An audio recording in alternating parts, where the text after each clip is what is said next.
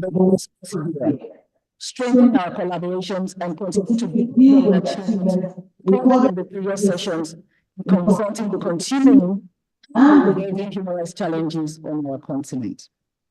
Once again, the platform offered by this session provides all stakeholders, states, civil society, national human rights institutions, and diverse other institutions with a vital opportunity to advance a humanized and inclusive discourse on human rights in Africa. Through open dialogue and partnership, we affirm our dedication to the values of the African Charter, ensure that the progress that we have made inspires greater action in the sessions ahead. Once more, we look forward to your very valuable contributions that will shape our path forward. Excellencies, distinguished ladies and gentlemen, please now allow me to present the proceedings of this opening ceremony. We commence with the African Union anthem, which will be followed by the Gambia. Your Excellencies, and all distinguished participants here present to rise for the anthem of the African Union.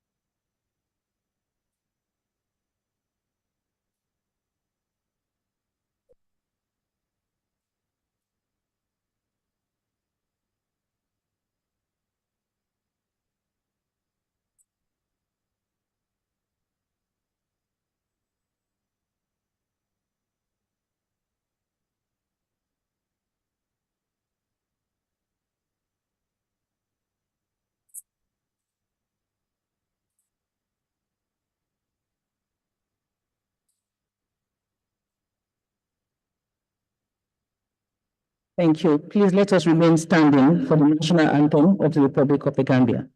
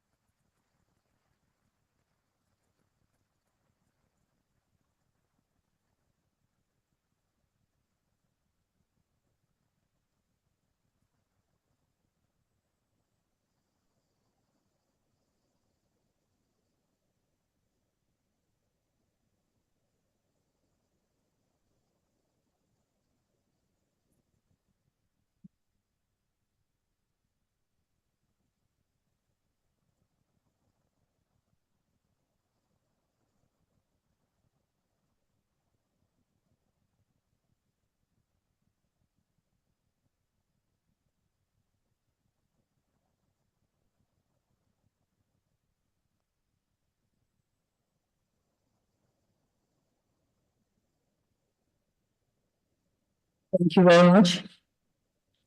Take your seats, please. Thank you so much. The order of proceedings for this 83rd ordinary session will be as follows. O programa The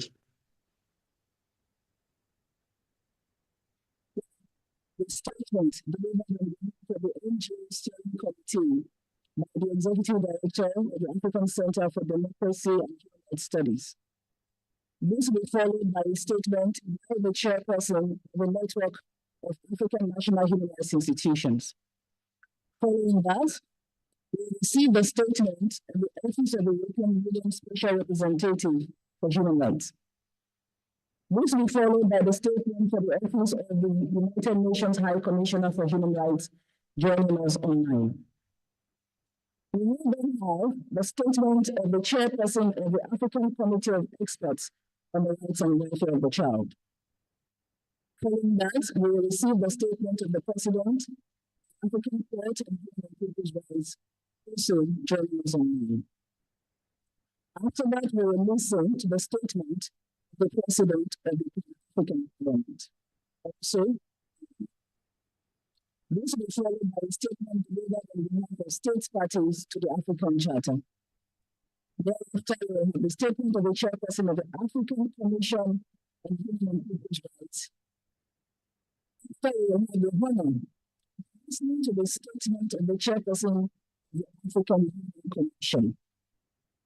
Finally, His Excellency Dr. Ismail Cisse, Honorable Minister of Information of the Republic of the Gambia, will deliver the statement of His Excellency, the Attorney General and Minister of Justice of the Republic of the Gambia, and formally declare the 83rd ordinary session of the African Commission on Human and People's Rights officially open.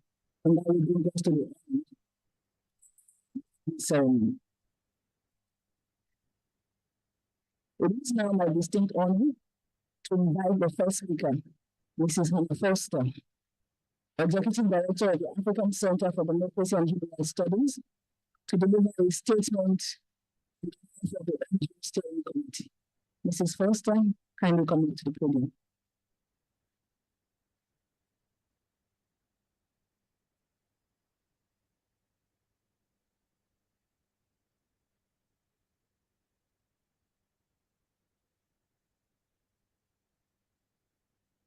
Thank you very much, Madam Moderator, for giving me the floor.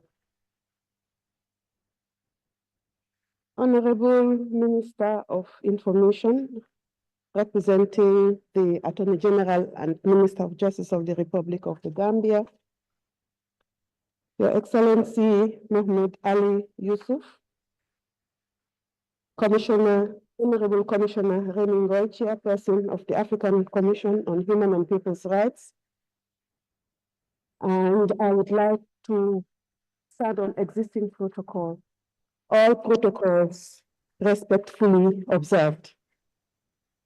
On behalf of all the participants of the Forum of NGOs in the work of the 83rd Ordinary Session of the African Commission on Human and People's Rights, it is my honor and a privilege to deliver a statement to this august body. Allow me to extend the warm greetings of the Governing Council of the African Center for Democracy and Human Rights Studies, the NGO Forum Steering Committee, all the participants of the NGO Forum, and indeed on behalf to express our appreciation to the chairperson and members of the African Commission, as well as its Secretariat, for affording us with the opportunity to accompany yet another African Commission session. Your Excellencies, distinguished ladies and gentlemen, the Forum wishes to thank the government and people of the Republic of the Gambia for hosting the 83rd Ordinary Session, and to extend appreciation of the participants of the Forum for the continued support and hospitality accorded to the African Commission and its stakeholders since their arrival, which has enabled the organization of this session and other activities. Your Excellencies, distinguished ladies and gentlemen, the proceedings of the Forum Preceding this session was held here in this building from the 28th to 30th of April 2025 and focused on the theme of the year, justice for Africans and people of African descent through reparations. The event convened a diverse array of stakeholders, including civil society leaders, human rights defenders, and government representatives, to reflect on the meaning of justice and the imperative of reparations for historical and ongoing injustices, featuring a total of 12 panel discussions and 8 special interest groups discussing critical issues of reparations and its intersection with human rights, justice, and development across Africa. Furthermore, valuable insights were provided on the most persistent and urgent human rights and governance issues facing the continent. The outcome document of the forum contains 11 country resolutions, 6 thematic resolutions, and 1 thematic recommendation. Distinguished ladies and gentlemen, please permit me to share to give a brief overview of the key takeaways and recommendations from these panels. Your Excellencies, in reiterating the importance of the forum's theme, discussions challenge the participants to consider the true meaning of justice, as it may be fluid depending on victims' and survivors' perspectives. Participants were cautioned against reducing reparations to mere financial compensation, but were urged to develop effective strategies for achieving justice that go beyond monetary redress. Despite the outcomes and declarations of the World Conference Against Racism and other follow-up resolutions, colonialism's legacy persists in modern forms of exploitation and injustices, making the forum's work both necessary. Distinguished ladies and gentlemen, the forum highlighted deteriorating global context of rising right-wing ideologies, which adversely impact on the human rights situation in Africa, marked by shrinking civic space, instability, and increasing representation of activists and journalists. The distressing plight of migrants, especially in North Africa, who face and systematic discrimination, was condemned. Furthermore, the forum demands the increasing misuse of anti-terrorism laws to strengthen civil society. The participants express solidarity with organizations facing operational restrictions. Out the conflict in Sudan, the DRC, and Mozambique were highlighted, among others. And the risk of further coups and instability is higher and needs to be curbed. Given the situation, it was highlighted that it remains entrenched in many countries, with Eswatini, Ethiopia, and Senegal, among others, either selectively delaying the implementation of decisions or actions to ensure accountability, despite the existence of measures to protect justice, rule of law, and accountability for crimes. Processes remain at a standstill. The forum, however, applauded the prosecution and conviction of 8 persons in Guinea connected with the September stadium massacre. Distinguished ladies and gentlemen, I would like to restate the situation of human rights in Sudan, in South Sudan, which continues to be a cause for concern.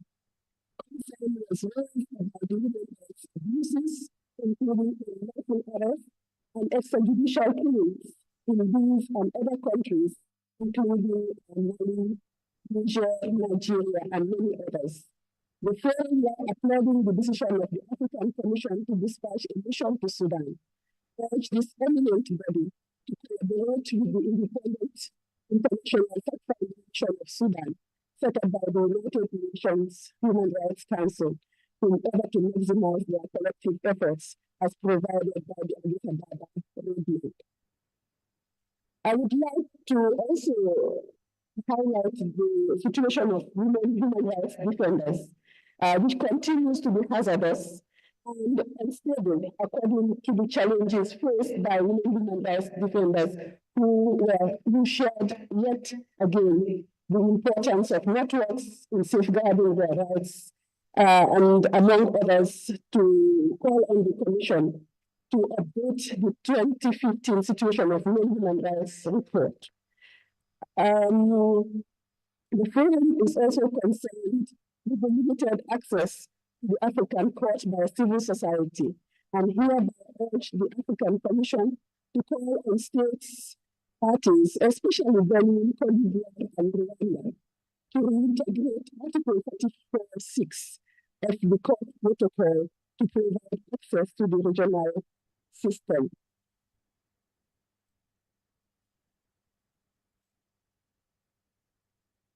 It is evident that the forum's engagement and participation has a profound effect on the lives of millions of people.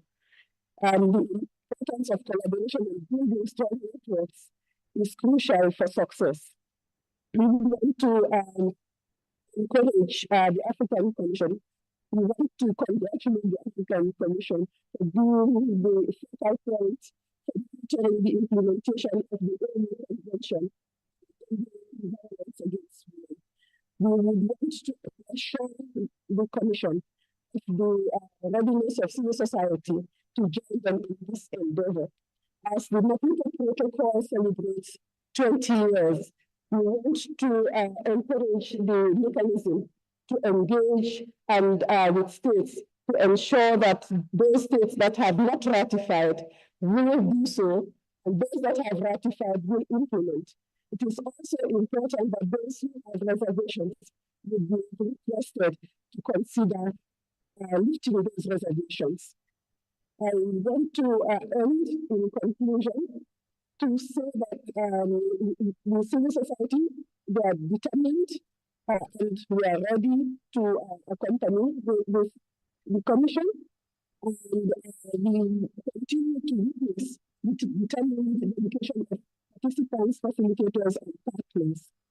As we proceed to the 23rd session, it is therefore imperative that we march with determination, courage, and unity throughout our journey. On behalf of the African Center, the participants of the forum, and all participants, partners, we wish the honorable chairperson, the vice chairperson, and all members of the African Commission a fruitful session. I thank you for your kind attention.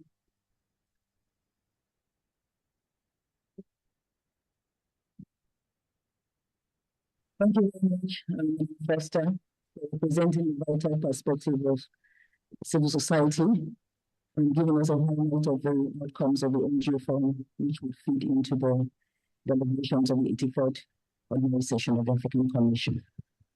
Next, I'm pleased to welcome Dr. Joseph Mitchell, Chairperson of the Network of African National Human Rights Institutions, who is joining us online to deliver his statement.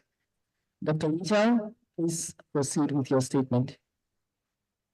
Thank you, Madam Moderator. The Honorable Minister of Information, representing the Attorney General and Minister of Justice of the Republic of the Gambia, Honorable Chairperson of the African Commission on Human and People's Rights, distinguished delegates, all protocols duly observed. On behalf of the Network of African National Human Rights Institutions, NARI, I extend our profound gratitude for the opportunity to address the 83rd Ordinary Session of the African Commission on Human and People's Rights. We deeply appreciate the Commission's continued leadership in promoting human rights, accountability, and justice across Africa. The theme of reparative justice for Africans and people of African descent carries significant weight in addressing historical injustices rooted in slavery, colonialism, robbery, and ongoing structural inequalities. These unjust acts of servitude contributed to the underdevelopment of Africa, and the calls for reparative justice are spot on.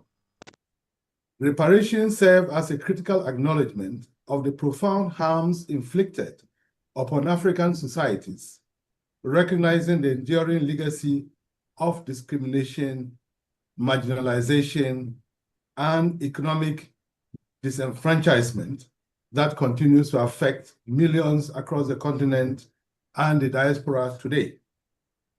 By adopting reparative justice frameworks, we reaffirm our collective responsibility to recognize or to rectify historical wrongs and provide meaningful avenues for healing, reconciliation, and sustainable social transformation.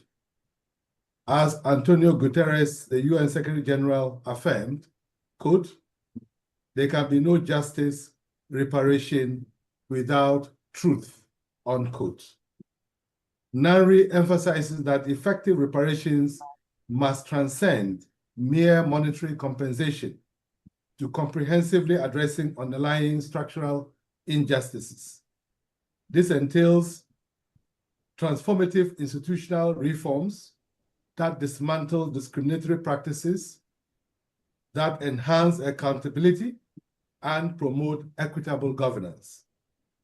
Additionally, reparations must include robust measures for cultural restoration, revitalizing and preserving African heritage, languages, traditions, and histories that have been systematically undermined or erased. African states must aggressively reclaim their looted treasures, such as, among others, the Benin bronzes, Ethiopian treasures, and the Magdala crown that are unjustly held in Western museums, which amount to a significant loss of cultural heritage for African nations. Integrating these elements ensure that reparative justice genuinely empowers historically marginalized communities, fostering socioeconomic resilience, dignity, and inclusive development across Africa and among people of African descent globally.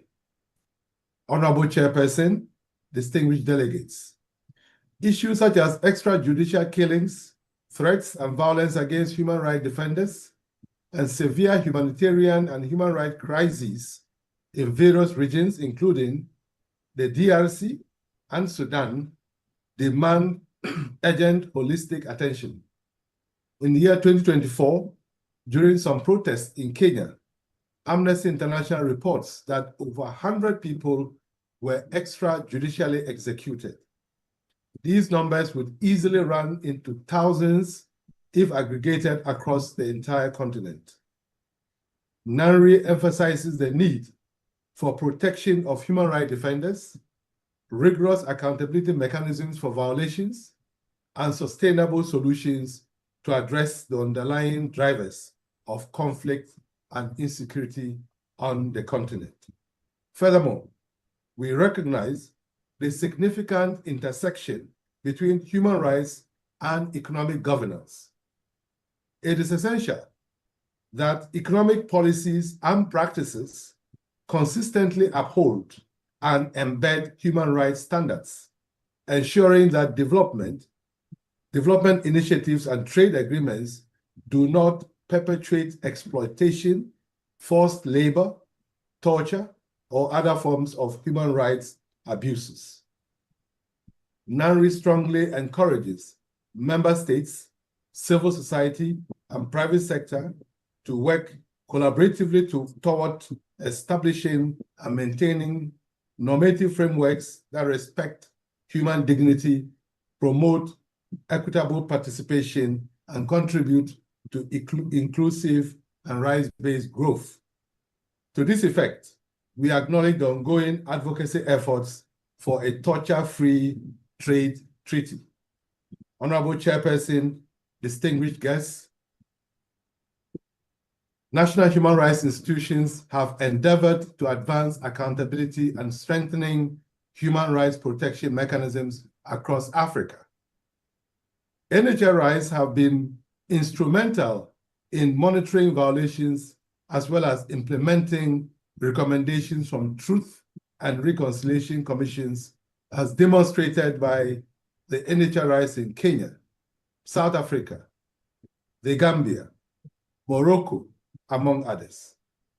The NHRI in Morocco is a perfect example of how NHRIs have been providing victim support services, preserving records of past abuses, and managing reparation programs. Thus, NHRIs significantly contribute to enhancing state accountability and reinforcing governance structures committed to preventing and remedying both historical and ongoing human rights violations. Strengthening collaborative engagement among NHRIs and the Africa Commission and the broader civil society organizations will substantially amplify our collective efforts in addressing complex human rights challenges.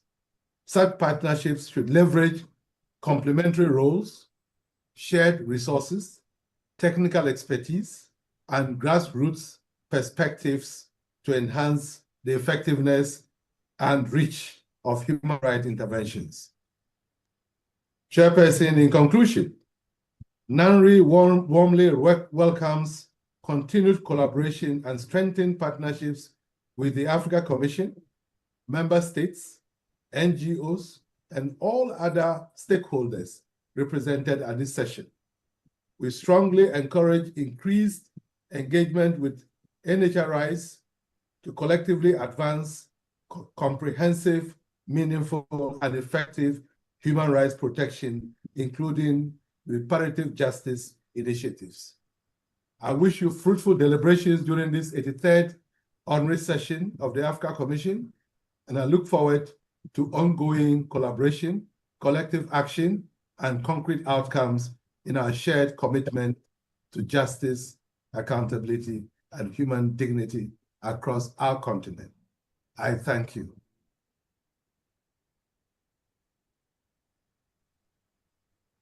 So we found, and through you, to dedication towards building resilient and effective national human rights institutions in Africa.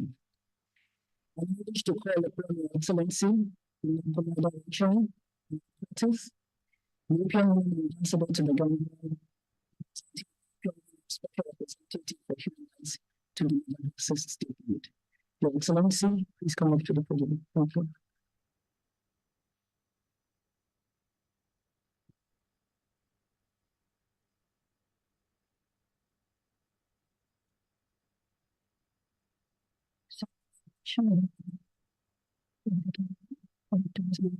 Representing the Minister of Justice, the Republic of the Gambia.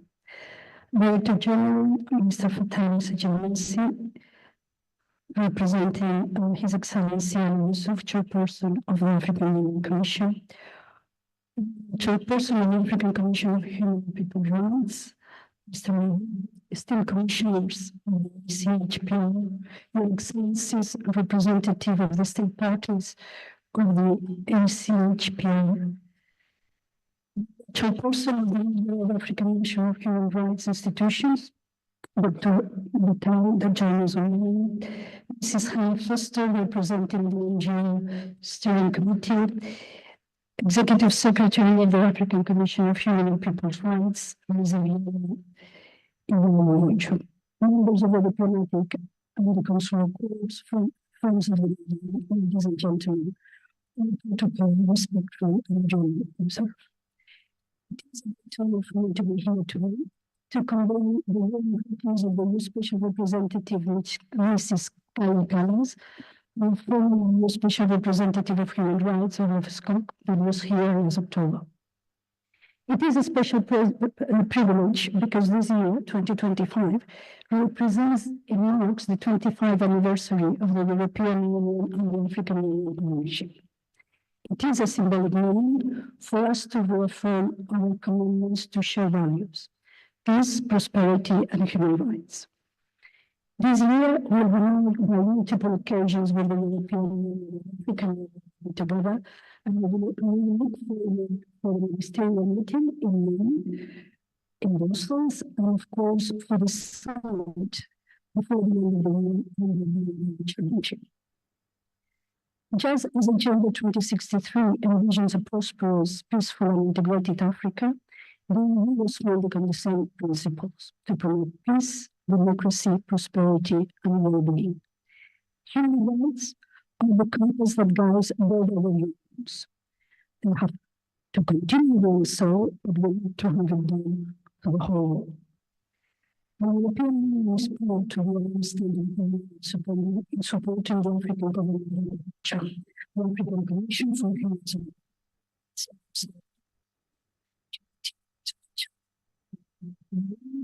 As well, participating today here, a crucial role in this framework.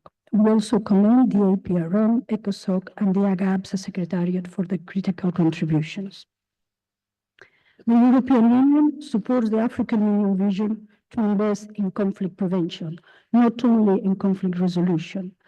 And we're doing it tackling the root causes of conflict, which is basically protecting rights, strengthening institutions, upholding the rule of law. Those are essential preconditions for resilience, development, and the creation of economic opportunities that create growth and jobs. In a rapidly shifting global landscape, we must come closer together to protect multilateralism and international rules-based order. Together, our unions represent 40% of the UN General Assembly, and we must use this voice very wisely. There is still lots of work to do ahead of us. Allow me to point out some of the areas where further efforts could be put. It's been mentioned, women and girls still suffer disproportionately in conflict. Though the horrors of conflict are tools of war to destroy not only our body, but also the social fabric that binds communities together. The Maputo Protocol on the Rights of Women in Africa still awaits universal ratification and implementation. And evidence shows that peace processes are more effective and sustainable when women and youth are actively involved. We support the African Union also in its efforts to uphold human rights in peace support operations and commend the Commission's focus on compliance under the UN Security Council Resolution 2719. It has also been mentioned that there are ongoing conflicts, and we remain very, very concerned around them. Sudan, Eastern DRC, Ethiopia, Mozambique, and even some post-electoral tensions that have risen up during 2024 in the country. The EU continues to support mediation efforts and conflict resolutions initiatives led by the African Union and its partners. We are also troubled by shrinking civil society space, rising restrictions of freedoms of expression and association, and acts of political and gender-based violence, including the stigmatization of LGBTQ+ persons. These trends run counter to the African Union's own guiding principles. In that context, we strongly support the Commission's leadership in protecting the rights of minorities and vulnerable groups. Your adoption of Resolution 252 is a milestone we fully endorse. But the European Union is not immune to human rights challenges. And in that framework, we value your honest feedback and remain committed to open, respectful dialogue. It is why we are now organizing the 20th European Union African Union Human Rights Dialogue that will take place later this year in Brussels. It is understood that the African Union theme of the year 2025, Justice for Africans and People of Africa Descent through Reparations, will figure in the upcoming dialogue. We will also focus on the rights of migrants and refugees, people with disabilities, all persons, and human rights defenders. We will continue addressing challenges such as digital transformation, climate change, and protecting of economic, social, and cultural rights. In that sense, we are pleased to support the African Union in implementing its business and human rights policy and developing a regional program of responsible business conduct. As the African continental free trade area gains momentum, we must ensure that human rights remain at the forefront of the economic integration. Finally, let me underscore the central role of civil society. The Commission openness to work with the national human rights institution and grassroots organizations is vital. Civil society strengthens transparency, accountability, and the voice of people. Ladies and gentlemen, the European Union and the African Union partnership is built on shared values, mutual respect, and a vision of a fairer and more just world. We renewed this partnership in our summit in 2022, and we adopted the Vision 2030. We will do it again this year, as I mentioned, in a summit before the end of the year. We need to renew it, reaffirming our joint commitment to human rights, democracy, and multilateralism with our reformed United Nations at the core. On behalf of the European Union, I thank you for the honor of participation in this opening session, and I wish you fruitful deliberations. Thank you very much.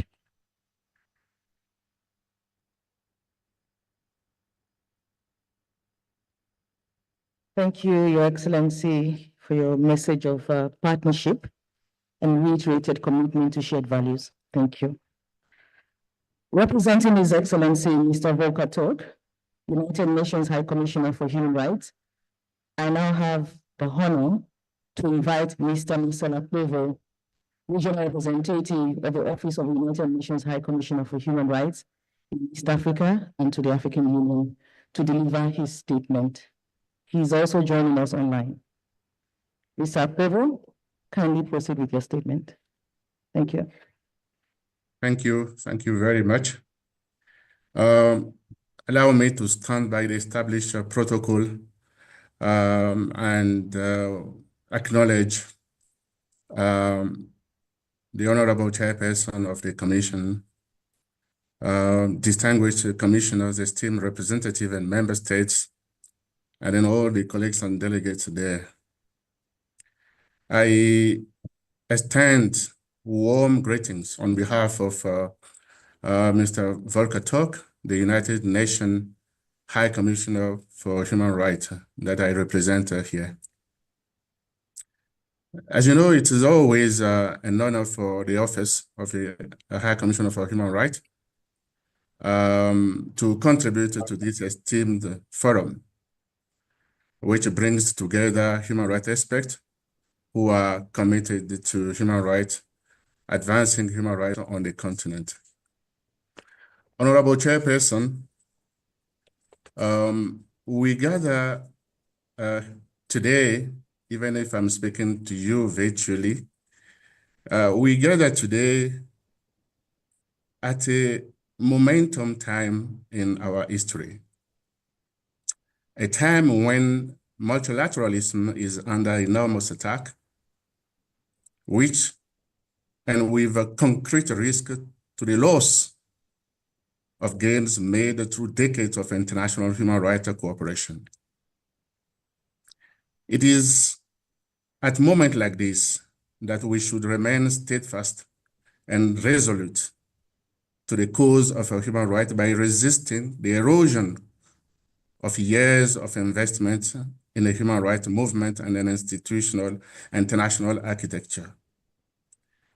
It is, among many others, institutions like yours, like the African Commission on Human and People's Rights, that should lead the charge in resisting attacks against multilateral cooperation that has bequeathed us the various international and regional instruments, human rights instruments that have brought justice and then ensure human rights for everyone, everywhere on this continent.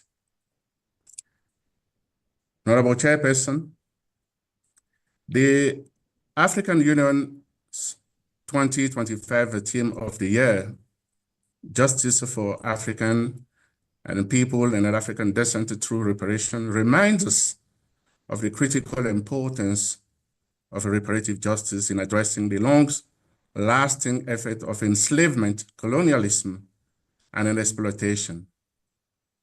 Protecting cultural heritage and advancing reparation are essential for fostering healing, accountability, and creating a more just and prosperous future for Africans and people of African descent globally. And then I might say that this aligns also with the second international decade for people of African descent, 34, proclaimed by the UN General Assembly under the theme, People of African Descent, Recognition, Justice, Development. This new decade provides an opportunity to confront the historical injustice and promote the full enjoyment of human rights for people of African descent. HR is coordinating that initiative. Distinguished colleagues, reparations are cornerstone of OSCHR transitional justice initiatives. And then as I speak, the Committee on the Elimination of Racial Discrimination is working on a new general recommendation on reparation.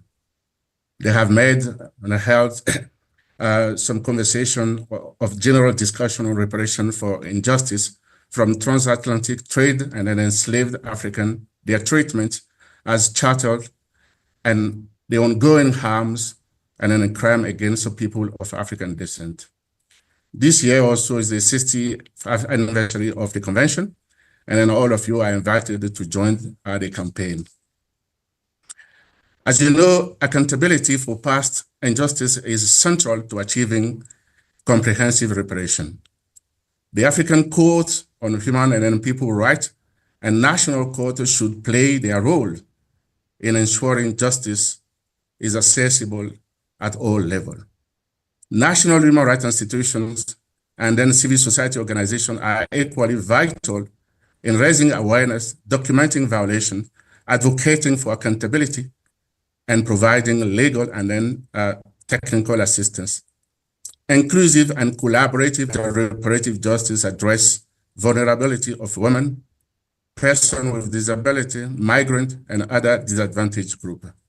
And it is in that context that on behalf of my office, I would want, and some colleagues have referred to this before me, I would wish to applaud the leadership of some African Union member states, such as the Republic of Benin, which has secured through negotiation with France 6 royal artifacts looted during the colonial time. Ethiopia also secured the return of the Aksum obelisk in 2005 from Italy, and many others are also follow suit.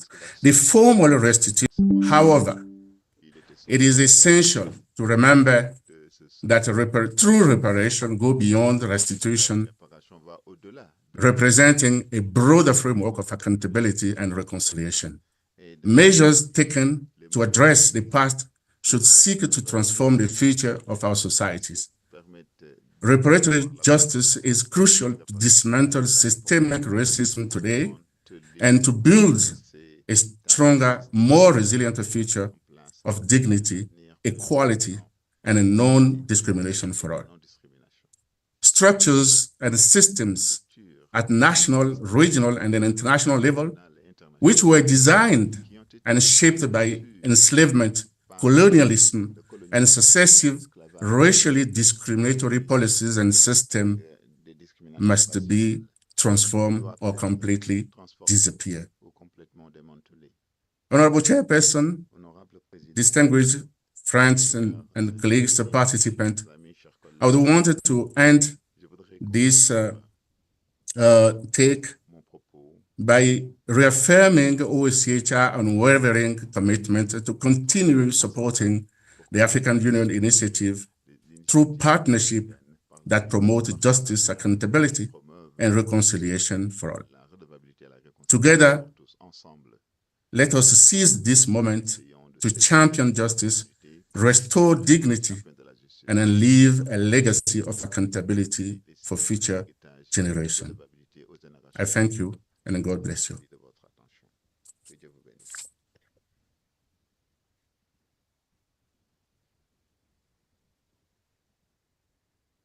Thank you, Mr. Povo, for your message of shared responsibility and partnership for the protection and promotion of human rights on the continent, and for your highlight of the human rights significance of the African Union theme of the year.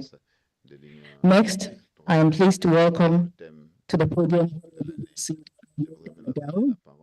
Chairperson of the African Committee of Experts on the Rights and Welfare of the Child, and Chairperson of the African Governance Architecture Platform for African Union. His statement. Excellency, please take the floor to make your statement. Thank you.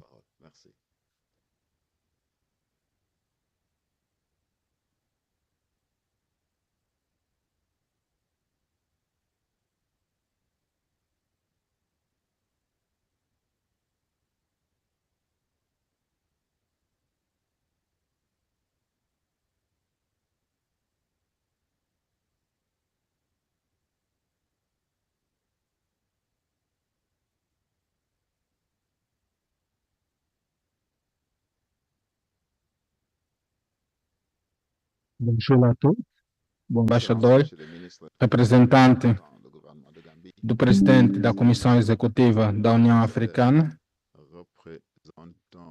Excelência, meu distinto irmão, Honorável Remy Lumbu, presidente da Comissão Africana dos Direitos Humanos e dos Povos,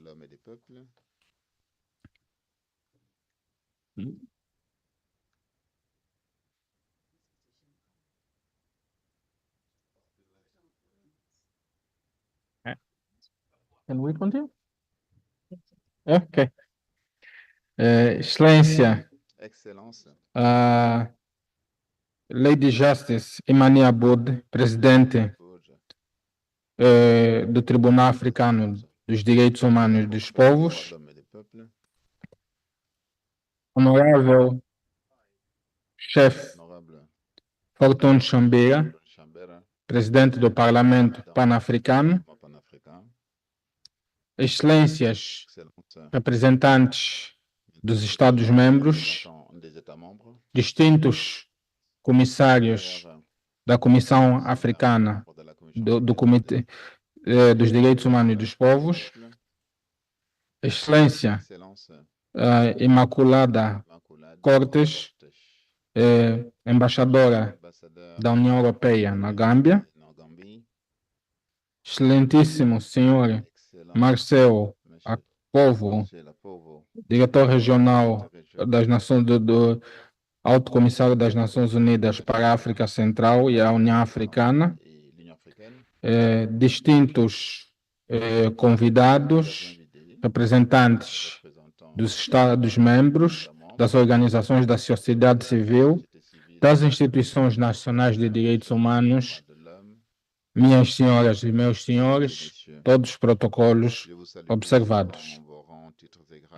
É uma honra para mim fazer este discurso na minha qualidade de presidente do Comitê dos Direitos e Bem-Estar da Criança e também presidente da Arquitetura de Governação Africana e da Arquitetura de Paz e Segurança, neste muito importante evento da União Africana. Gostaria, em primeiro lugar, de saudar a República da Gâmbia por nos acolher de um modo tão africano e oferecer a todos os participantes deste importante evento a melhor acomodação dentro dos espíritos e raízes africanas. Gostaria também de agradecer à Comissão Africana dos Direitos Humanos e dos Povos por realizar a 83ª sessão ordinária.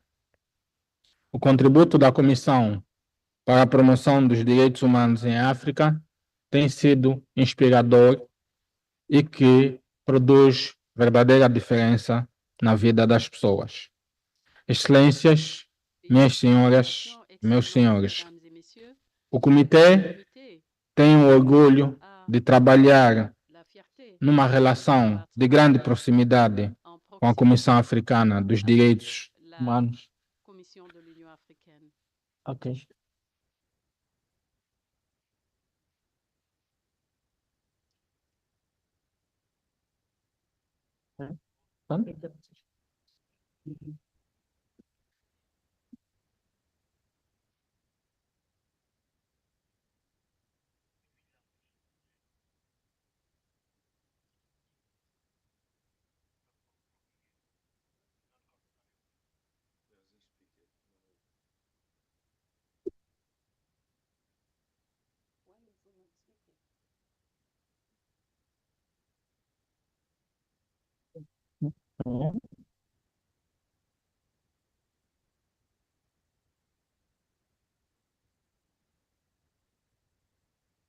Yeah.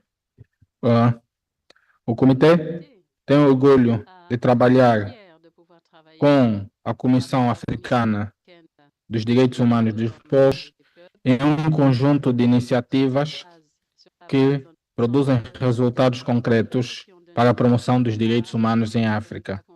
Gostaríamos de destacar, dentre estas iniciativas, a produção de comentários conjuntos, bem como também declarações conjuntas, cartas de urgências, quando estão relacionados a eventuais violações de direitos humanos, incluindo de crianças.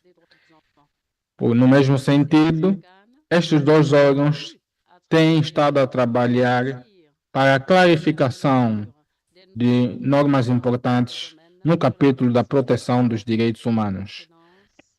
Excelências, minhas senhoras e meus senhores,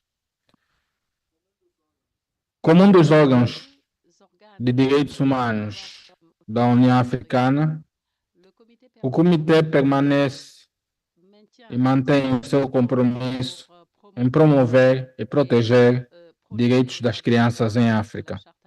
A Carta Africana dos Direitos e Bem-Estar da Criança permanece o único instrumento que guia a promoção e proteção das crianças africanas numa visão mais abrangente.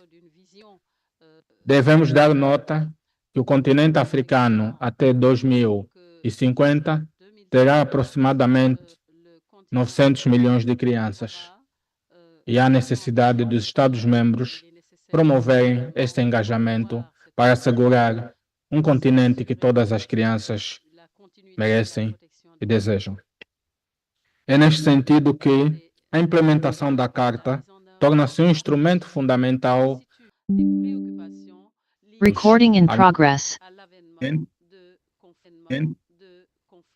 Surgimento de conflitos armados no nosso continente, que tem como principais vítimas as crianças africanas. Como principais vítimas as crianças africanas, que acabam por ser as vítimas de um conflito de que elas não escolheram. Excelências, minhas senhoras e meus senhores, a nível da implementação dos direitos consagrados na Carta, continuamos também a enfrentar muitos desafios relacionados com a submissão dos Estados-partes do relatório periódico sobre a aplicação dos direitos da criança nos seus Estados, sendo que fazemos o apelo nesta importante reunião para que os Estados-partes da Carta cumpram uma das suas obrigações principais, que é a submissão dos relatórios do Estado-parte. A submissão dos relatórios do Estado-parte. No mesmo sentido, continuamos a enfrentar desafios relacionados com as missões de investigação e outros mecanismos de controle dos direitos da criança que a Carta atribui ao Comitê. De nossa parte, aceitamos estes desafios, mas estamos disponíveis para continuar a colaborar com os Estados-partes e os outros órgãos da União Africana com o propósito de promovermos uma África que todas as crianças mereçam. Excelências, a maior parte dos Estados africanos continua a enfrentar desafios relacionados à alocação de recursos suficientes para assegurar que os direitos da criança sejam consagrados. Sem a alocação necessária de recursos, nós não temos uma proteção efetiva das crianças africanas. E não existindo uma proteção efetiva das nossas crianças, consequentemente, também estamos a criar desafios futuros para aqueles que hoje são crianças e amanhã serão os adultos e aqueles que irão dirigir o nosso continente. Logo, no âmbito daquilo que é a celebração do Dia da Criança Africana, a 16 de junho do corrente, aproveitamos esta oportunidade para fazer o apelo para que os Estados africanos cumpram os seus compromissos internacionais, entre os quais alocar uma verba e recursos necessários para a concretização dos direitos da criança no nosso continente. Excelências, minhas senhoras e meus senhores, gostaria, para concluir, referenciar que a União Africana tem como tema do ano a justiça para os africanos e afrodescendentes por meio da reparação, que tem como propósito mitigar as injustiças históricas que afetaram o nosso continente. Gostaríamos, nesse sentido, de apelar que este processo houvesse também um envolvimento das crianças e que este processo de reconstrução da nossa história e de reparação tivesse, acima de tudo, um papel educativo, pedagógico, com o propósito de formarmos verdadeiros africanos, crianças que se orgulhem da história do nosso continente, crianças que conhecem o que aconteceu, mas, acima de tudo, tenham a capacidade, em todos os estados africanos, de não olhar apenas o desafio como um sofrimento, mas, acima de tudo, como uma inspiração capaz de tornar a África no continente que todos nós desejamos. Gostaríamos, neste sentido, de também informar que este ano nós completamos o 35º aniversário da adoção e entrada em vigor da Carta Africana dos Direitos e Bem-Estar da Criança. E, nesse sentido, convidamos a todos os Estados-partes, órgãos da União Africana e partes interessadas para se juntarem a nós com o propósito de trabalharmos para um futuro melhor das crianças africanas. Excelências, minhas senhoras e meus senhores, para concluir, gostaria de deixar um apelo. Um apelo no sentido de que nós, em África, consagramos muitos direitos. Nós, em África, temos boas normas. Nós não temos problema de ausência de legislação em África. Até porque, em último caso, o nosso direito tradicional, o nosso direito costumeiro, acaba por mitigar e corrigir aquilo que é a insuficiência legislativa interna ou internacional. O direito em África é baseado nos bons valores tradicionais africanos, onde a partilha do bom comum, a solidariedade, a prosperidade comunitária são elementos que nos guiam a nossa ação enquanto africanos. Todavia, temos que reconhecer que continua a existir um grande desafio na implementação destes direitos que os Estados adotam na sua ordem jurídica. Não basta que os direitos sejam consagrados. É importante, acima de tudo, que os direitos sejam aplicados. Senhores, Minhas senhoras, meus senhores, lembremos-nos que o futuro do nosso continente depende de como nós tratamos as crianças hoje. Há um provérbio da tradição africana que diz: um país, uma sociedade, uma comunidade só se desenvolve quando os mais velhos plantam árvores, mesmo sabendo que nunca irão sentar à sua sombra. Sejamos nós aqueles que, apesar de reconhecermos que não será possível implementar completamente os direitos consagrados nos vários instrumentos, mas sejamos estes que diariamente plantam árvores para que a presente e futura geração tenham o continente que todos nós, os africanos, sonhamos e desejamos. Um continente adequado para todas as crianças africanas. Muito obrigado, Excelências.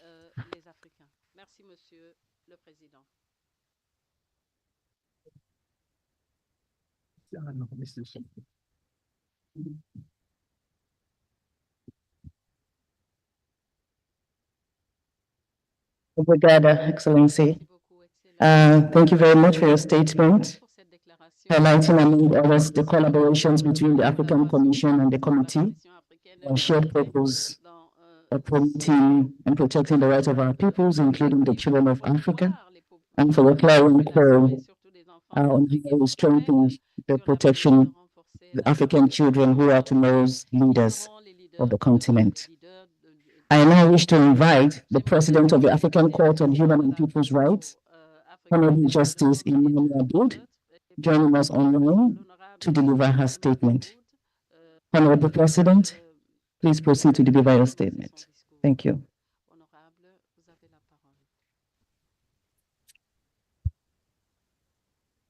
Excellence, Monsieur le Ministre, Excellence, Monsieur le Président de la Commission, Madame la Vice-Présidente, Monsieur le membre de la Commission, honorable juge de Cour régionale internationale, distingués invités, c'est pour moi un immense honneur et un privilège de m'adresser à cette auguste assemblée au nom de la présidente de la Cour africaine des droits de l'homme et des peuples, Madame Imani Dawda Aboud.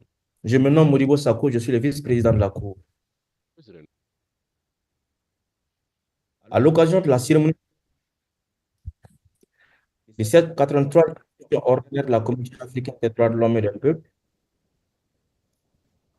les honorables juges personnels de la Cour se joignent à moi pour féliciter la Commission pour la tenue de cette session et pour le travail inlassable accompli dans le cadre de la promotion et de la protection des droits humains sur le continent. Cette session s'ouvre à un moment où le continent africain continue de faire face à des défis persistants en matière de droits de l'homme, mais aussi à une nouvelle dynamique qui requiert une vigilance et une action accrue. Dans ce contexte, le rôle de la Commission africaine en tant qu'organe de promotion et de protection des droits de l'homme et des peuples en Afrique est plus que jamais indispensable. La Charte africaine des droits de l'homme et des peuples, texte fondamental qui guide notre action commune et conjointe, confie à la Commission des missions essentielles de promotion et de protection. La mission de promotion, moins visible mais vitale, permet de sensibiliser, d'éduquer et de diffuser les principes des droits de l'homme à travers le continent. Elle contribue à former une culture de respect des droits de l'homme et des libertés fondamentales, pierre angulaire des sociétés stables. Ainsi, par ses activités de recherche, ses résolutions thématiques, l'organisation des séminaires et des conférences, la Commission joue un rôle actif dans l'ancrage de normes abstraites dans les ordres juridiques et pratiques des États parties. La mission de promotion, quant à elle, est au cœur de l'action de la Commission lorsqu'il s'agit, entre autres mécanismes, d'examiner les communications relatives aux violations des droits de l'homme. À travers l'analyse minutieuse des plaintes individuelles et collectives, la Commission met en lumière les atteintes aux droits et formule des recommandations cruciales aux États pour redresser les torts et prévenir les futures violations. Ce mécanisme quasi juridictionnel est un recours essentiel pour les victimes de violations des droits de l'homme en Afrique qui n'ont pas accès à la Cour africaine. Distingués invités, commissaires, mesdames et messieurs, l'efficacité de ces missions de protection et de promotion est considérablement renforcée par les mécanismes spécifiques. Ces mécanismes couvrant des thématiques variées et cruciaux, telles que les droits des femmes, les conditions de détention ou encore la liberté d'expression, permettent à la Commission d'approfondir son expertise, de mener des enquêtes et d'engager un dialogue constructif avec les États parties et les autres acteurs. Il constitue, si vous me le permettez l'expression, les yeux et les oreilles de la Commission sur des questions spécifiques et contribue de manière significative à l'identification des tendances, à la formulation des recommandations ciblées et à la mise en œuvre efficace. Dans cet esprit de renforcement et de collaboration, nous nous réjouissons particulièrement de la tenue du deuxième forum conjoint des mécanismes spéciaux de la Commission au cours de cette session. Ce forum offre une forme unique pour un échange d'expériences et de bonnes pratiques entre ces différents mécanismes. Le partage des défis rencontrés et des succès remportés par ces mécanismes thématiques est basé sur les essentiels pour améliorer le méthode de travail et optimiser l'impact sur la population d'Afrique, dont la pertinence est indubitable sur l'interconnexion fondamentale entre les droits de l'homme et le développement. Il fait écho au contenu de l'article 22 de la Charte qui consacre le droit au développement et son corollaire économique, socio et culturel dans le respect strict des libertés et leur identité et à la jouissance du patrimoine commun de l'humanité. Les États ont le devoir, carrément ou en coopération, d'assurer l'exercice du droit au développement. Un développement véritablement durable et exclusif pour notre Afrique unie. Ce forum offrira l'opportunité de réaffirmer ces liens sociaux et d'explorer les synergies entre les actions des droits de l'homme et les efforts de développement sur le continent. Distingués invités, pour une protection efficace des droits de l'homme, la complémentarité entre la Commission des droits de l'homme et la Cour africaine des droits de l'homme et des peuples est un pilier fondamental. Cette complémentarité n'est pas une simple proposition, mais une synergie essentielle visant à offrir aux justiciables africains les voies de recours les plus efficaces et à assurer le plein respect des obligations des États parties au titre de la Charte et des autres instruments pertinents. Si les observateurs africains des droits de l'homme ont pu avoir l'impression d'une certaine stagnation ces dernières années, il n'y a aucun doute que la Commission et la Cour ont gardé la pleine conscience d'une mise en œuvre efficace de la complémentarité qui passe inévitablement par une coopération renforcée et soutenue. Je puis vous assurer de l'engagement constant à jouer pleinement sa partition dans ce qui devrait être appelé la nouvelle ère de complémentarité entre la Commission et la Cour. J'en veux pour preuve les multiples interactions tant au niveau institutionnel que juridictionnel intervenues ces 3 dernières années, notamment la retraite entre les fonctionnaires du greffe, la Cour et le secrétariat de la Commission, et entre les membres des 2 bureaux, ainsi que l'adoption de la feuille de route d'Addis Abeba. Il faut noter la participation coordonnée et conjointe aux rencontres continentales et nationales, la saisine de la Commission par la Cour et la tenue prochaine au mois de juin d'une retraite entre les 2 institutions qui ouvrira sans nul doute la voie à l'adoption d'instruments techniques d'accélération de la complémentarité juridictionnelle. Eu égard à cette coopération, je tiens à souligner le leadership notable du président de la Commission, en la personne de CÉRÉMONIE D'OUVERTURE et de la présidente de la Cour, Dawda Kairaba, qui ont déployé des efforts diplomatiques impressionnants en vue de restaurer l'esprit de la complémentarité prescrit par l'article 2 du protocole. Il est pertinent et il est de notre devoir historique de rester engagé à explorer toutes les pistes pour la renforcer davantage. Il est de notre responsabilité collective de veiller à renforcer l'efficacité du système africain de protection des droits de l'homme pour répondre aux attentes des populations africaines. Mesdames et messieurs distingués invités, honorables commissaires, au nom de la Cour africaine des droits de l'homme et des peuples, je vous souhaite plein succès.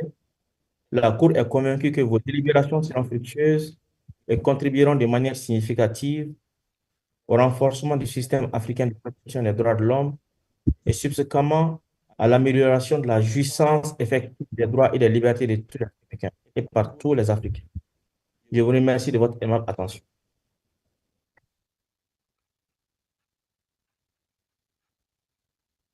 Thank you very much, Honorable Justice Sako Modibo, Vice President of the African Court on Human and People's Rights, for your statement highlighting, among others, the collaborations between the Commission and the courts within the framework of the relationship of complementarity between the two.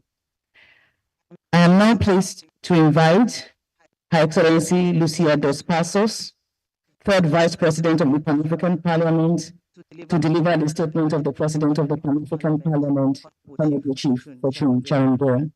Honorable dos Passos is also online. Please proceed to make your statement. Thank you.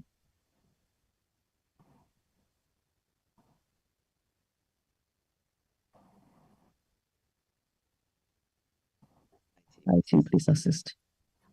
Muito bom dia a todos e a todas. Muito obrigada, senhora moderadora. Sua Excelência, senhor Ministro, Sua Excelência Remy Lumbu, Presidente da Comissão Africana dos Direitos Humanos e dos Povos, Excelências, Presidentes dos órgãos e agências da União Africana, digníssimos comissários, caros colegas, minhas senhoras e meus senhores. É com enorme honra e sentido de responsabilidade que me dirijo hoje a vós de forma virtual, na abertura oficial da 83ª Sessão Ordinária da Comissão Africana dos Direitos Humanos e dos Povos. O tema desta sessão, os direitos humanos como um imperativo para o desenvolvimento sustentável centrado nos povos em África, relaciona-se profundamente com o mandato e as aspirações do Parlamento Pan-Africano. O número 2 do artigo 3º do Protocolo do Parlamento Pan-Africano, em conjugação com a linha B do número 1 do artigo 4º do Regimento do Parlamento Pan-Africano, obriga o Parlamento Pan-Africano a promover os direitos humanos e dos povos, consolidar as instituições democráticas e a cultura democrática, a boa governação, a transparência e o Estado de Direito em todos os órgãos da União Africana, nas comunidades econômicas regionais e nos Estados-membros. Excelência, na qualidade de vice-presidente do Parlamento Pan-Africano e em representação do presidente, estou aqui para reafirmar a nossa convicção de que os direitos humanos dos povos africanos não são opcionais. São a base sobre a qual deve assentar o desenvolvimento sustentável do nosso continente. Este princípio sublinha a necessidade da África integrar os direitos humanos nos nossos quadros de desenvolvimento e de garantir que o progresso seja inclusivo, equitativo e justo. Os parlamentares, em geral, e os membros do Parlamento Pan-Africano, em particular, são os representantes eleitos pelo povo a nível nacional. Como tal, eles não são os promotores naturais, eles são os promotores naturais e a primeira linha de defesa da causa dos direitos humanos dos seus vários constituintes, porque vivem com o povo e vivenciam quaisquer infrações que o povo sofre juntamente com eles. Por conseguinte, o PAP é o primeiro a reconhecer que sem a proteção e a promoção dos direitos, os esforços de desenvolvimento em África são vazios, infrutíferos e insustentáveis. Acreditamos que a implementação pelo continente da Agenda 2063 deve ser sustentada por uma forte cultura de direitos humanos que não deixe ninguém para trás. Isto obriga o Parlamento Pan-Africano e a Comissão de Banjul a trabalharem ainda mais estreitamente na defesa dos direitos humanos dos nossos cidadãos e, em particular, dos que se encontram em situações de conflito. Excelências, senhoras e senhores, o tema central deste encontro são os direitos humanos e o desenvolvimento sustentável. O tema em si reconhece que não podemos olhar para os direitos humanos de forma isolada, uma vez que estes são fundamentais para o desenvolvimento sustentável.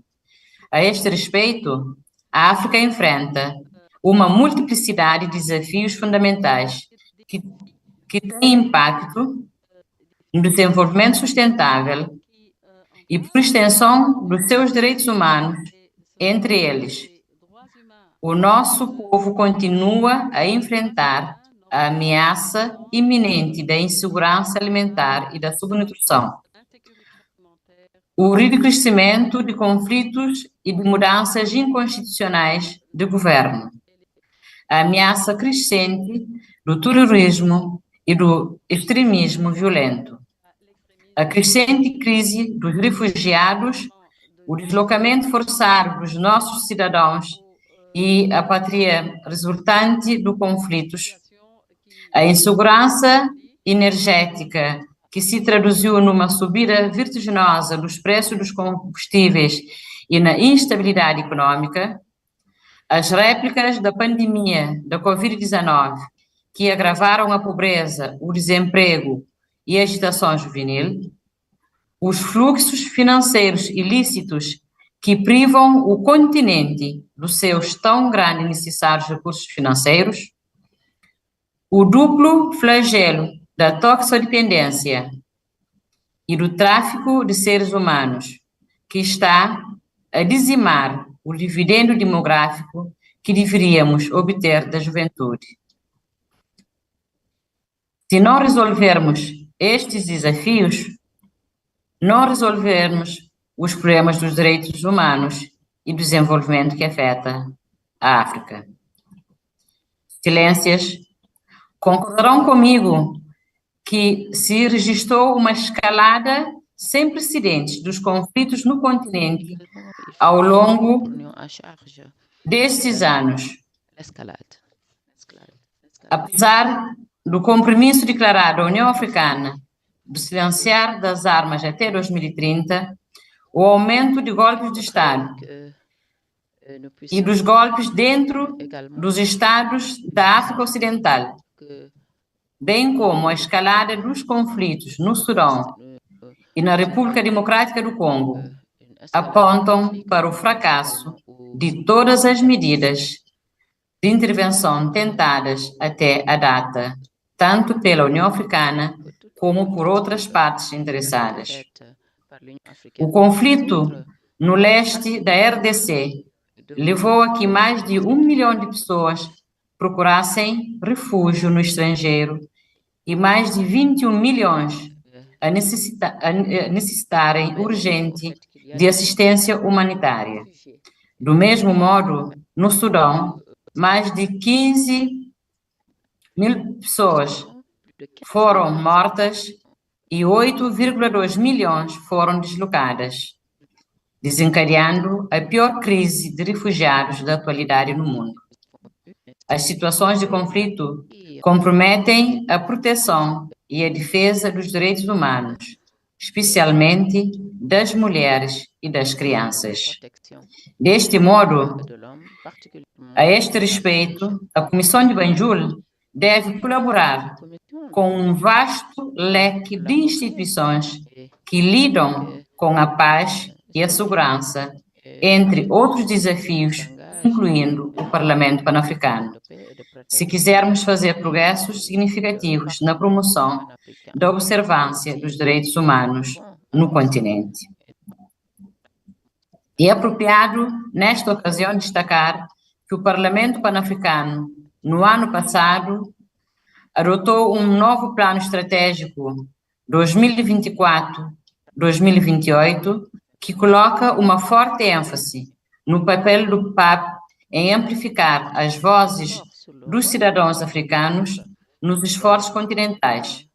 Para este fim, o PAP pretende aprofundar as suas parcerias estratégicas e programáticas com outras instituições africanas de direitos humanos, tais como esta muito estimada Comissão Africana dos Direitos Humanos e dos Povos, o Tribunal Africano dos Direitos Humanos do Homem e dos Povos e o Comitê Africano de Peritos sobre os Direitos e Bem-Estar de Criança, bem como os organismos nacionais de direitos humanos. Estas parcerias refletem o compromisso do Parlamento em reforçar a promoção e a proteção dos direitos humanos em todo o continente e constituem uma poderosa rampa de lançamento para que a União Africana alcance as suas aspirações orientada para os cidadãos. Senhores comissários, enquanto braço legislativo da União Africana, o Parlamento Pan-Africano desempenha um papel fundamental na definição de políticas que afetam a vida dos africanos. Estamos empenhados em garantir que as considerações sobre os direitos humanos estejam na vanguarda da nossa agenda legislativa. Na arquitetura do Parlamento Pan-Africano, a Comissão Permanente de Justiça e os Direitos Humanos irá colaborar estreitamente com os mecanismos especiais da Comissão Africana, a fim de responder, entre outras coisas, às injustiças históricas e promover a responsabilização no âmbito do tema do ano 2025 da União Africana. Neste sentido, o Parlamento atribui grande importância estratégica ao envolvimento da diáspora africana nos principais debates políticos em África e a disponibilização da plataforma do Parlamento Pan-Africano para este fim. A inclusão da diáspora como a sexta região da África é certamente um passo significativo para a construção de um continente mais inclusivo e unido e deve constituir, aliás, uma parte central dos debates sobre direitos humanos em todos os fóruns. Excelências, distintos convidados. No momento em que a Comissão Africana inicia as deliberações desta sessão, deixemo-nos guiar pelos princípios da Carta Africana e pelas aspirações da Agenda 2063. Reafirmemos o nosso compromisso para com os direitos humanos como a base do desenvolvimento sustentável. Trabalhemos em conjunto para criar uma África onde cada indivíduo goze de todo o espectro dos direitos humanos e onde o desenvolvimento seja verdadeiramente centrado nas pessoas. Excelentíssimo Senhor Presidente Lumbo, estimados comissários, para concluir, gostaria de endereçar o total apoio do Parlamento Pan-Africano à vossa prestigiada comissão, para que sirva de vetor de promoção da ratificação e transposição para o direito interno dos tratados de direitos humanos e da supervisão da implementação das vossas recomendações aos Estados-membros e desejar-vos deliberações e resultados frutuosos. Muito obrigado pela vossa atenção.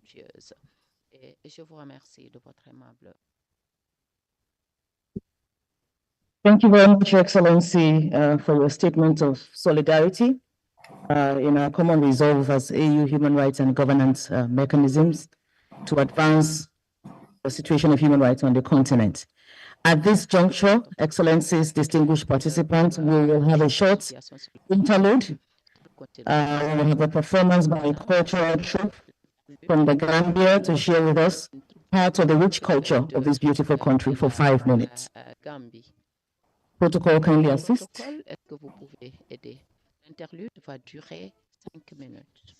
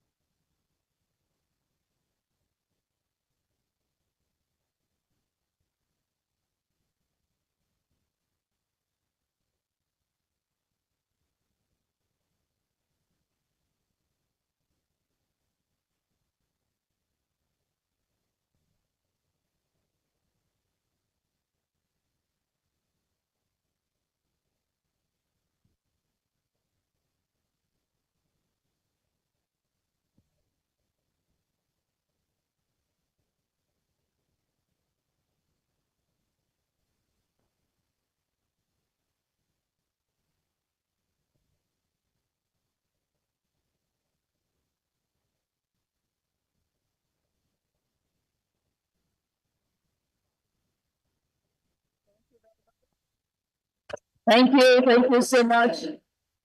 A big thank you to the cultural troupe for the beautiful performance. Thank you.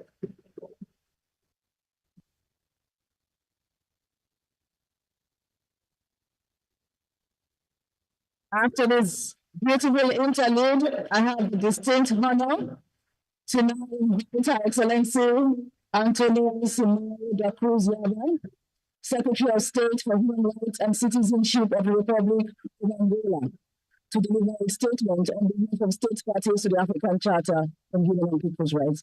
Your Excellency, you may take the floor. Thank you.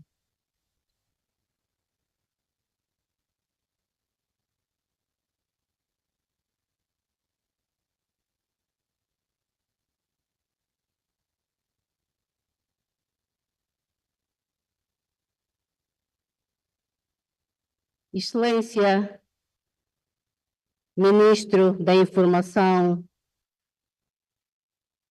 da República da Gâmbia,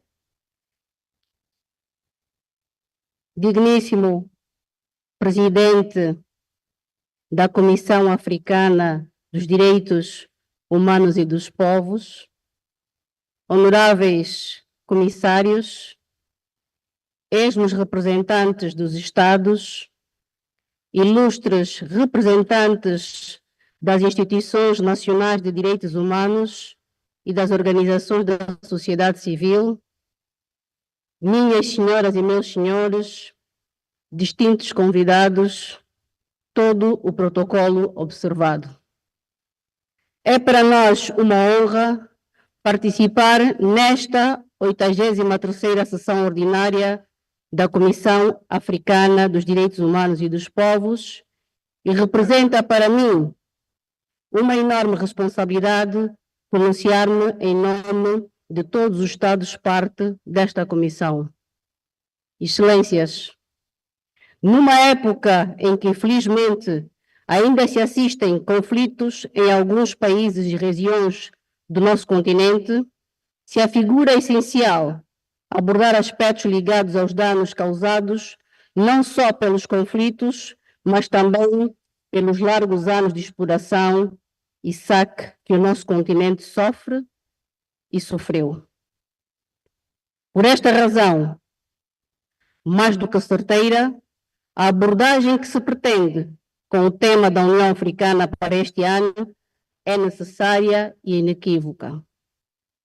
Como consequência dos conflitos ocorridos no nosso continente, se perderam vidas e estruturas sociais, privando os cidadãos de uma série de direitos, se abalaram economias, o pilar para o desenvolvimento, se desestruturaram e desintegraram famílias, a base para sociedades coesas e fortes, e se causou um impacto profundo na nossa cultura, impondo novos costumes e alterando negativamente o nosso normal curso da nossa história.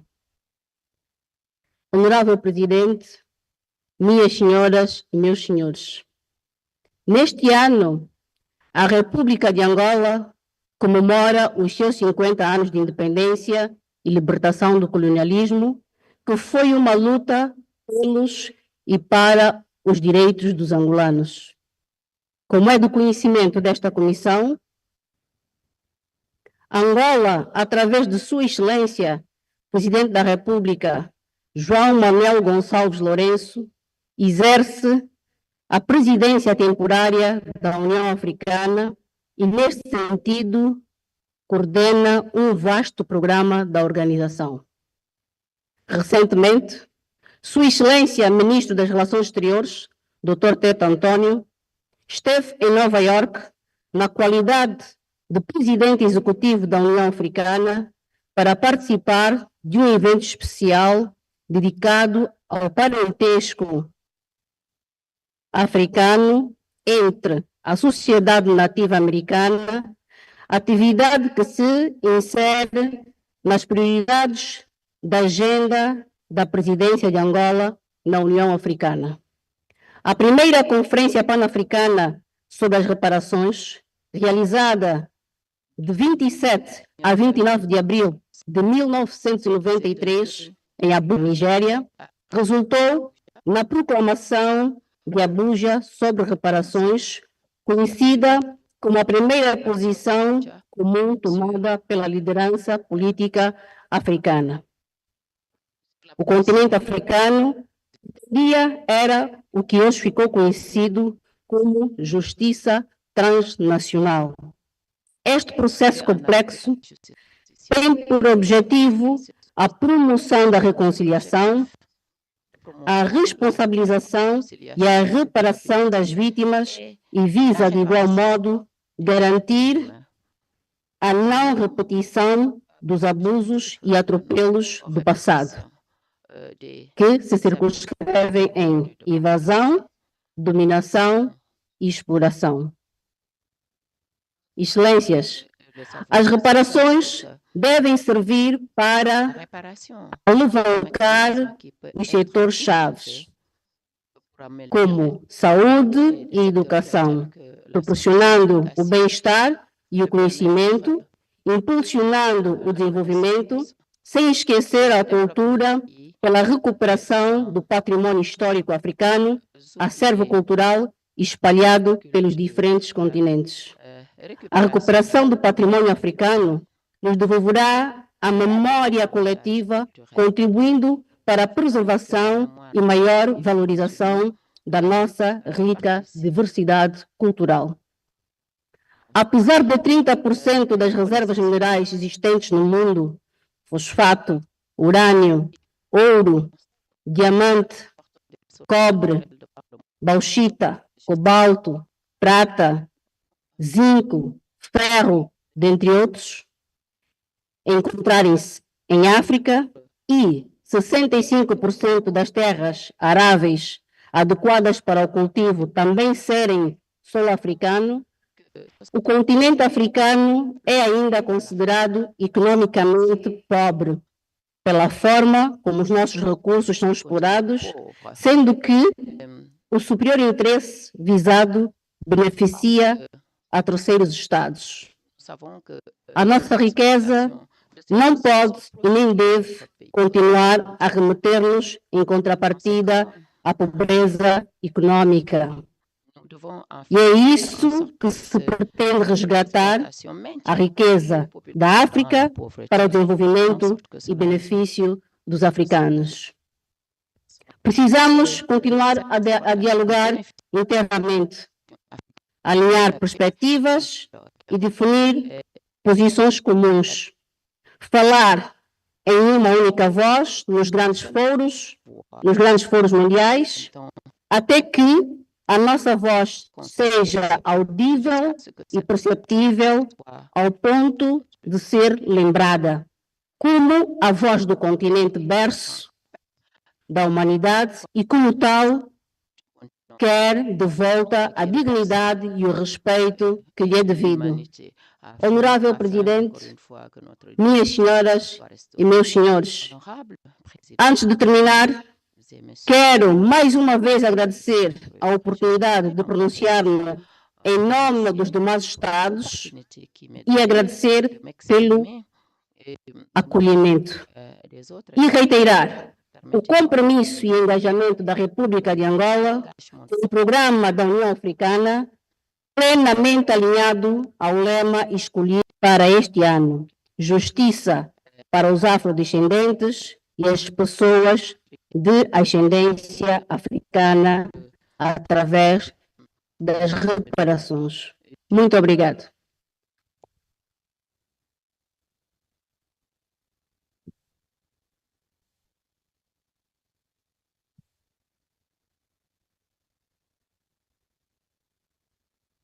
Thank you very much, Your Excellency, for your highly insightful and eloquent statement on behalf of states parties to the African Charter on Human and People's Rights. With over 140 state delegates participating in this session in person, we remain ever grateful for the commitment of member states to continue to engage with the African Commission on Human and People's Rights. It is now my privilege and honor to invite the chairperson of the African Commission on Human and People's Rights, Honorable Lungu, to deliver a statement.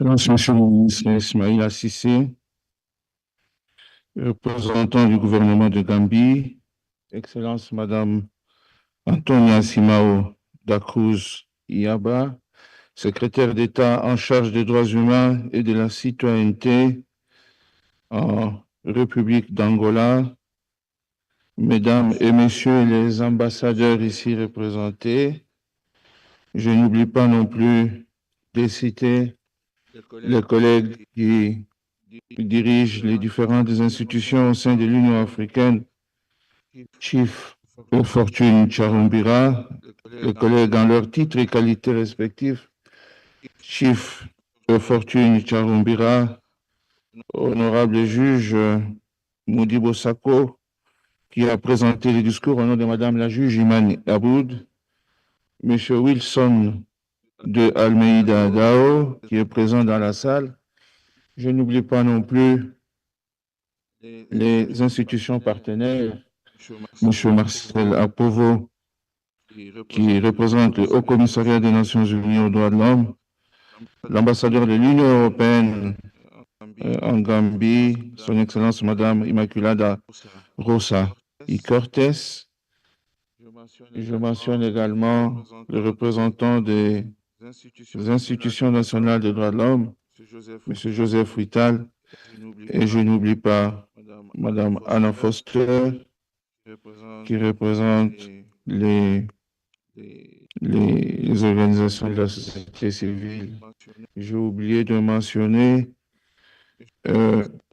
Monsieur l'ambassadeur Sigil Massi, qui est le directeur général au sein de notre institution de l'Union africaine. Je n'oublie pas non plus de rendre un hommage mérité à tous mes collègues, honorables commissaires, qui sont présents dans la salle et ceux qui nous suivent à partir de chez eux, vu qu'il s'agit d'une session en format hybride. L'Afrique est malade.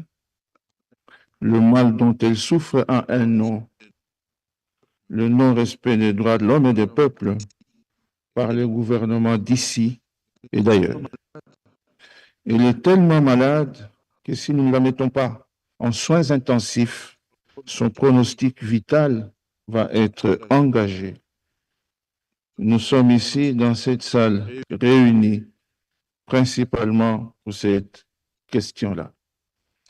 C'est avec une profonde gratitude et un grand honneur que je m'adresse à cette auguste assemblée aujourd'hui, au nom de mes collègues membres de la Commission africaine des droits de l'homme et des peuples et en mon nom propre à l'occasion de l'ouverture de la 83e session ordinaire que nous allons tenir du 2 au 22 mai 2025 à Banjul, capitale de la République de Gambie. C'est qui m'offre une occasion d'exprimer une profonde reconnaissance à son Excellence, Monsieur le Président de la République, Adama Barrow, ainsi qu'à son gouvernement pour leur hospitalité depuis toutes ces années, hospitalité constante à l'endroit des membres de la commission, de son personnel ici à Banjul, et pour leur soutien logistique indéfectible pour une organisation toujours réussie de nos sessions ordinaires.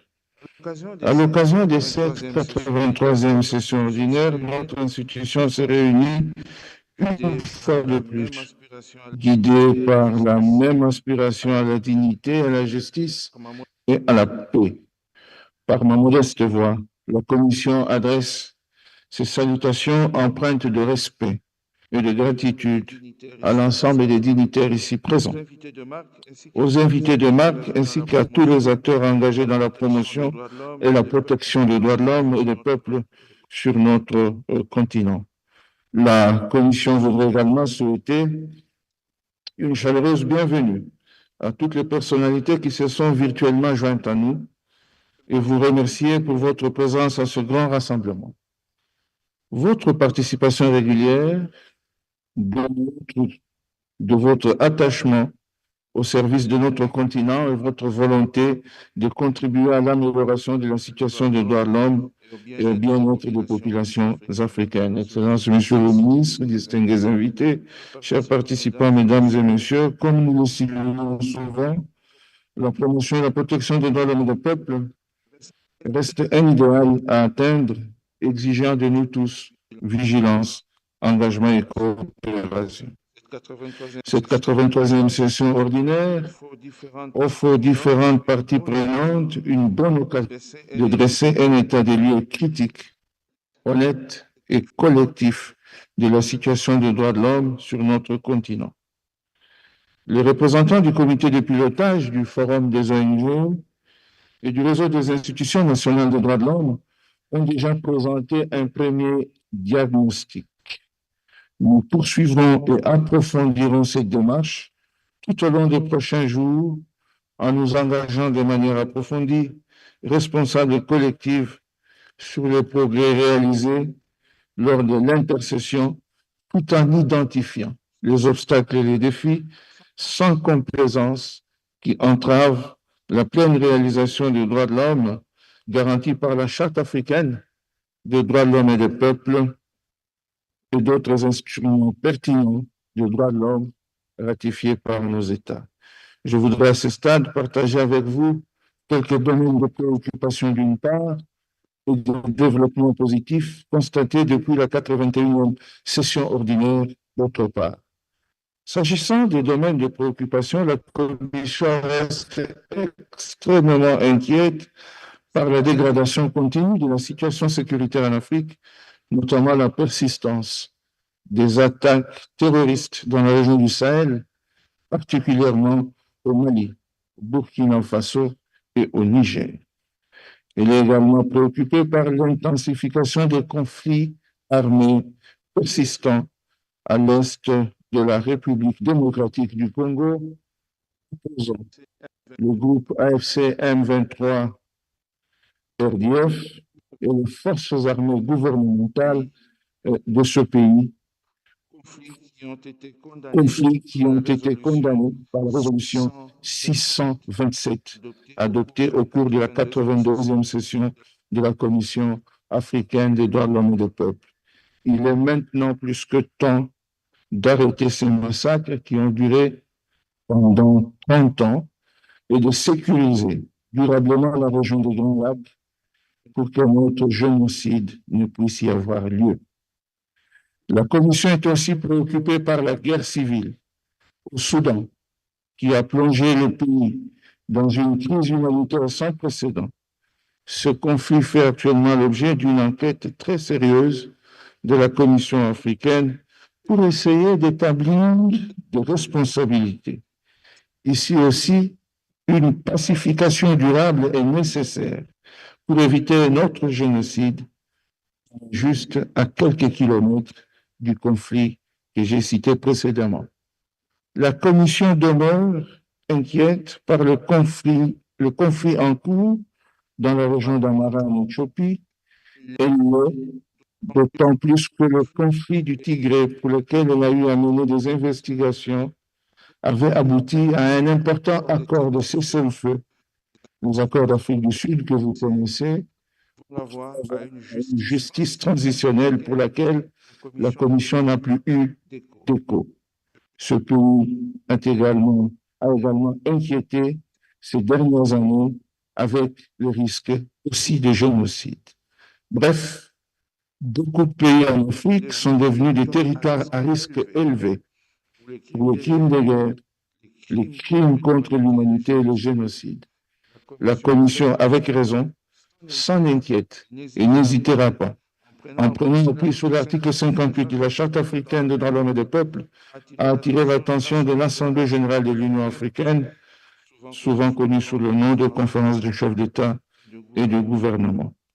La Commission déplore la mort de plus d'une vingtaine de personnes et le déplacement forcé des milliers de populations civiles depuis le début du conflit au Soudan du Sud, notamment le bombardement aérien aveugle signalé dans les régions de Nassir et Oulam, dans le Haut-Nil, et dans la région d'Akobo, dans le Jonglei.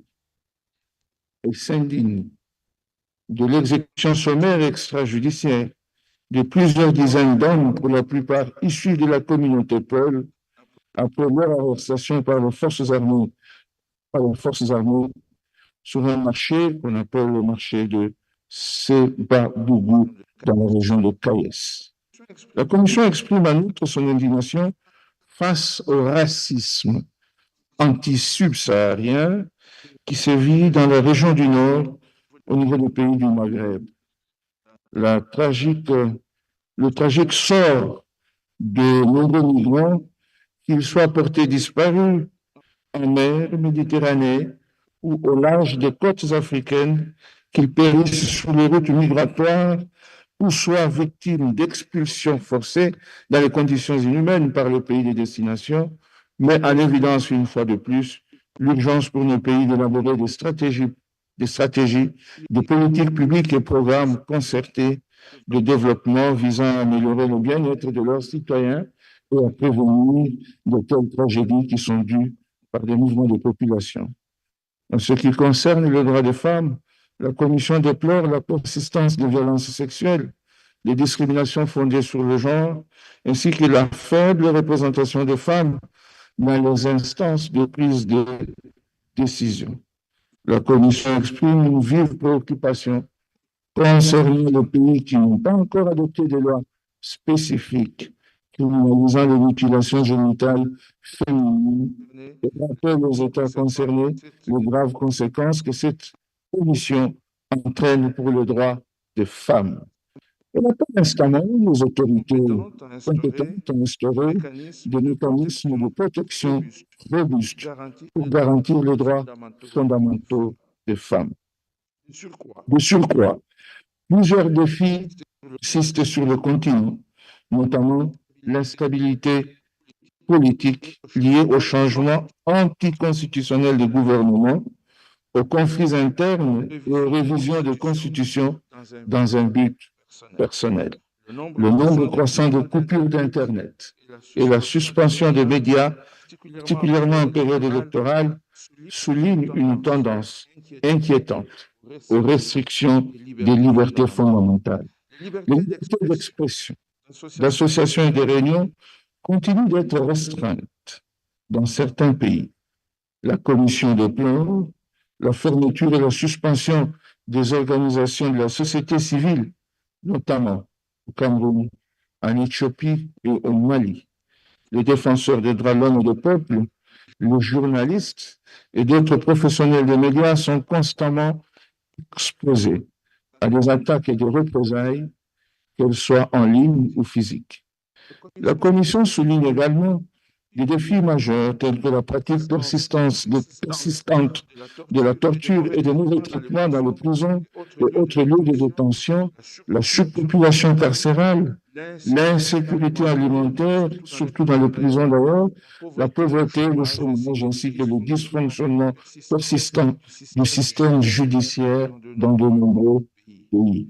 La Commission dénonce également la dégradation de l'environnement, l'exploitation et la répartition illégale des ressources naturelles, parfois même leur confiscation par des entités para-étatiques, les privations d'eau et d'électricité, la corruption et son impact sur le développement de nos pays, ainsi que les violations répétées des droits des individus en raison de leur orientation sexuelle et de leur identité de genre réelle ou perçue.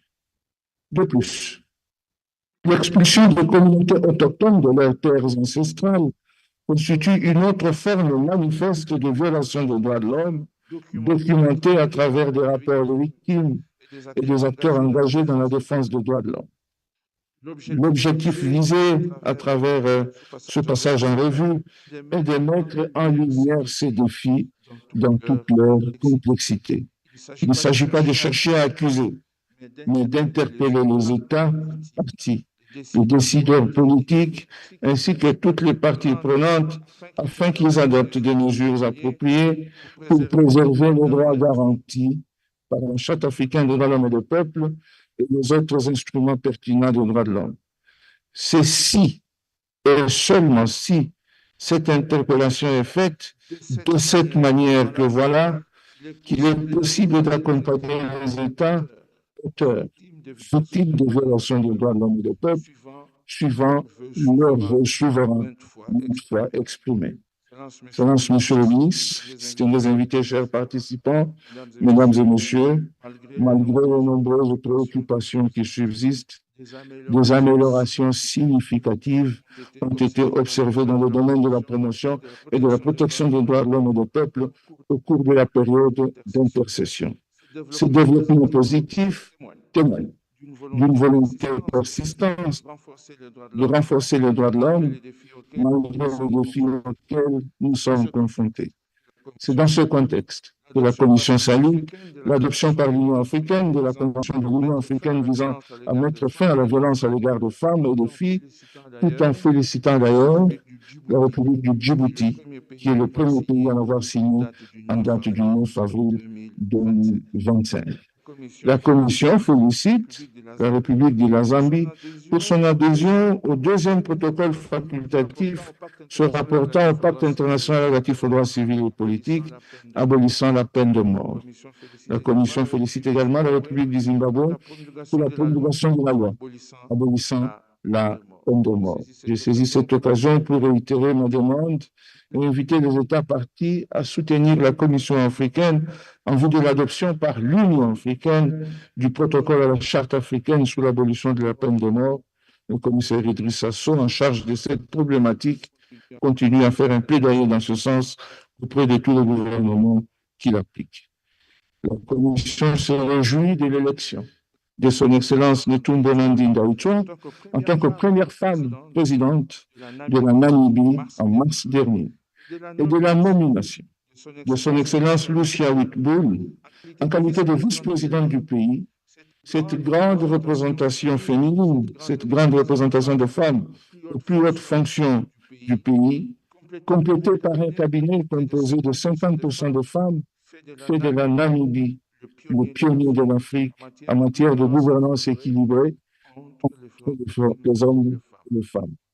Toujours en termes de progrès, la Commission félicite l'État du Gabon qui vient d'organiser des élections réussies. Je félicite le gagnant et remercie les candidats malheureux à ces présidentielles qui ont fait preuve d'un esprit démocratique en reconnaissant et en acceptant les résultats des urnes. La Commission est heureuse d'ailleurs du retour annoncé de ce pays, jadis suspendu, au sein de la famille de l'Union africaine et lui demande de permettre que la mission de promotion des droits de l'homme et des peuples déjà autorisée par le régime précédent puisse avoir lieu afin de permettre un accompagnement efficace de la Commission. Je lance cet appel du fond du cœur au président Brice Oligui, que je félicite au nom de tous mes collègues. Excellences, Monsieur le ministre, distingués invités, chers participants, Mesdames et Messieurs, l'Union africaine a déclaré 2025 l'année de réparation sous le thème « Justice pour les Africains et les personnes d'ascendance africaine grâce aux réparations ». Il est essentiel de souligner que la reconnaissance des réparations n'est pas seulement une question de reconnaissance historique, mais un droit fondamental pour ceux qui ont souffert des injustices du passé. Bien que des avancées notables ont été faites dans la reconnaissance des souffrances subies par les peuples africains, l'Afrique reste le continent avec le plus grand nombre de personnes dont les droits ont été bafoués à cause du colonialisme, de l'esclavage et de la discrimination systématique. Des millions de descendants d'Africains continuent à vivre avec les séquelles de ces injustices, tant sur le plan économique, social et culturel. La réparation de ces injustices passées est un levier essentiel pour la réalisation des objectifs de l'agenda 2063 et des objectifs du développement durable. Nous pensons dans ce contexte également que c'est un impératif catégorique que de rendre justice aux anciens, à nos ancêtres, exploités sous leur propre terre, parfois déracinés, et par force de l'Afrique pour aller travailler à l'étranger, Nous pensons également à ces nombreux Africains contemporains disséminés à travers le monde dans ce que l'on appelle désormais la 6e région d'Afrique. L'Afrique a été victime d'un véritable ubuntucide au sens de volonté d'anéantir qui, dans plusieurs langues, renvoie à l'humain. Il a dépeuplé et minoré pour longtemps encore les efforts de sa jeunesse au profit des grandes puissances qui la dominent encore.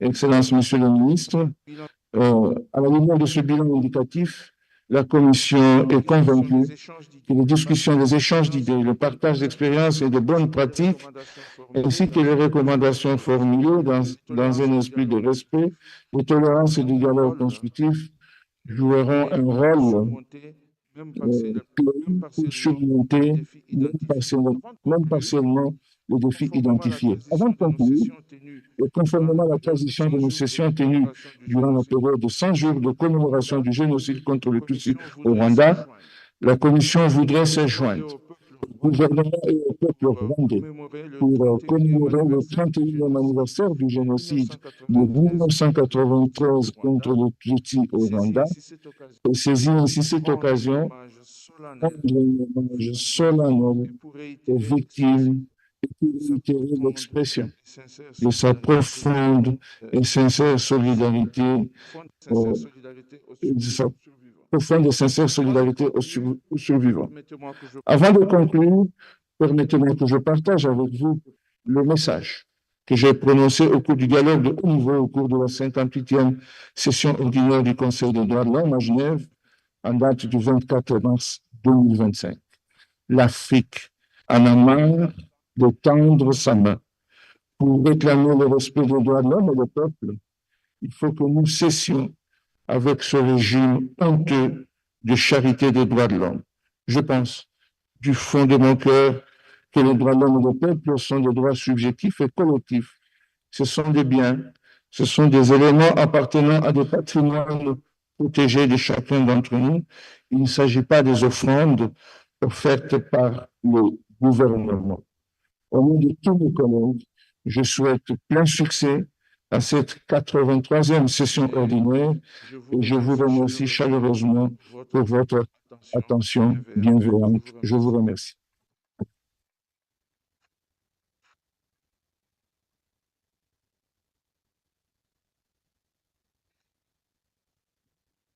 Merci beaucoup, Honorable President.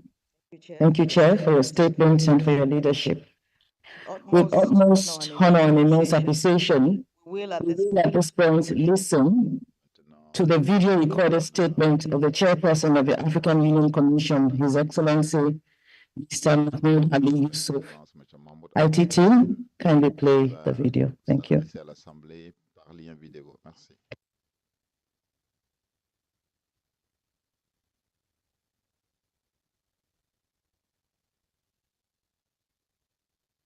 Your Excellency Dawda Jallow, Attorney General and Minister of Justice of the Republic of the Gambia, Honorable Commissioner Remy Ngoylungu, Chairperson of the African Commission on Human and People's Rights, and Honorable Commissioners of the African Commission on Human and People's Rights, distinguished representatives of the United Nations, European Union, international organizations here present, Excellencies, distinguished representatives of African Union member states, representatives and staff of African Union institutions here present, representatives of national human rights institutions, civil society, and media organizations, distinguished guests, ladies and gentlemen.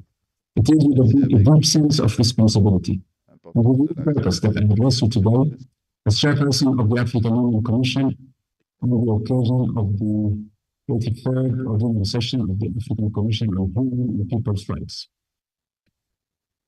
The session is a critical point in the shared journey.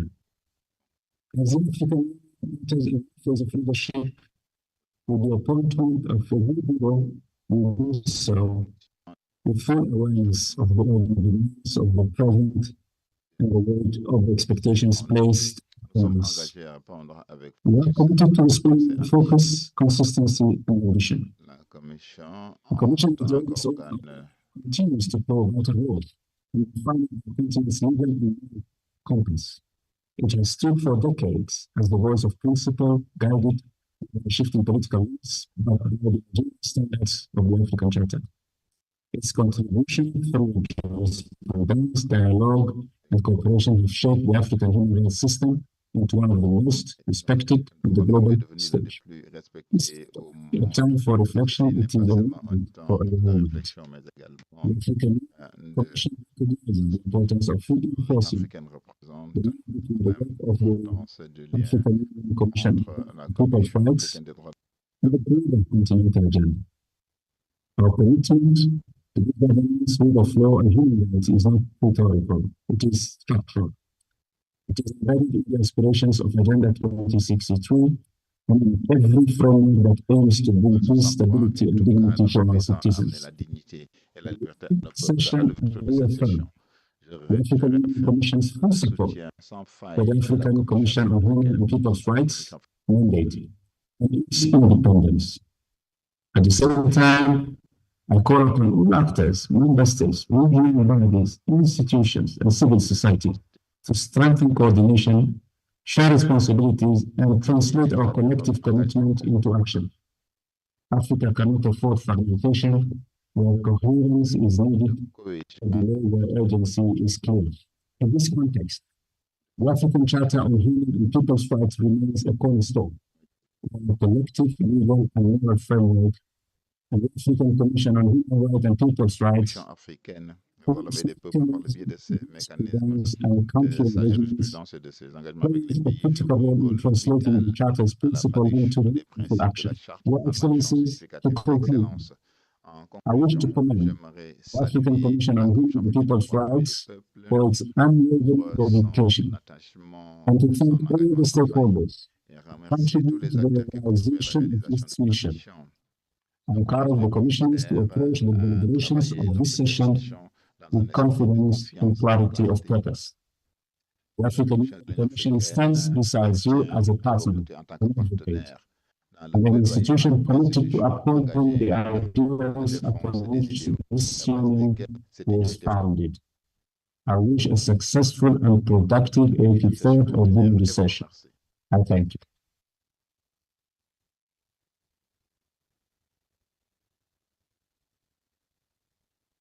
Appreciation to His Excellency, the Chairperson of the African Union Commission, for his statement to the 83rd ordinary session of the African Commission on Human and People's Rights, despite his very tight schedule.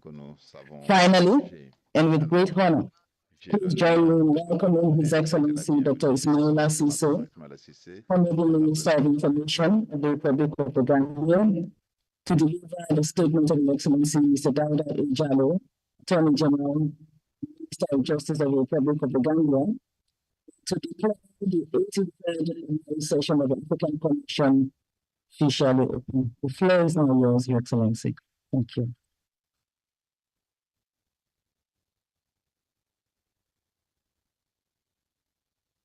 Good morning. I wish to remind this August gathering that I'll be delivering the speech on behalf of the Honorable Minister of Justice, Honorable Dawda Kairaba, who is unavoidably absent today, and also to take the opportunity to, on behalf of the President, His Excellency Adama Barrow, and the government and the people of the Gambia, to welcome our guests to the Gambia and to wish you a pleasant stay and productive sessions. Your Excellency, Chairperson of the African Commission on Human and People's Rights, esteemed commissioners, honorable ministers and secretaries of state, distinguished representatives of member states, honorable members of the diplomatic and consular corps, respected delegates from national and international human rights institutions, esteemed members of civil society, ladies and gentlemen.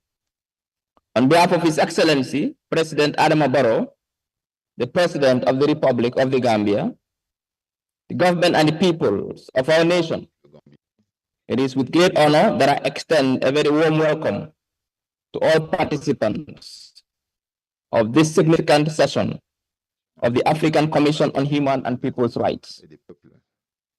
Hosting this session in Banjul reaffirms the Gambia's unwavering commitment to promoting and protecting human rights across our continent.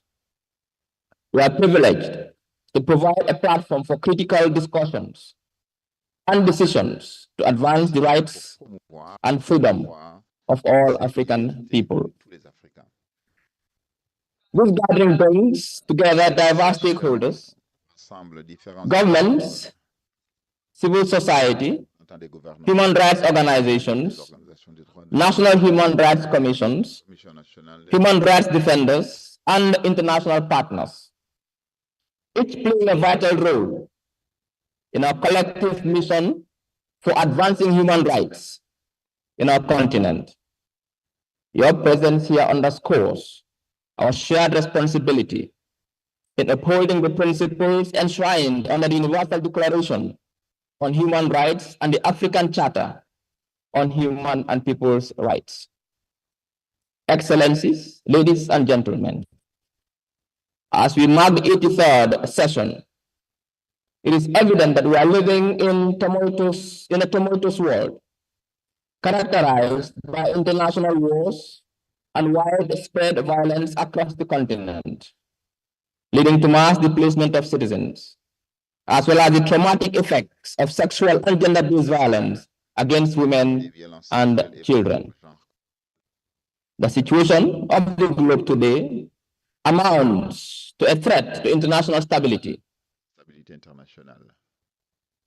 The international rule of law, as well as the collective values that we shared at the Second World War, as enshrined under the UDHR in 1948.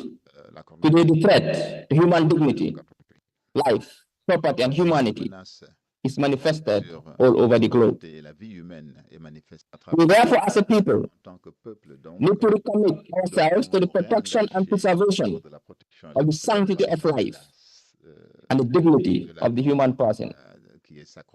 The Universal Declaration on Human Rights is unequivocally proclaims that children are born free and equal. It is indeed high time we revert our minds back to the Universal Declaration of Human Rights and why it was created.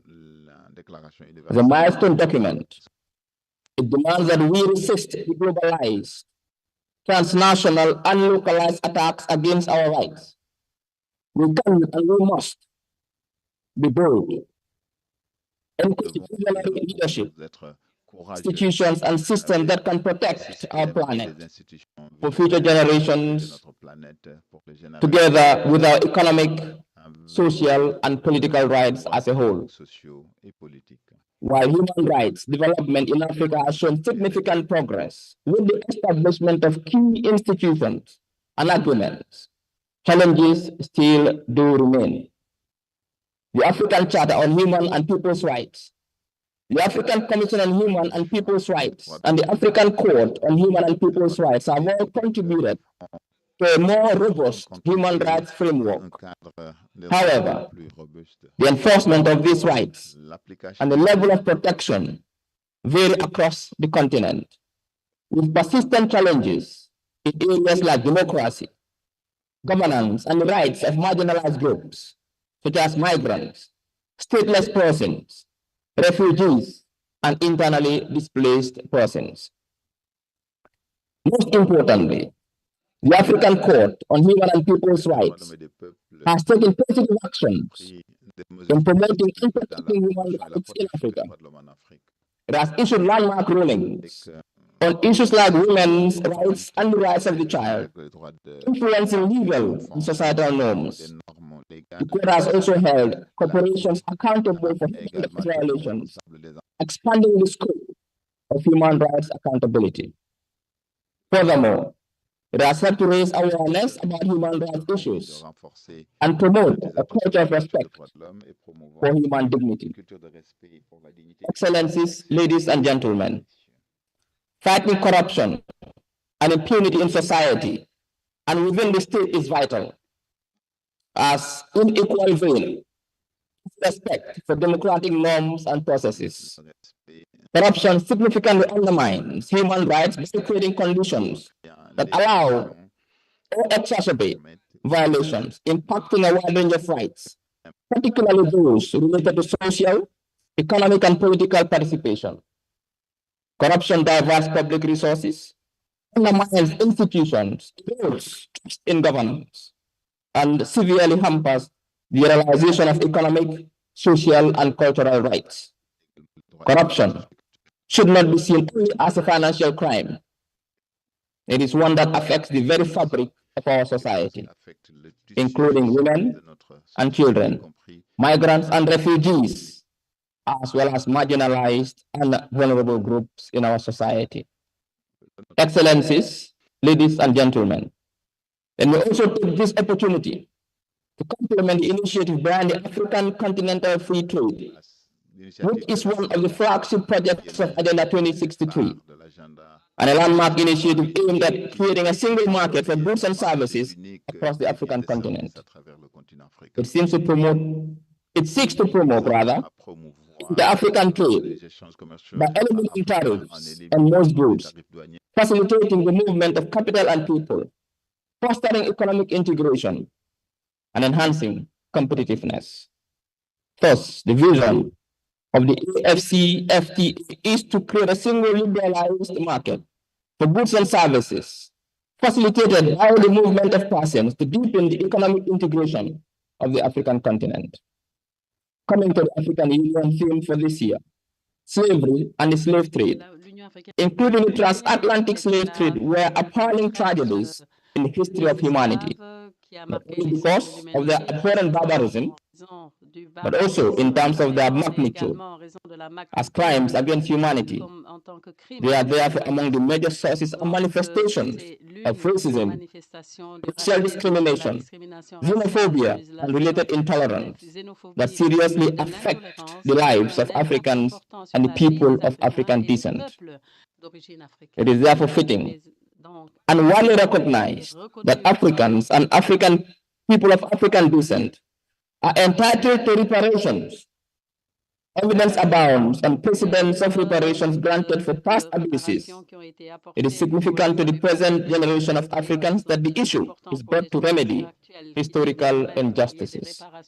The theme, justice for Africans and people of African descent through reparations, is of absolute relevance. We must, however, be cautious as the issue is complex and costly.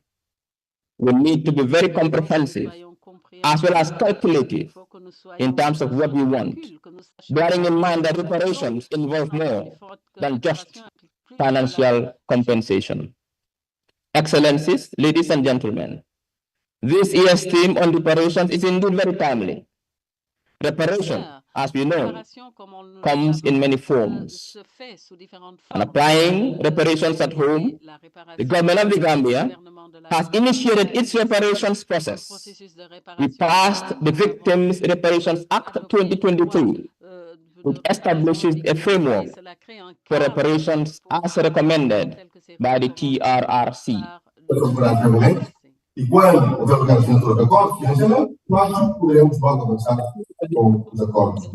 Consultations with society organizations to ensure that the reparations process is responsive to the needs and concerns of those who are harmed.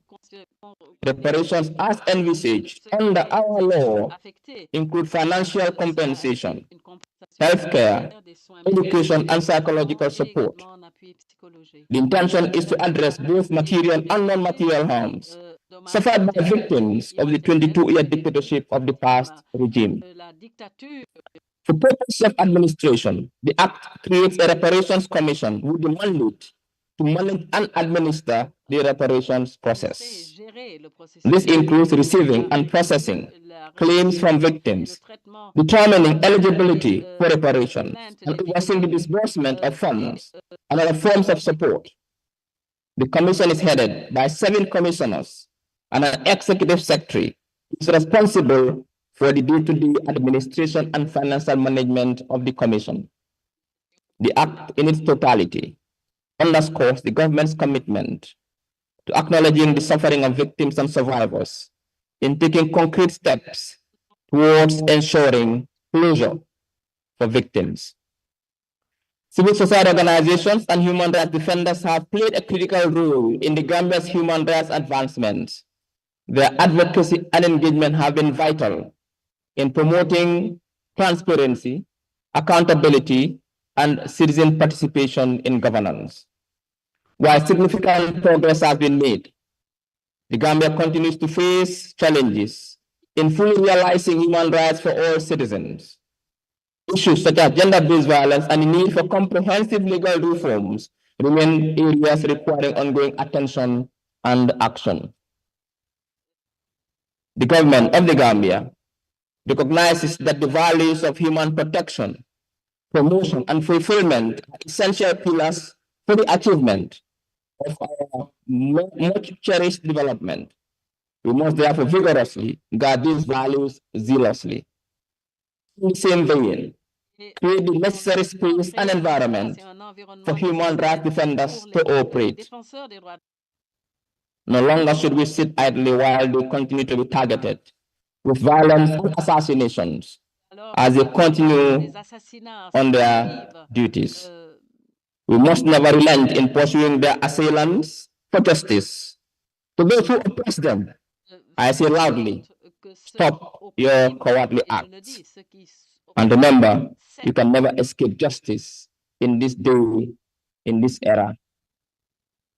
As we commence our deliberations, let us be guided by a spirit of collaboration and a steadfast dedication to justice, equality, and human dignity.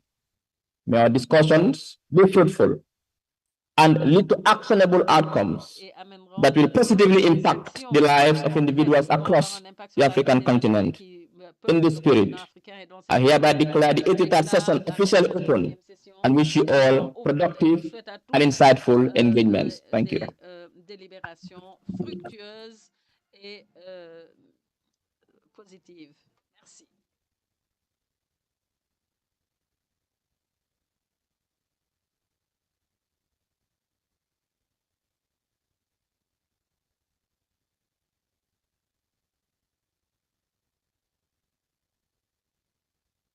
Thank you very much.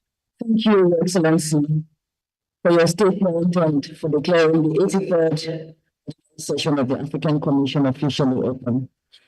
Excellencies, distinguished participants, this brings us to the end of the opening ceremony of the 83rd ordinary session.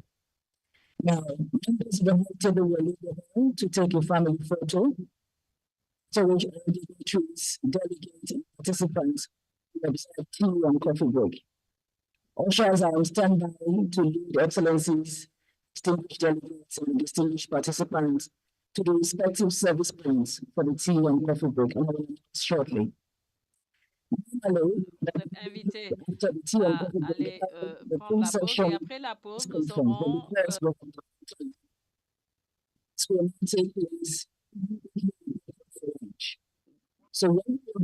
allons avoir des questions immédiatement après le déjeuner. Pendant la pause et conformément aux normes de travail de la Commission, nous aurons for 15 minutes to advance its agenda. 25 p.m. Excellencies and distinguished participants are invited to please come back to the hall and participate fully in the deliberations of the public session of the African Commission. Excellencies, distinguished participants willing to take the floor on relevant agenda items can be with the details that we have on our website as well as on the agenda. In line with our practice, you are kindly requested to register your interest with the registration desk right in front of the building. At this juncture, Excellencies, distinguished guests, ladies and gentlemen, may I kindly request you all to rise as the members of the high table leave the hall to take the family photo. Thank you all very much and enjoy your tea and coffee break, and see you at 12:45 p.m. Thank you.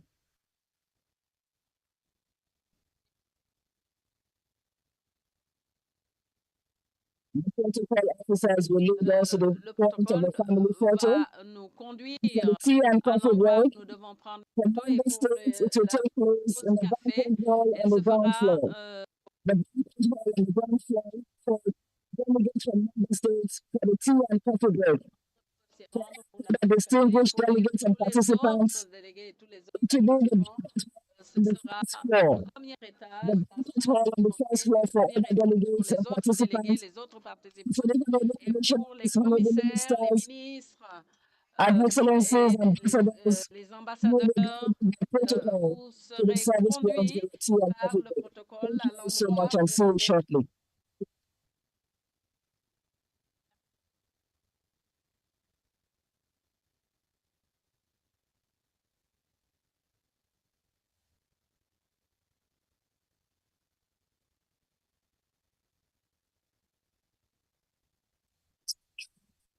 First session of the African Commission on Human People's Rights to a close on the journey began on October 17 and culminates today on November 6, 2024.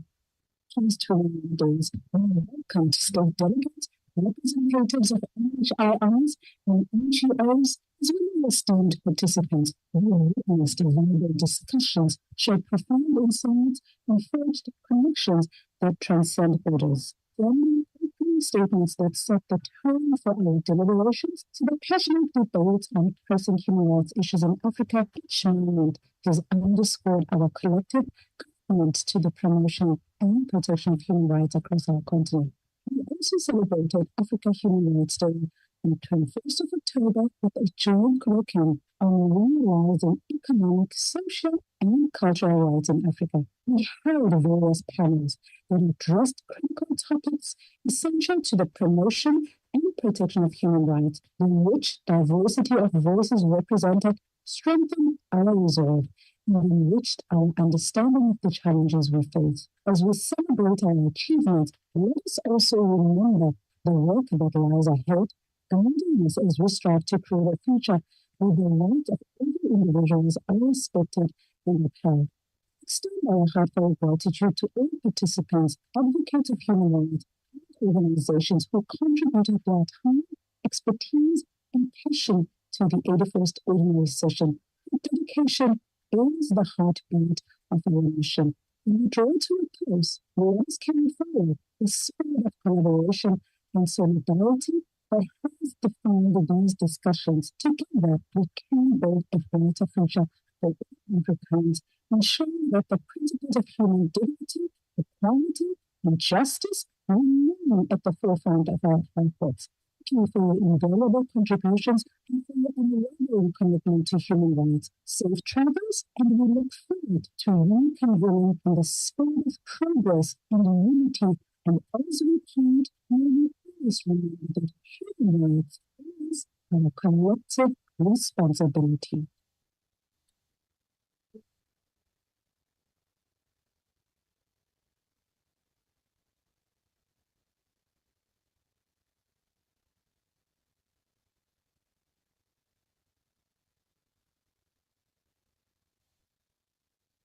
C'est une organisation spéciale.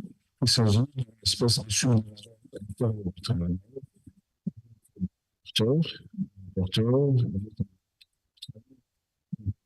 C'est comme ça que la commission fait le travail. C'est sur une base thématique. Le rapporteur il travaille seul, il peut travailler sur le réfugié, sur le défenseur de l'homme. Le comité, c'est un groupe, un certain nombre de commissaires qui travaillent en association avec les experts extérieurs, sur une thématique encore bien déterminée. Ça peut être la torture, ça peut être la peine de mort, en tout cas sur les questions qui sont liées aux droits humains. Si vous avez du travail, ce ne sont que des opérations qui changent, mais en réalité, c'est des structures, des microstructures formées à la fois des commissaires 3, de quelques experts extérieurs qui se mettent ensemble, ils forment un groupe de travail au profil de la commission, c'est-à-dire des analyses des choses, au fond de propositions à la première des commissaires qui ont tous adopté des orientations du Conseil aux États qui attendent justement de la commission ces conseils. En matière de protection des droits, c'est le fait que si je ne suis pas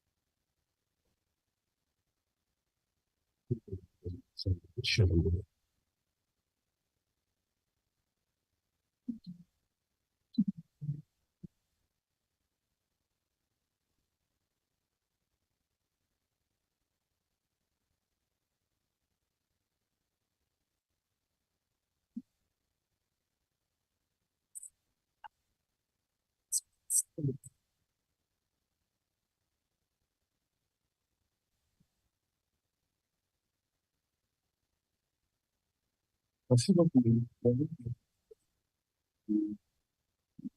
La commission africaine des droits de l'homme et des peuples.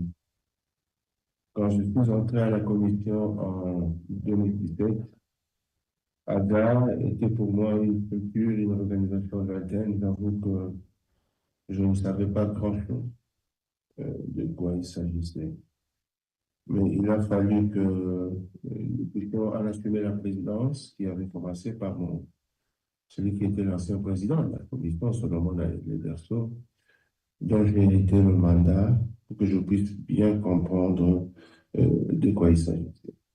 Au tout début, AGA m'a permis d'abord de m'approprier, une appropriation en tout cas des textes qui organisent cette importante plateforme, ce qui m'a permis de comprendre de quoi il s'agissait, quelle était la plus-value de ce mécanisme important, parce que c'est en fait une plateforme qui permet à toutes les organisations de l'Union africaine qui travaillent en matière de droits de l'homme, de démocratie et de bonne gouvernance de devoir interagir sur des sujets d'intérêt commun au sein de l'Union africaine. Il était tout à fait indiqué, en tout cas, que les organisations qui travaillent dans ces domaines puissent avoir une plateforme où elles discutent ensemble de ces questions, plutôt que de voir chacun d'entre elles, de ces organisations, rester dans son coin et continuer à travailler sur des matières qui gagneraient à être fédérées.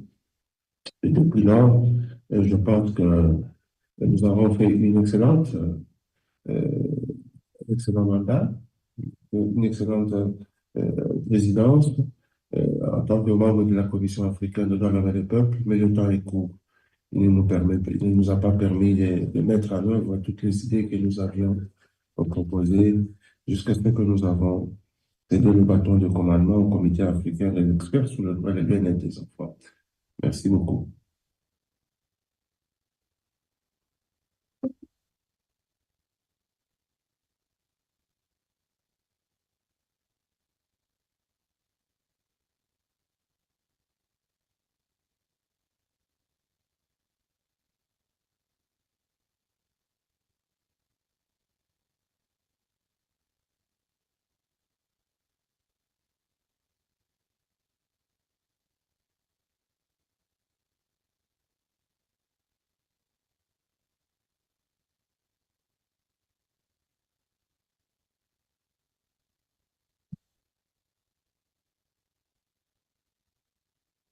My name is Commissioner Dr. Lita Musimi Ogana. My capacity is dual. I am the commissioner responsible for the rights of people living with HIV and AIDS in Africa, and also the commissioner in charge of the protection of rights of indigenous communities and minorities in Africa. This was an amazing forum. When we were conceiving the idea of having this joint forum, we thought of a space where as a commission we could have stakeholders every year come, join us to discuss some of the things and items that are not normally covered specifically in our mandates. We thought of issues that we may not be able otherwise to deal with during our normal work in the commission. And so it has been a huge success from the first day to the second day to the last day. Even now, people are still in the room. Nobody has left. And we think that the topics have been very exciting. The views that have been shared are very innovative, and that we have been able to successfully bring together member states, civil society, national human rights commissions, and partners and stakeholders under one roof to discuss these key issues that we do not normally have time to reflect on every day. We want to say that next year, you're welcome to our second forum, and we look forward to your participation, and we can assure you this is the forum. Thank you.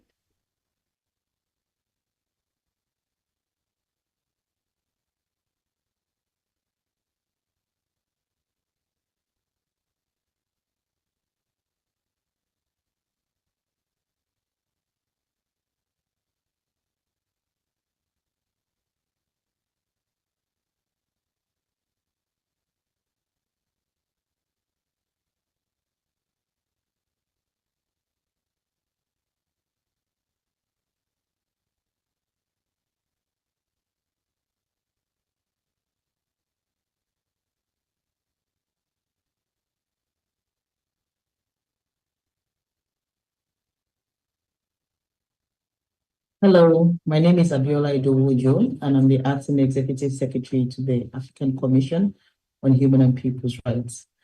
Indeed, they just concluded AGA SP support to AU organs with human rights mandates, recorded a lot of success, and on the part of the African Commission, ACHPR for short, there were a significant contribution to the development of normative instruments within the African human rights system.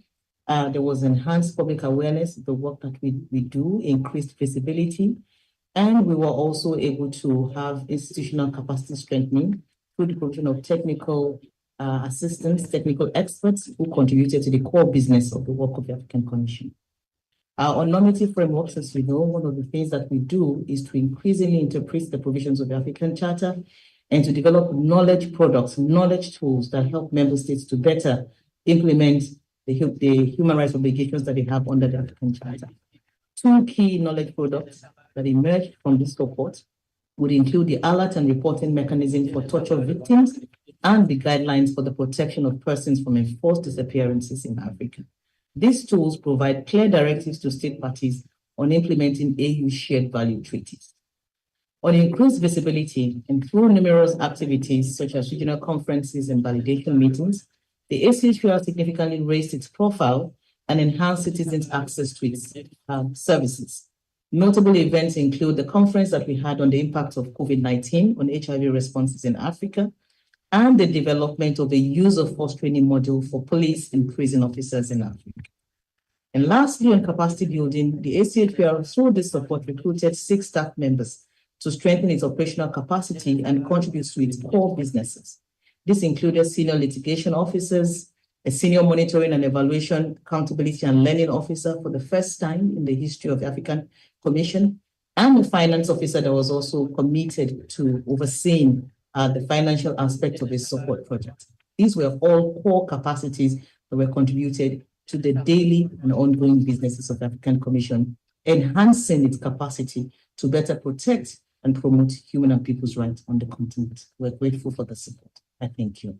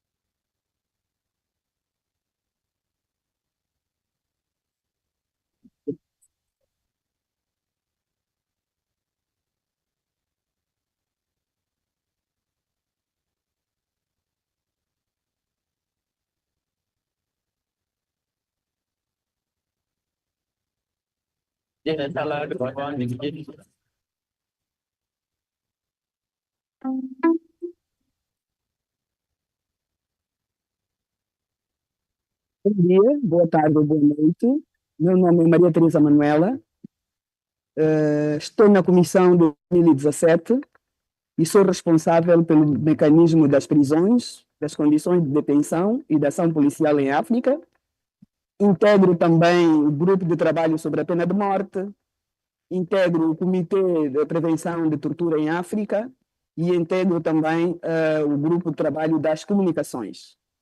O que eu devo dizer acerca do meu mecanismo? O mecanismo das prisões, condições de detenção e ação policial em África foi um dos primeiros a ser introduzido na Comissão Africana e temos trabalhado intensamente sobre questões de polícia, tanto toda a ação policial, e também temos trabalhado intensamente sobre as prisões. Por quê? Porque das políticas africanas, tanto na Agenda 2063, como nas políticas da União, tanto da ONU, que é a Agenda 2030, pouco ou nada se diz acerca das prisões.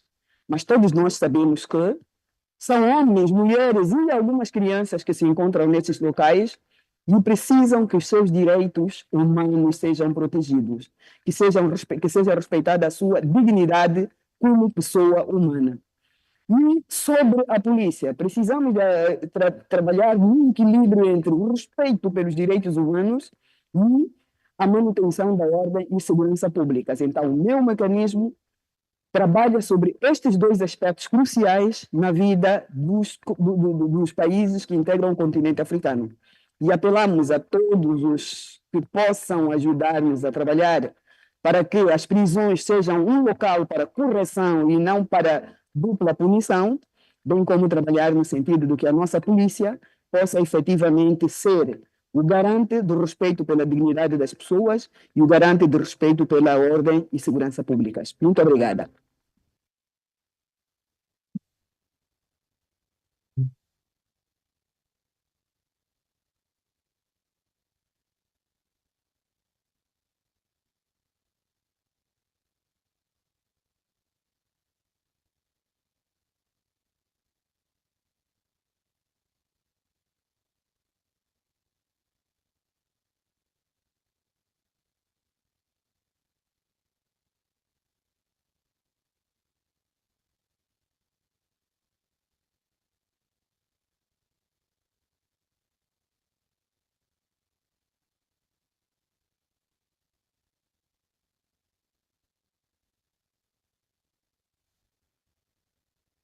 rights, collective responsibility. I'm Solomon Ayele Derso. I'm a member of the African Commission on Human and People's Rights. I chair the working group on extractive industries, environment, and human rights violations in Africa in the Commission. This is one of the mechanisms of the African Commission on Human and People's Rights, which is tasked with the responsibility of monitoring the human rights situation and environmental issues that arise in the extractive industries sector. As you all know, the extractive industry sectors historically, but also broadly speaking in Africa, has very substantial consequences on the lives, livelihoods, land, territories, as well as the environment of the African continent. While the extractive industry sector has enormous potential for contribution to the socioeconomic development and thereby the improvement of the living standard of people of the continent, more often than not, this potential of the extractive industry sector has not been felt in the lived experiences of most people on the continent. Contrary to this, the natural resource of the continent and the operation of the extractive industries has brought a great deal of suffering, a great deal of human rights violations, and also environmental degradations on many parts of the continent. In the context of the current rush for critical minerals and also what are called transition minerals, in the context of the green energy transition, there is another scramble for these rare minerals on the African continent. And in this context, our working group asked the question whether once again, as in the past, the continent is going to face the resource curse arriving from this rush for critical minerals.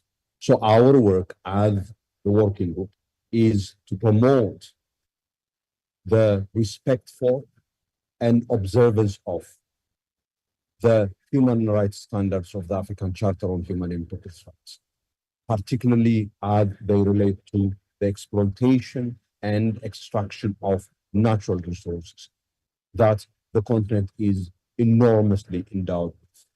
Under Article 21 of the African Charter, specific obligations have been laid out. Actually, so much so that this is one of, if not the longest provisions of the Charter, highlighting the importance that is attached to and the historical significance of the natural resource exploitation of the African continent for the exclusive benefit of the people of the continent. With respect to the state of human rights on the African continent and broadly what we can do and should do, I think it's important to note that in terms of normative development, having the right norms relating to human rights, in terms of institution building, having the various institutions for the monitoring and implementation of human rights standards, a lot of progress have been made, both through the normative development contribution of the African Commission on Human and People's Rights and broadly by the African Union. Yet the gap between the promise of these various and progressive human rights norms and the lived realities of our people is ever increasingly expanding. We have to feel the urgency and we have to feel the gravity of what the vast majority of people on our continent is feeling. The higher the gulf between the promise of human rights and the lived realities of our people, the higher the challenge for appreciating the relevance of our work and the role of the Commission. We therefore need to work hard in order to harness the role and contribution of all sectors of society in order to narrow down this enormous gulf between the promise of our norms and the lived realities of the people on the continent. That is why it's extremely important for the Commission to work with other sectors of society beyond and above human rights institutions, human rights NGOs, and civil society organizations. The role of the media needs to be harnessed, and to be harnessed enormously. The role of policymakers, particularly in the economic sphere, needs to be harnessed. The role of policymakers in other areas, the digital space, also needs to be appreciated and harnessed and taken advantage of. We have to use civil society organizations, use women, and the enormous potentials and entrepreneurial skills of our people. I thank you very much.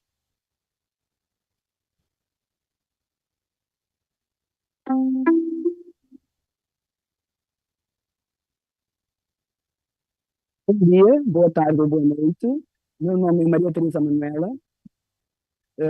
Estou na comissão desde 2017 e sou responsável pelo mecanismo das prisões, das condições de detenção e da ação policial em África. Integro também o grupo de trabalho sobre a pena de morte, integro o Comitê de Prevenção de Tortura em África e integro também o grupo de trabalho das comunicações. O que eu devo dizer acerca do meu mecanismo? O mecanismo das prisões, condições de detenção e ação policial em África foi um dos primeiros a ser introduzido na Comissão Africana e temos trabalhado intensamente sobre questões de polícia, tanto toda a ação policial, e também temos trabalhado intensamente sobre as prisões. Por quê? Porque das políticas africanas, tanto na Agenda 2063, como nas políticas da União, tanto da ONU, que é a Agenda 2030, pouco ou nada se diz acerca das prisões. Mas todos nós sabemos que são homens, mulheres e algumas crianças que se encontram nesses locais e precisam que os seus direitos humanos sejam protegidos, que seja respeitada a sua dignidade como pessoa humana. E sobre a polícia, precisamos trabalhar no equilíbrio entre o respeito pelos direitos humanos e a manutenção da ordem e segurança públicas. Então, o meu mecanismo trabalha sobre estes dois aspectos cruciais na vida dos países que integram o continente africano. E apelamos a todos os que possam ajudar-nos a trabalhar para que as prisões sejam um local para correção e não para dupla punição, bem como trabalhar no sentido de que a nossa polícia possa efetivamente ser o garante do respeito pela dignidade das pessoas e o garante do respeito pela ordem e segurança públicas. Muito obrigada.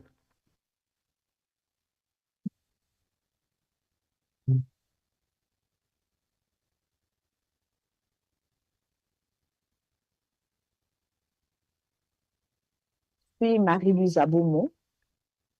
Je suis juge à la Cour suprême du Cameroun, je suis camerounaise, et je suis commissaire à la Commission africaine des droits de l'homme et des peuples depuis 2020.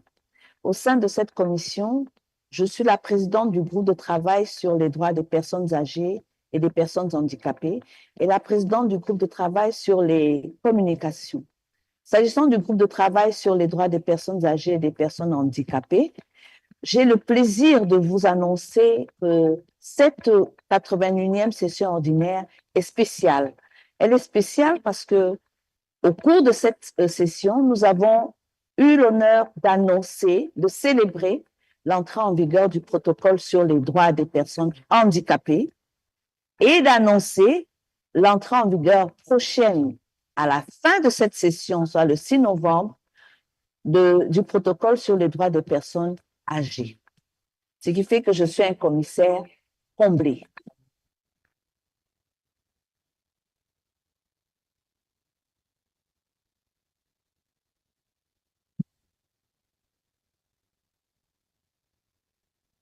Mon nom est Selma Sessi Safer, je suis de la République algérienne démocratique et populaire et je suis professeure de droit international à l'Université d'Alger. J'ai été élue membre de la Commission africaine des droits de l'homme et des peuples lors de la 43e session ordinaire du Conseil exécutif de l'Union africaine en juillet 2023 et j'ai pris mes fonctions en tant que commissaire lors de la 77e session ordinaire de la Commission africaine le 20 octobre 2023. En matière de mécanismes spéciaux, je suis le rapporteur spécial en charge des réfugiés, des demandeurs d'asile, des personnes déplacées en Afrique et des migrants. En ce qui concerne les pays dont je suis en charge, je suis responsable.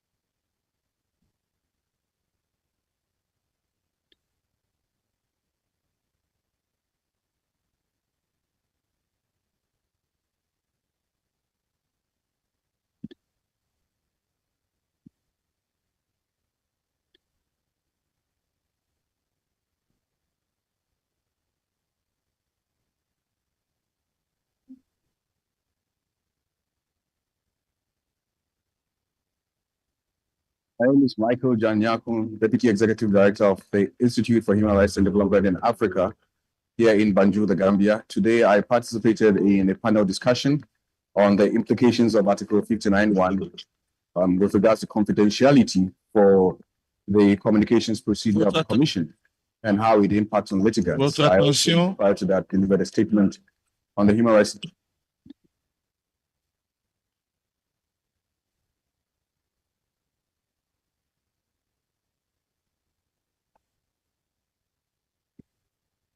J'espère que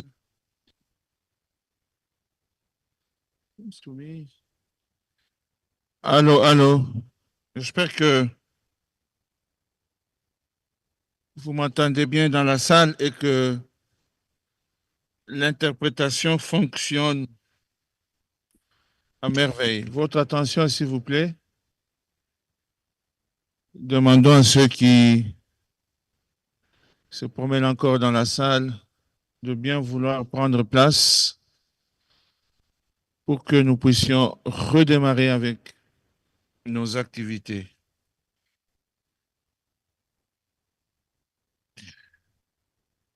Mesdames, Mesdemoiselles et Messieurs, c'est avec beaucoup d'enthousiasme, beaucoup de plaisir que la Commission africaine des droits de l'homme et des peuples vous accueille cet après-midi pour poursuivre avec le calendrier de ces travaux après cette séance inaugurale du matin, protocolaire avec beaucoup de discours.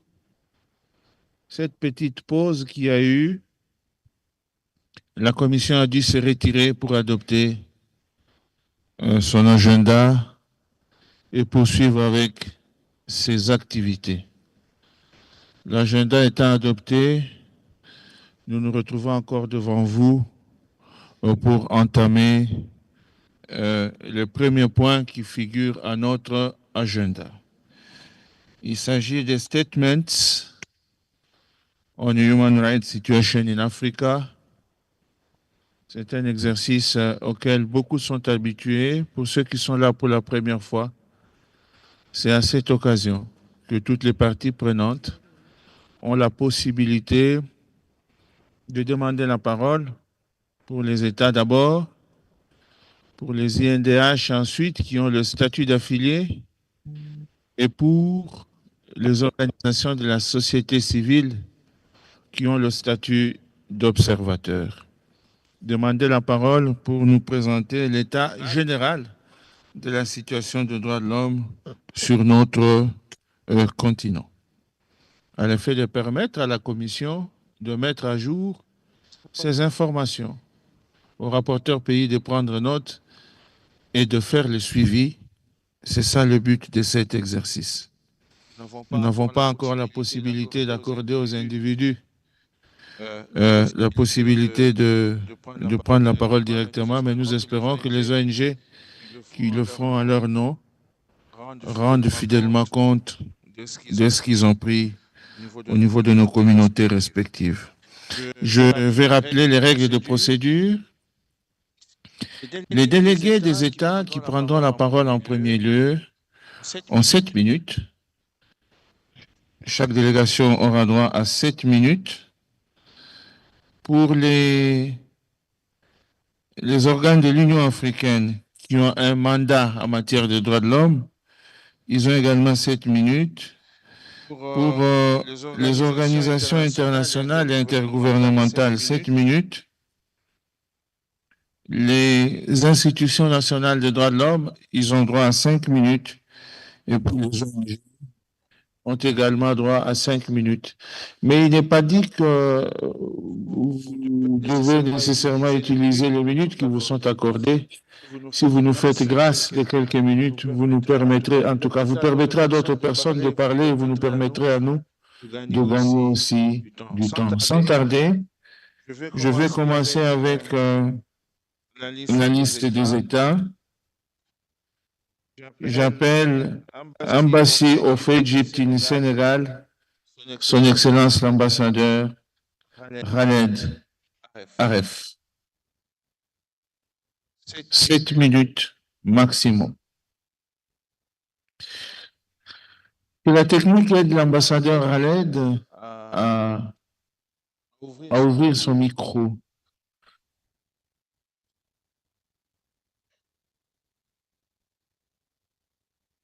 Est-ce qu'il y a... Excellence, vous pouvez prendre le micro du Botswana, peut-être pour quelques minutes, en changeant l'inscription. Voilà. Zelalem, can you assist the ambassador to change? Yes. You can remove the Air Congo now. 7 minutes. Excellence, Monsieur l'ambassadeur.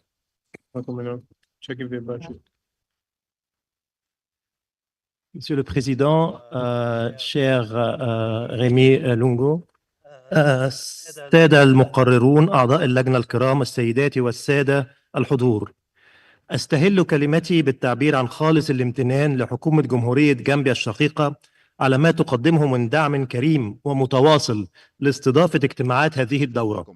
كما أتوجه بالشكر للأمانة العامة للجنة الإفريقية لحقوق الإنسان والشعوب على حسن الإعداد والتنظيم المحكم لأعمال الدورة العادية رقم 83.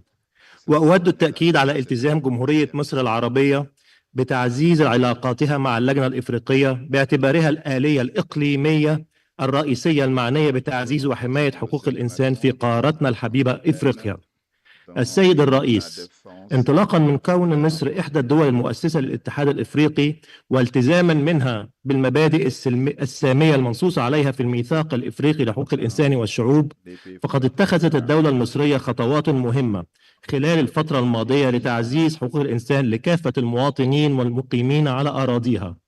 وأود أن أستعرض معكم أبرز هذه التطورات.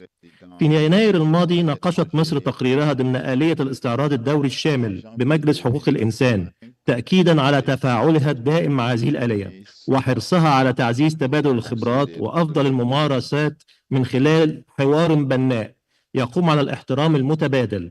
وقد استعرض الوفد المصري برئاسة السيد وزير الخارجية رئيس اللجنة العليا الدائمة لحقوق الإنسان خلال الجلسة ما تحقق من تقدم ملموس في تنفيذ توصيات مراجعة 2019، لا سيما في تحسين المناخ العام للحقوق والحريات رغم التحديات الدولية والإقليمية المعقدة.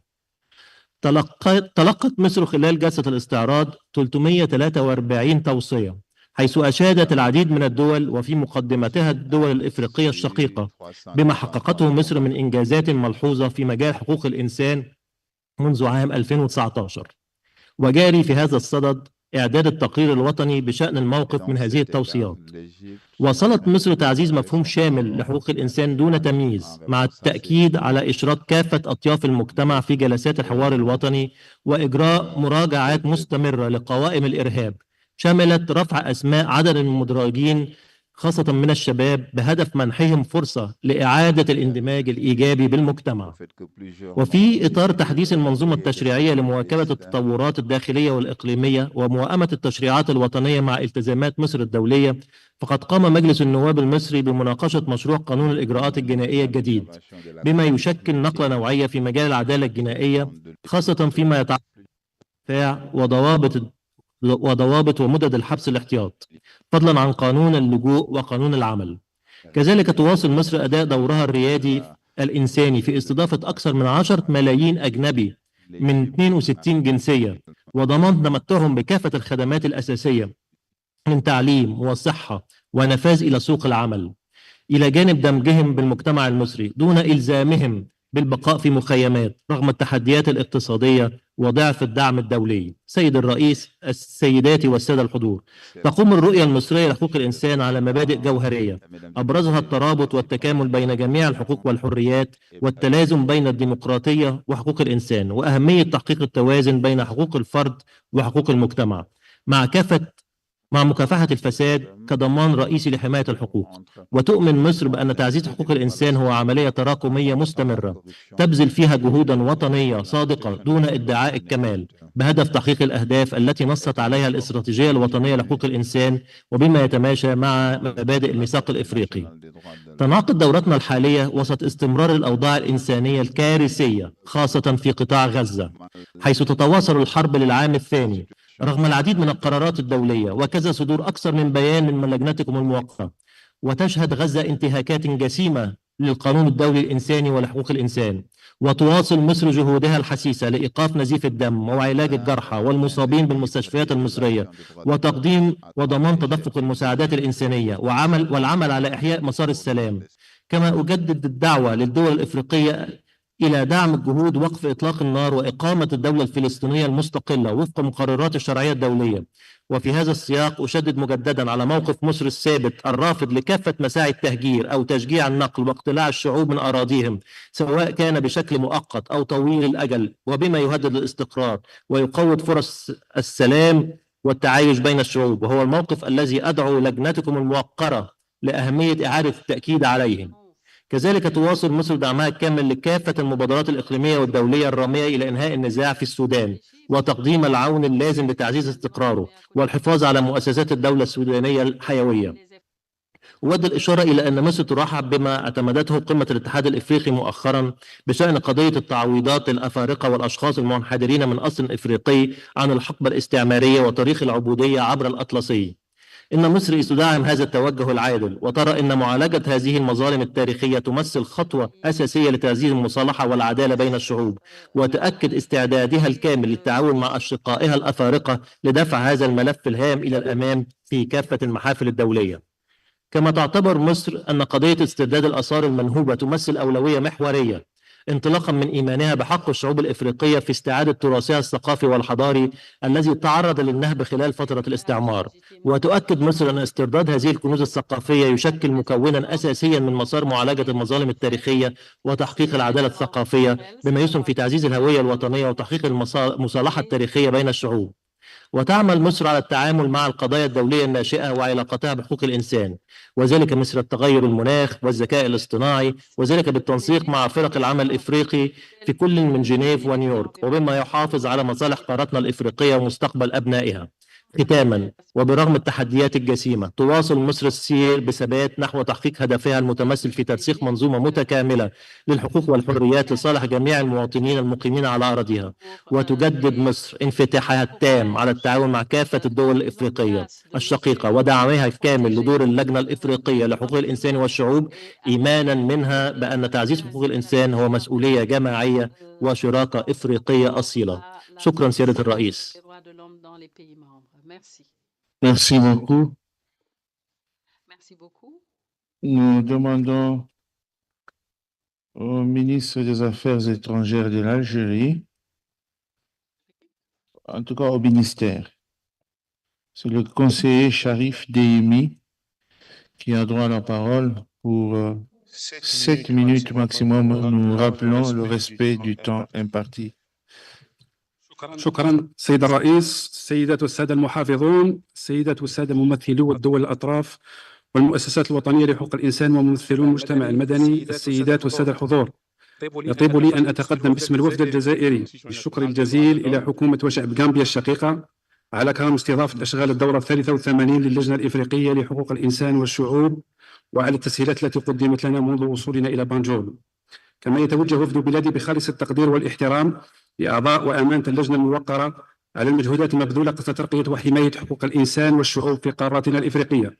ونحن على يقين أن العمل الدؤوب الذي تقوم به هذه الآلية الإقليمية سيساهم في تكريس ثقافة حقوق الإنسان بما فيها الحق في التنمية والعدالة والسيادة وتقرير المصير باعتبارها الأقرب لانشغالات الشعوب الإفريقية والأكثر تفهما لتقاليدها وخصوصياتها ومصالحها بعيدا عن كل ما من شأنه المساس بسيادة دول الأطراف وحرية اختيارها.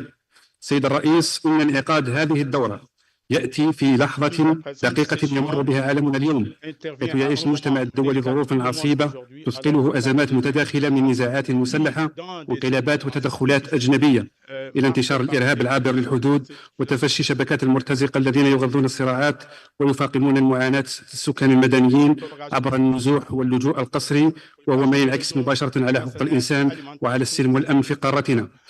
وفي مواجهة هذه الظواهر تؤكد الجزائر قناعتها الراسخة بأن معالجتها لا يمكن أن تختزل في حلول أمنية ظرفية أو قمعية، بل تتطلب مقاربة شاملة متكاملة تنموية وأمنية وحقوقية تضع الإنسان وكرامته في قلب الانشغالات، وتعتمد التعاون والتكامل والحوار البناء بين دول الجنوب على أساس من المساواة والاحترام المتبادل من أجل بناء شراكات مستدامة قادرة على مواجهة التحديات المشتركة وتحقيق التنمية الشاملة التي تصب في مصلحة الشعوب وتؤمن لها حقوقها الأساسية. سيد الرئيس، تتحمل الجزائر بحكم تاريخها التحرري ونضالها من أجل العدالة مسؤولية أخلاقية وسياسية في الدفاع عن حقوق الشعوب المظلومة، ولقد أثبتت تجربتها أن احترام حقوق الإنسان يرتبط عضويا بالسيادة الوطنية والعدل الاجتماعي والتنمية المستدامة. وفي هذا الإطار يسرني أن أجدد التأكيد على أن الجزائر في انسجام تام مع التزاماتها القارية والدولية واصلت تطوير ترسانتها التشريعية في سياق ديناميكية إصلاحات سياسية ودستورية عميقة أطلقها السيد رئيس الجمهورية، والتي شملت اعتماد قوانين وفتح ورشات عدة على غرار الأحزاب والجمعيات والمجالس المنتخبة والحريات العامة ومكافحة خطاب الكراهية والتمييز عبر مرصد وطني مستقل يعمل تحت إشراف رئاسة الجمهورية.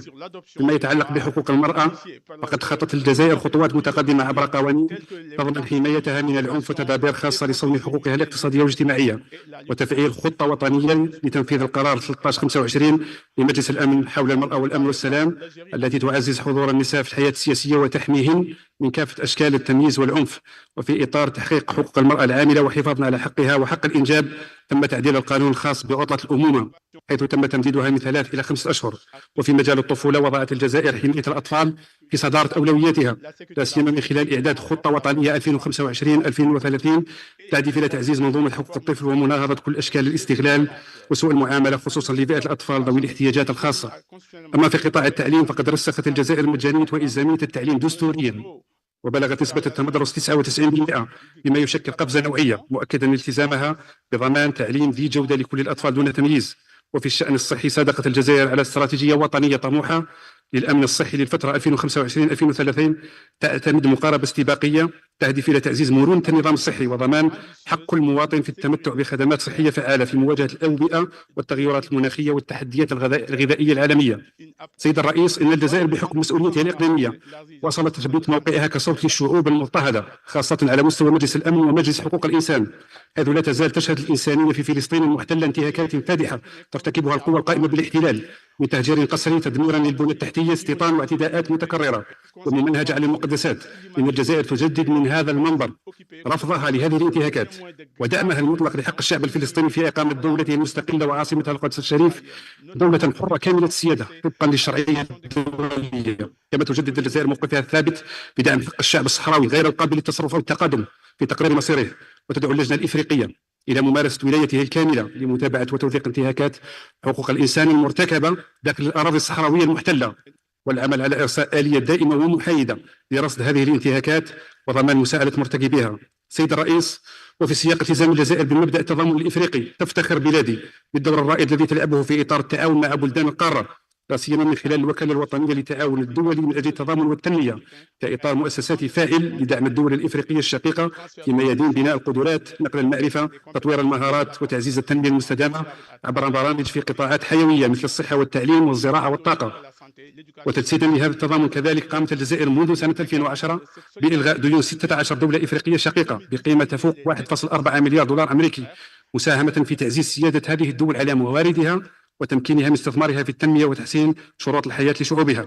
وقد توازى هذا المجهود مع نهج مالي متزن، حيث حافظت الجزائر على مستوى دين خارجي لا يتجاوز 0.4% من الناتج الداخلي الخام نهاية 2023، ما مكنها من توجيه مواردها نحو الخدمات الأساسية وضمان تمويل البرامج الاجتماعية والصحية والتعليمية دون المساس بالاستقرار المالي.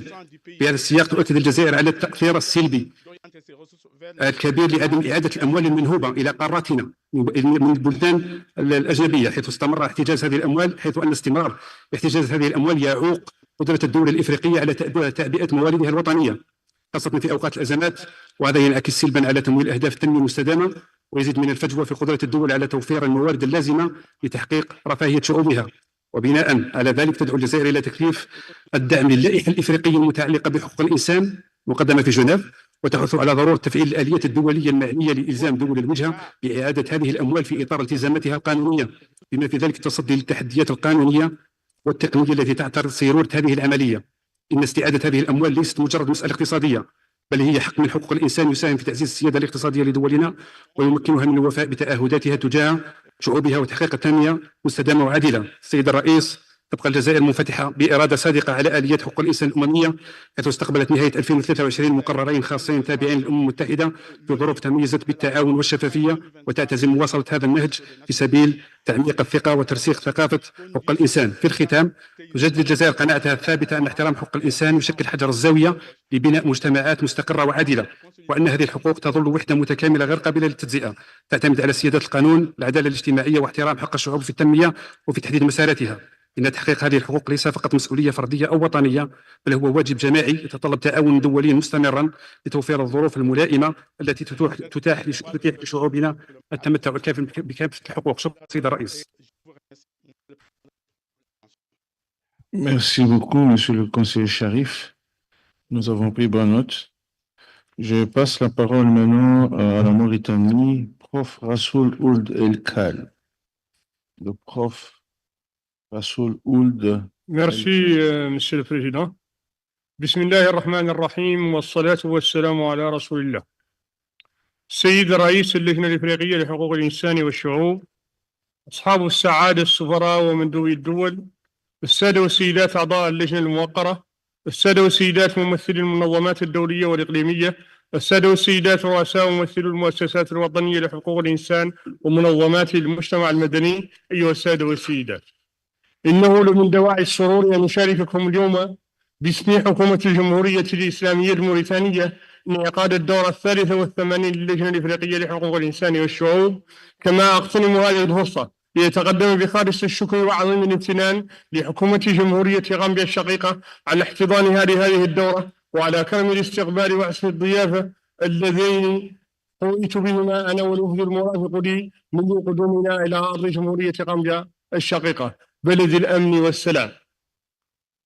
كما يطيب لي أن أهنئ باسم وفد بلادي السيد الرئيس وأعضاء اللجنة الموقرة على العمل الجبار الذي يقومون به بالنهوض بحقوق الإنسان والشعوب على مستوى قارتنا، معبرا كذلك عن ارتياحنا لمستوى التعاون المتميز بين بلادنا واللجنة وآلياتها الخاصة. سيد الرئيس، على الرغم من الجهود الكبيرة المبذولة في مجال حقوق الإنسان، لا تزال قارتنا الإفريقية تواجه تحديات كبرى تقف عاجزا دون التمتع البعض بالحقوق الأساسية والضرورية، من بينها النزاعات المسلحة والإرهاب والمتاجرة بالبشر والهجرة السرية والتغيرات المناخية.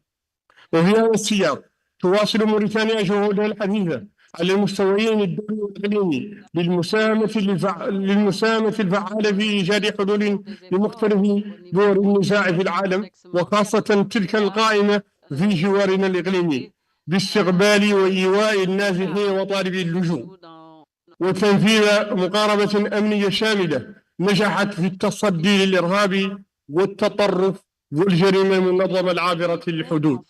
ولعل رئاسة بلاد الاتحاد الإفريقي التي انتهت في 17 من شهر فبراير الماضي، وما تم خلالها من إنجازات في العديد من الملفات الاستراتيجية للقارة، خير دليل على هذا الالتزام. سيد الرئيس، لا يمكن الحديث عن حالة حقوق الإنسان في العالم دون استحضار معاناة الشعب الفلسطيني الشقيق في قطاع غزة، تلك المعاناة التي فاقت حدتها كل التوقعات، ومشاهد الدمار الهائل الذي خلفه العدوان، وعشرات آلاف المشردين من النساء والأطفال والمسنين، لدليل قاطع على عدم تحمل المجتمع الدولي لمسؤولياته.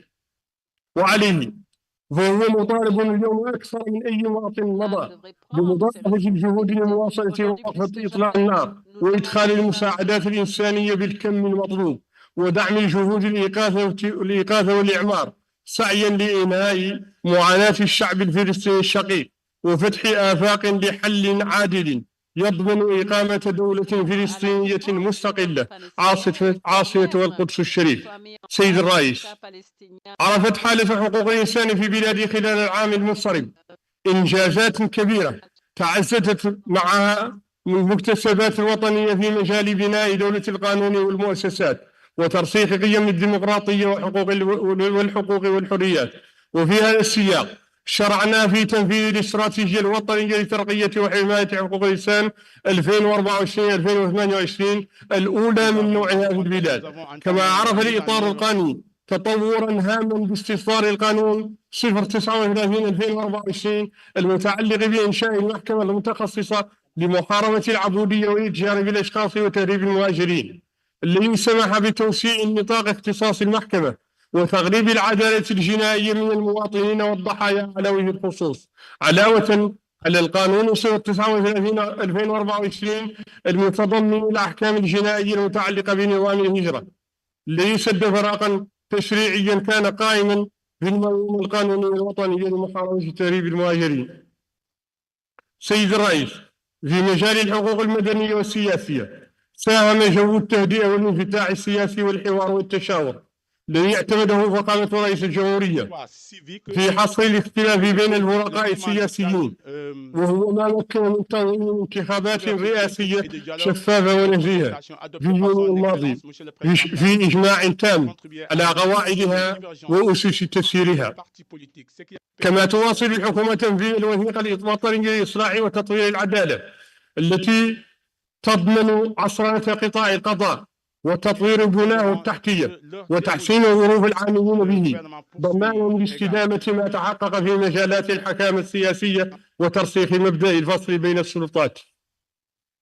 وفي مجال الحماية أطلقنا منصة رقمية تدعى حمايتي لاستقبال ومعالجة الشكاوي المتعلقة بانتهاكات حقوق الإنسان، كما قمنا عن طريق صندوق الدعم ومساعدة ضحايا الإتجار بتسليم منح مالية لتمويل أنشطة مدرة للدخل لصالح ضحايا الإتجار بالأشخاص، علاوة على اعتماد خطة العمل الوطنية الثانية لمكافحة هذه الظاهرة.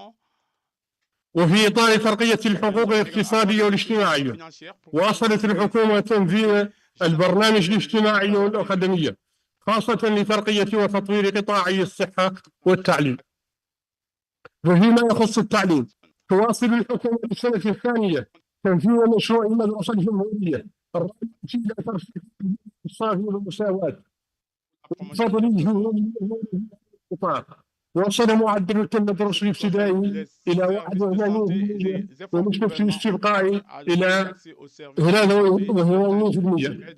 وفيما يتعلق بالخدمات الصحية مكنت جهود الحكومة من إيصال نسبة الخدمات الصحية لما يناهز 80% سنة 2024. سيد الرئيس، عملنا خلال العام المنصرم على تعزيز تفاعل البلاد إيجابي مع الآليات الدولية وتعزيز تواجد خبراء الوطنيين في لجان المعاهدات الدولية. وفي هذا السياق تم انتخاب بلادنا لعضوية اللجنة الأمم المتحدة لحقوق الطفل، كما تم تقديم ومتابعة تقارير الدول الدولية والتقارير المتابعة أمام كل من اللجنة الأمم المتحدة لحقوق الاقتصادية والاجتماعية ولجنة الخبراء الأفارقة لحقوق ورفاهية الطفل.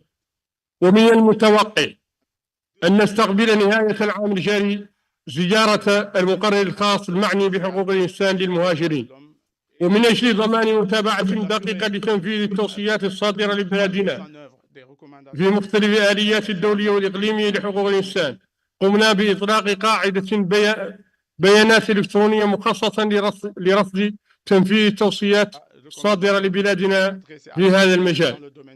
اسمحوا لي ختاما أن أؤكد لكم حرص السلطات العليا في بلادنا على المضي قدما في مواكبة كافة الجهود الرامية إلى صون كرامة الإنسان على مستوى القارة، متمنيا لأعمال دورتنا التوفيق والنجاح، وأشكركم والسلام عليكم. Merci, professeur. J'appelle la délégation d'Afrique du Sud, le acting deputy director, Nukupumla Mabena. Thank you Afrique du very Sud. Vous êtes là? Thank you very much.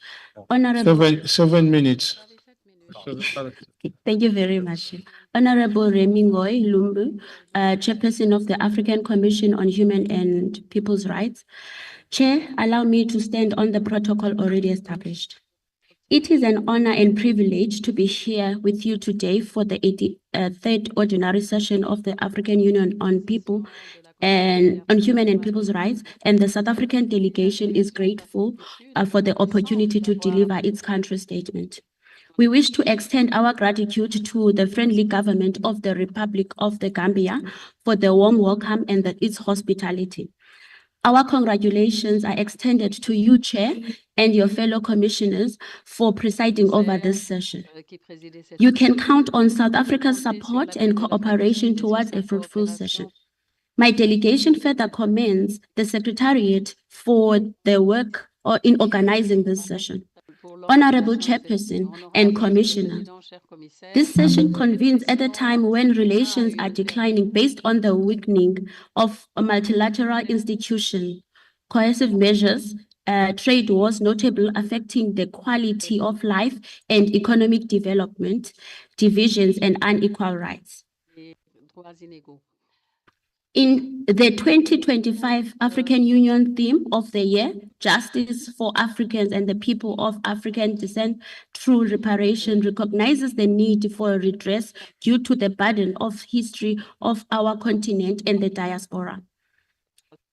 South Africa remains committed to Pan-Africanism and strongly believes that the call for reparation must be utilized to tackle our debt challenges, poverty alleviation, inequality, and must lead our collective development.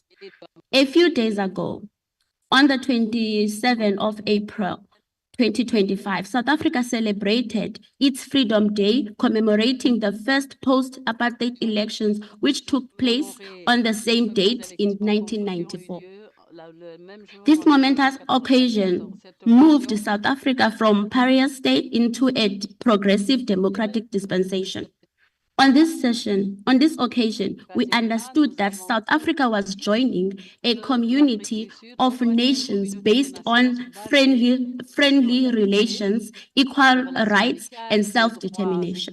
Chairperson, democracy is thriving in South Africa today with strong institutions and deeply ingrained culture of human rights underpinned by a progressive constitution.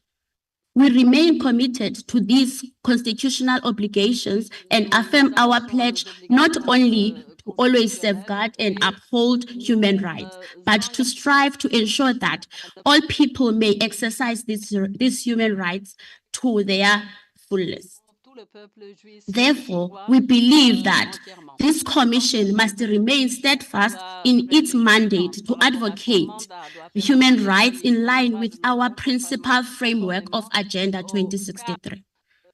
The milestone and the implementation of Agenda 2063 were developed to inspire and unite all Africans and the diaspora in action around the shared values of peaceful, integrated, and prosperous Africa. Therefore, a universal culture of good governance, democratic ideals, gender equality, and respect for human rights, justice, and the rule of law remains paramount in the implementation and the achievement of Agenda 2063 and the second 10-year implementation plan. Chairperson, South Africans understand the burden of oppression, which is why the enjoyment of rights and freedoms without distinction of race, color, sex, religion, and any other affiliation safeguard jealousy. Our Constitution embodies us to build a just, equitable, and prosperous South Africa for all. Since its adoption of our nation has been working hard to improve its democratic legislation and to bring into compliance with the international commitments aimed at addressing the inequalities of the past and in compliance with the international human rights obligations. It is therefore a concern to us that freedom of a sovereign country to make decisions about the future of its people was challenged to the point where a campaign of misinformation and propaganda was leveled against our nation as a human rights abuser. It is in this context that His Excellency President Cyril Matamela Ramaphosa signed the Basic Education Laws Amendment Act on the 13th September 2024, and it is at its implementation stage. The Basic Education Laws Amendment Act intends to ensure that everyone has a fair chance at learning in the language they understand, including the recognition of the South African Sign Language as the official language to the for the educational purposes. Similarly, President Cyril Ramaphosa recently signed into law the Expropriation Bill, which repeals the 1975 Expropriation Act and sets out how organs of the state may expropriate land in public interest for various reasons. The Act adheres to Section 25 of the Constitution in ensuring that expropriation is lawful, fair, and may not expropriate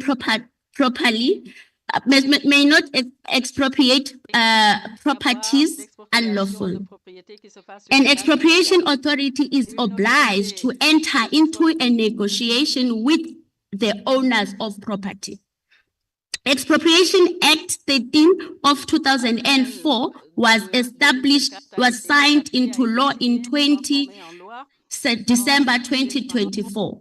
The Expropriation Act allows for expropriation without compensation only in circumstances which is just and equitable and in a public interest to do so.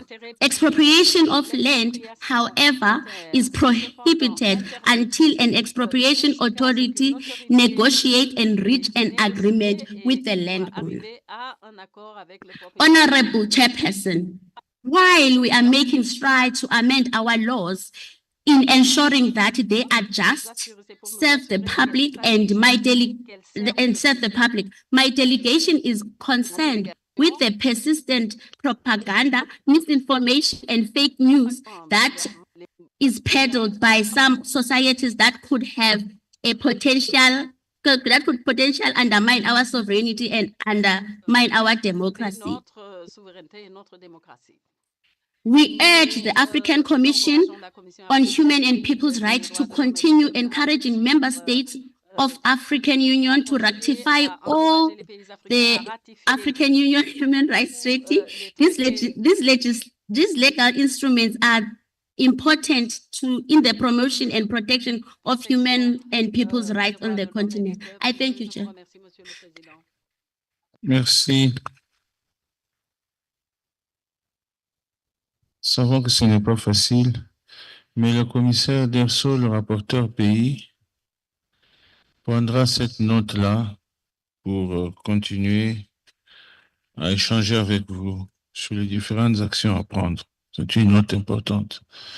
J'appelle la délégation d'Éthiopie, l'ambassadeur Malaïnine Mohamed, député permanent représentatif. Est-ce que... Thank you very much. It is a Sahrawi Republic. 7 minutes, please. Thank you very much. Your Excellency, Chairperson of the Commission, Excellencies, Commissioners, Ambassadors, distinguished Member State delegates, representatives of national human rights mechanisms, NGOs, all protocols observed.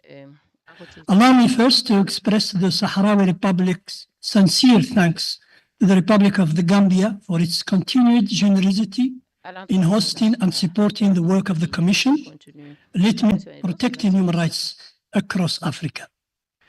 The African Union's 2025 theme on reparations highlights the need for justice, healing, and accountability for historical and ongoing colonial injustices. It is within this general spirit that I am addressing you on behalf of the Sahrawi Republic to inform you with deep concern about one of the most severe, persistent, and yet overlooked human rights and humanitarian crises on our continent. I am talking, Your Excellencies, about the situation in the occupied zones of the Sahrawi Republic, Western Sahara, Africa's last colony, under Morocco's ongoing illegal occupation. The Sahrawi people are being denied their basic rights to self-determination, freedom, and dignity.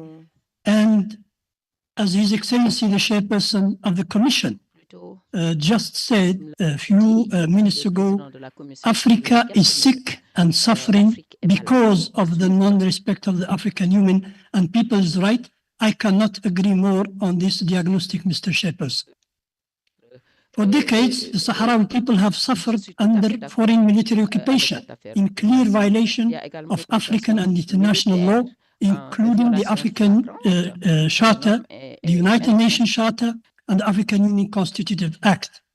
This occupation is not only a denial of sovereignty to a founding AU member, but also the source of widespread systemic abuses that this Commission and all relevant African and UN bodies can no longer ignore, given the grave implications for regional and continental stability. At the heart of this crisis is, of course, the illegal exploitation of Sahrawi natural resources. For years, multinationals and complicit states have looted Western Sahara's fisheries, phosphates, and more in open defiance of international law, including the latest 2024 ruling of the European Court of Justice. This is not mere illegality, it is shameless economic aggression and the theft of African wealth. Meanwhile, Sahrawis endure systematic repression, enforced disappearances, torture, even of children and people with special needs, extrajudicial executions, sexual violence, arbitrary arrests, and sham military trials against civilians. These are not isolated incidents, they are daily systematic realities. Sahrawi civilians are forcibly displaced, their homes destroyed, wells and sources of water devastated, and livestock endangered. This scorched earth policy is a deliberate effort to displace the Sahrawi population and to replace them with Moroccan settlers. Cultural genocide, economic marginalization, and restrictions on education, freedom of speech, and protest aim to suppress Sahrawi identity entirely. Sahrawi political prisoners remain in deplorable conditions, far from home, imprisoned in Moroccan jails. The Gdaim is a group, especially a group of human rights defenders convicted in trials widely condemned by international observers, symbolize the impunity Morocco enjoys, shielded, of course, by powerful ex-colonial allies willing to disregard international law and believing that might can or should make rights in our world. Even more alarming is the media blackout. Journalists, UN bodies, and AU observers are barred from the occupied territory, while activists are punished for speaking out. Western Sahara has become Africa's largest open-air prison, sealed from scrutiny and ruled by fear. The African Commission itself has been blocked from visiting the territory since 2013, 12 years of silence while violations worsen. Since Morocco violated the ceasefire on November 13, 2020, armed conflict resumed between the Moroccan Army of Invasion and the Sahrawi Army of Liberation. Violence against Sahrawi civilians has escalated. Moroccan drones target civilians using prohibited weapons. These indiscriminate attacks constitute war crimes and must be urgently condemned. Mr. President, this is more than a human rights crisis. It is a test of the credibility of our institutions. The African Charter cannot be selectively applied. The Sahrawi Republic is a full AU member state. Its people are fully Africans, yet they feel forgotten, expected to endure and accept horrific abuses in silence, and this is simply unfair. We call on this esteemed commission to fully uphold its responsibilities by urgently resuming its long-delayed mission to the occupied territories, investigating and documenting the full scale of violations in Western Sahara, demanding accountability from the occupying power, and expressing clear solidarity with the Sahrawi people in line with the principles and goals of Pan-Africanism that guided our founding fathers enshrined in our Charter. Excellencies, brothers and sisters, Africa cannot afford to look away. This is not some distant war. It is unfolding here on our soil, under our watch. We are the custodians of this continent's legacy. History will judge us not by our words, not by our intentions, not even by our fears and prudence, but by our actions. No justification, no geopolitical excuse, no diplomatic evasion can absolve inaction. This is not merely a conflict, it is a modern colonization, a continuous crime against humanity, and a grave assault on African dignity taking place in front of our eyes. Let us remember that our nations stand free today because past generations choose to resist injustice, giving their lives and dreams as a sacrifice. Would they have remained silent out of fear or indifference back then, no one of us will be here. Now it is our turn to choose where to stand. We urge the Commission, finally, I am finishing, and we urge all African Union relevant institutions to break the silence and translate their mandates into deeds and actions, because justice delayed is not justice denied. It can also be perceived as complicity or at least a failure to uphold moral and institutional responsibility. I thank you. Merci beaucoup. Nous allons appeler maintenant le Soudan, Monsieur Elzain Ibrahim Hussein, Son Excellence, Monsieur l'Ambassadeur Elzain Ibrahim Hussein. Soudan. Yes. 7 minutes, please.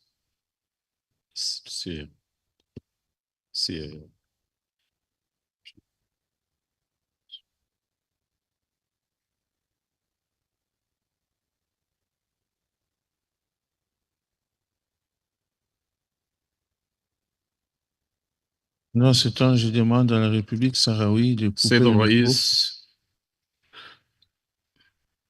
السيد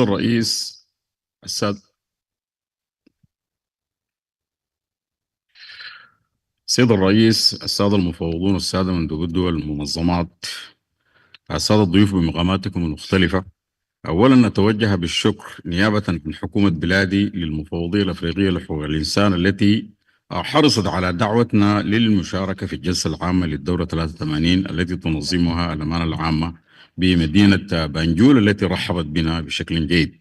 ولأهمية الوضع الحالي في السودان أنفذ مباشرة للموضوع الشاغل الآن لفائدة المشاركين.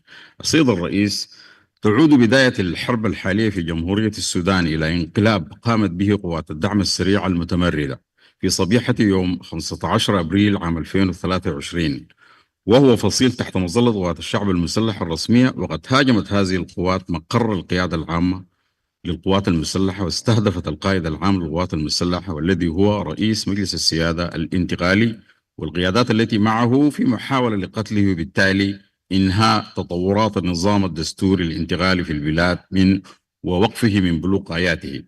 وسبق يوم الانقلاب الفاشل أن أرسلت تلك القوى المتمردة مركبات قتالية عسكرية يوم 12 أبريل عام 2023، أي قبل يومين من هذه المحاولة الفاشلة، إلى مطار مروي 100 كيلومتر شمال الخرطوم تقريبا.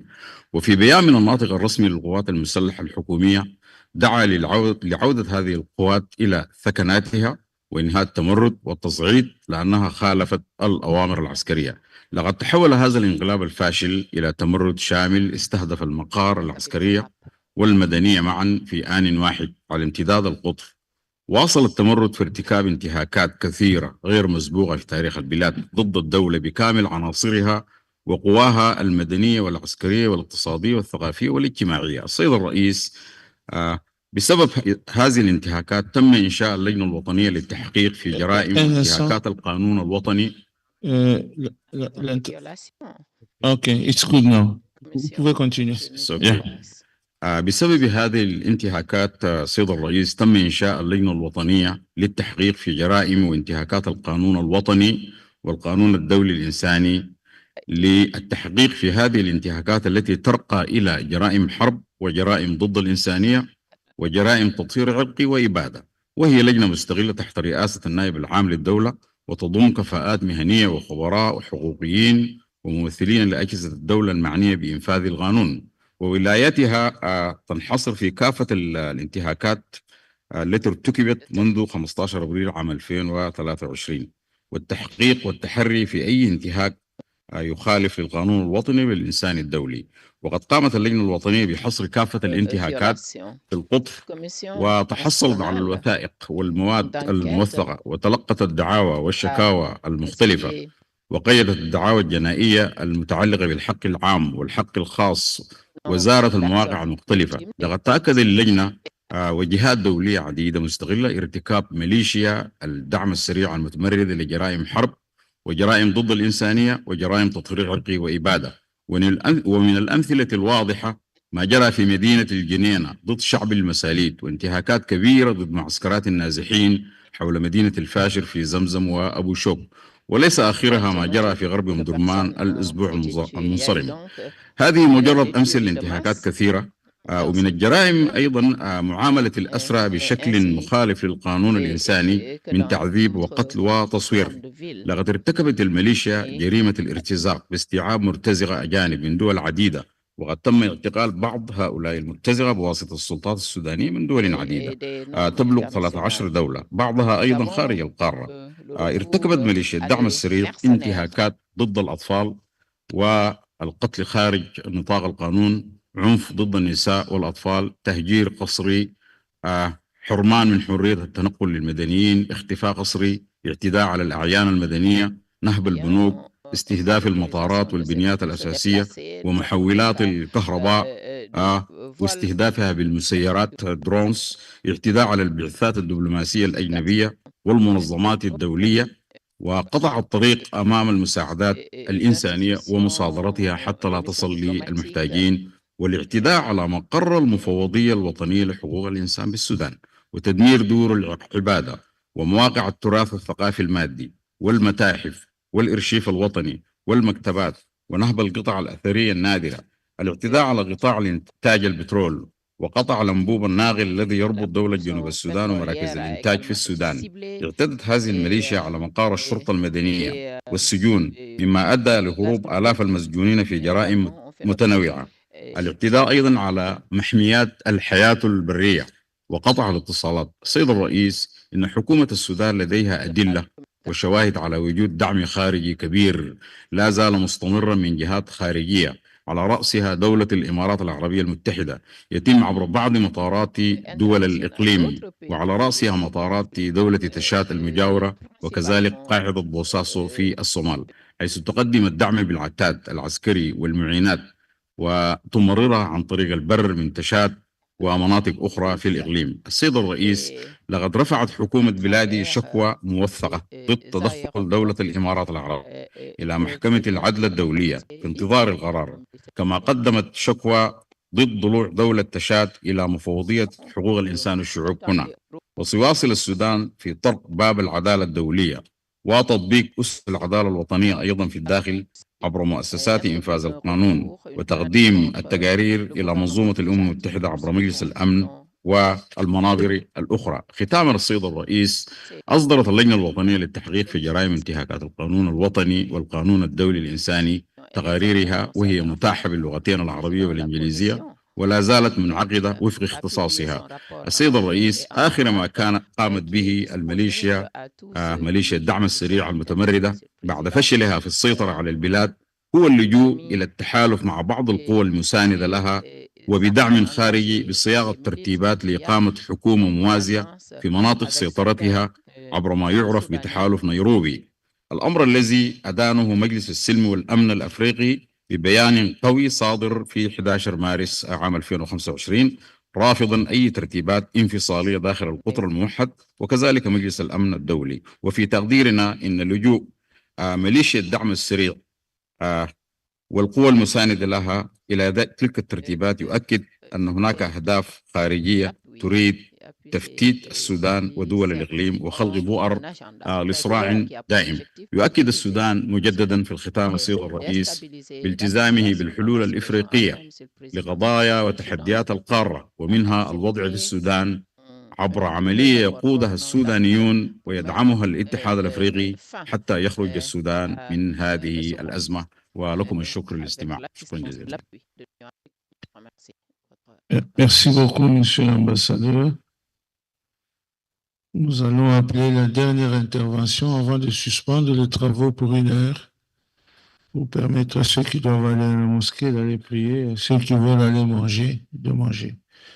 Donc, j'appelle la République du Djibouti, Monsieur Ibrahim Mohamed Amadou, qui est assistant juridique, je crois, à l'ambassade, au nom du gouvernement de Djibouti. Monsieur Ibrahim, vous êtes là? Monsieur Ibrahim, Djibouti, vous êtes là? Je ne le vois pas dans la salle, ce qui nous permet d'appeler quand même une dernière intervention pour les organisations intergouvernementales, la liste des organisations intergouvernementales, United Nations Officer for West Africa and the Sahel, UNOWAS, Barry Freeman, 7 minutes. N'est pas là. Barry Freeman. J'appelle la FIDH, International Federation for Human Rights, Monsieur Mabasafal. The chairperson and members of the African Commission on Human and People's Rights, Excellencies and distinguished participants. Who is speaking? Zelalem, who is speaking? The UN. C'est le UN? Ça va, vous pouvez y aller. Pour 7 minutes, parce qu'on va prendre la pause. Yes. UNOWAS.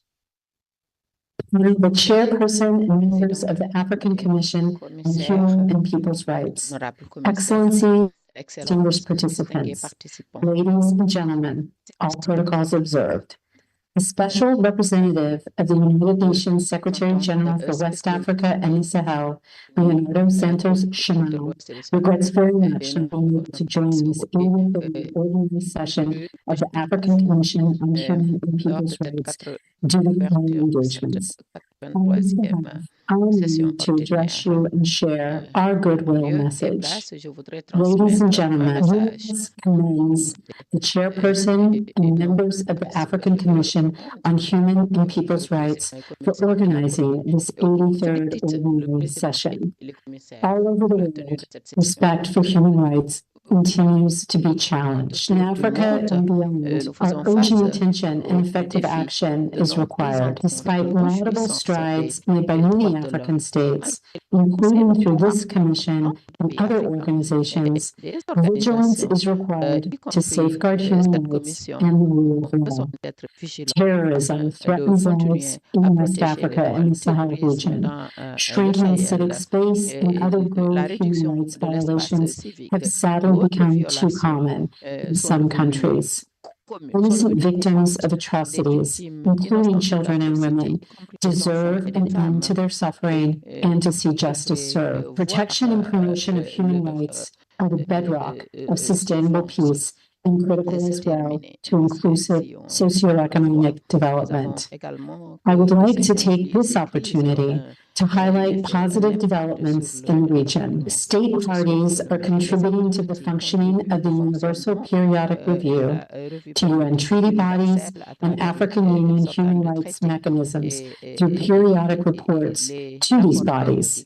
The United Nations encourages EU member states to implement all human rights and governance-related instruments they have ratified, including by fulfilling their obligations to submit timely, periodic reports as required. Ladies and gentlemen, the role played by many national human rights institutions on the continent in reinforcing democracy, good governance, rule of law, and respect for human rights is commendable. The UN encourages state parties to allocate adequate resources to enable national human rights institutions to implement their mandated responsibilities, and for states that have dissolved their human rights commissions to reinstate them. Ladies and gentlemen, I would also like to take this opportunity to recognize and appreciate the efforts of human rights defenders who play a critical role in the promotion and protection of fundamental liberties in the region, often at great risk to themselves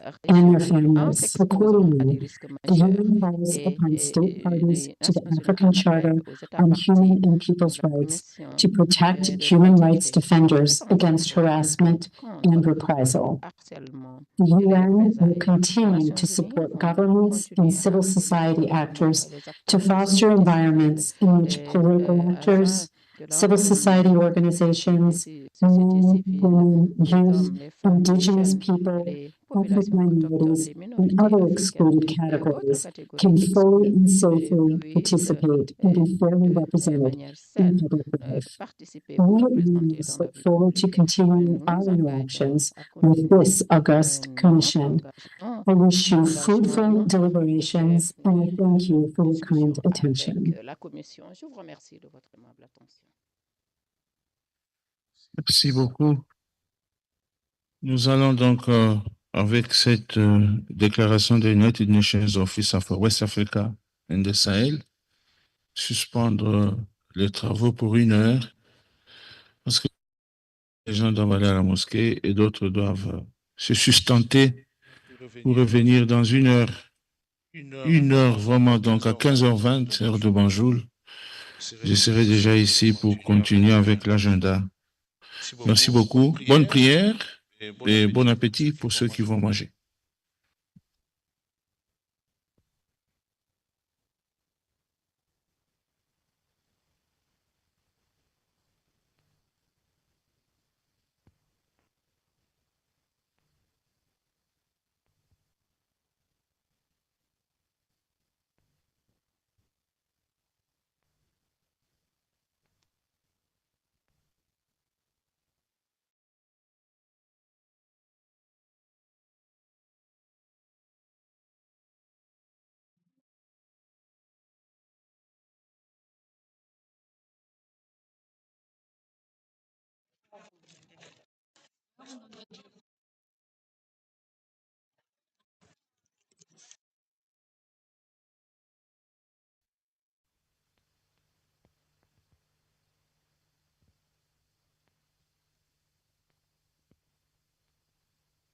Ushers are kindly requested to lead the state delegates to the service points for lunch, and as well to lead the honorable commissioners to the service point for their lunch. Thank you so much. Ushers, please. A remarkable journey that began on October 17th and culminates today, November 6th, 2024. Over the past 21 days, we welcomed state delegates, representatives of NHRIs, and there are 3 service points, one for the commissioners, one for staff, and then the 3rd for the state delegates. Thank you. That transcend borders. From the opening statements that set the tone for our deliberations to the passionate debates on pressing human rights issues in Africa, each moment has underscored our collective commitment to the promotion and protection of human rights across our continent. We also celebrated Africa Human Rights Day on 21st of October with a joint colloquium on realizing economic, social, and cultural rights in Africa. We held various panels that addressed critical topics essential to the promotion and protection of human rights. The rich diversity of voices represented strengthened our resolve and enriched our understanding of the challenges we face. As we celebrate our achievements, let us also remember the work that lies ahead, guiding us as we strive to create a future where the rights of every individual are respected and upheld. We extend our heartfelt gratitude to all participants, advocates of human rights, and organizations who contributed their time, expertise, and passion to the 81st Ordinary Session. Your dedication is the heartbeat of our mission. As we draw to a close, let us carry forward the spirit of collaboration and solidarity that has defined these discussions. Together, we can build a brighter future for all Africans, ensuring that the principles of human dignity, equality, and justice remain at the forefront of our efforts. Thank you. Can we have the photographer, please? The official photographer of the African Commission, please. Thank you. Please come over here. We need you. Progress in unity, and as we part, may we always remember that human rights is our collective responsibility. We need the photographers, please. Thank you.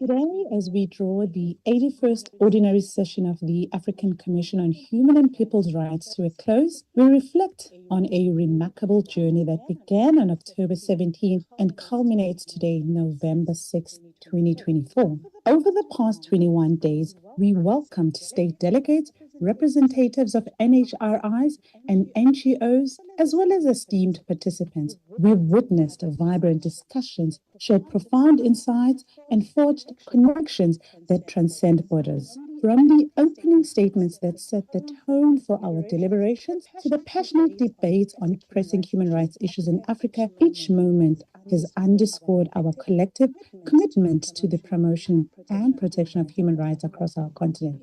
We also celebrated Africa Human Rights Day on 21st of October with a joint colloquium on realizing economic, social, and cultural rights in Africa. We held various panels that addressed critical topics essential to the promotion and protection of human rights. The rich diversity of voices represented strengthened our resolve and enriched our understanding of the challenges we face. As we celebrate our achievements, let us also remember the work that lies ahead, guiding us as we strive to create a future where the rights of every individual are respected and upheld.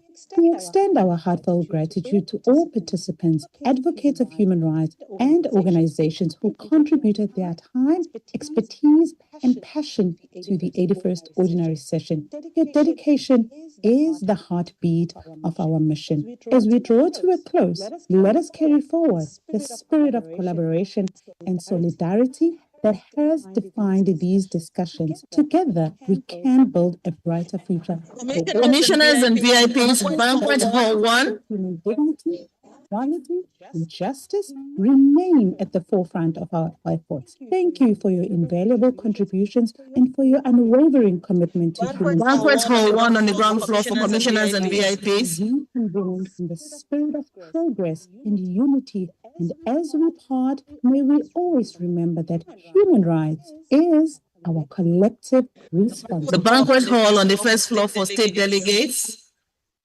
and staff members, interpreters, and all the service providers for the session will be glass room 1. Once you come out of this building, to your left, yes. Thank you. The African Commission on Human and People's Rights to a close, we reflect on a remarkable journey that began on October 17 and culminates today, November 6, 2024. Over the past 21 days, we welcomed state delegates, representatives of NHRIs and NGOs, as well as esteemed participants. We witnessed vibrant discussions, shared profound insights, and forged connections that transcend borders. From the opening statements that set the tone for our deliberations to the passionate debates on pressing human rights issues in Africa, each moment has underscored our collective commitment to the promotion and protection of human rights across our continent. We also celebrated Africa Human Rights Day on 21st of October with a joint colloquium on realizing economic, social, and cultural rights in Africa. We held various panels that addressed critical topics essential to the promotion and protection of human rights. The rich diversity of voices represented strengthened our resolve and enriched our understanding of the challenges we face. As we celebrate our achievements, let us also remember the work that lies ahead, guiding us as we strive to create a future where the rights of every individual are respected and upheld. We extend our heartfelt gratitude to all participants, advocates of human rights, and organizations who contributed their time, expertise, and passion to the 81st Ordinary Session. Your dedication is the heartbeat of our mission. As we draw to a close, let us carry forward the spirit of collaboration and solidarity that has defined these discussions. Together, we can build a brighter future for all Africans, ensuring that the principles of human dignity, equality, and justice remain at the forefront of our efforts. Thank you for your invaluable contributions and for your unwavering commitment to human rights. Safe travels, and we look forward to reconvening in the spirit of progress and unity. And as we part, may we always remember that human rights is our collective responsibility.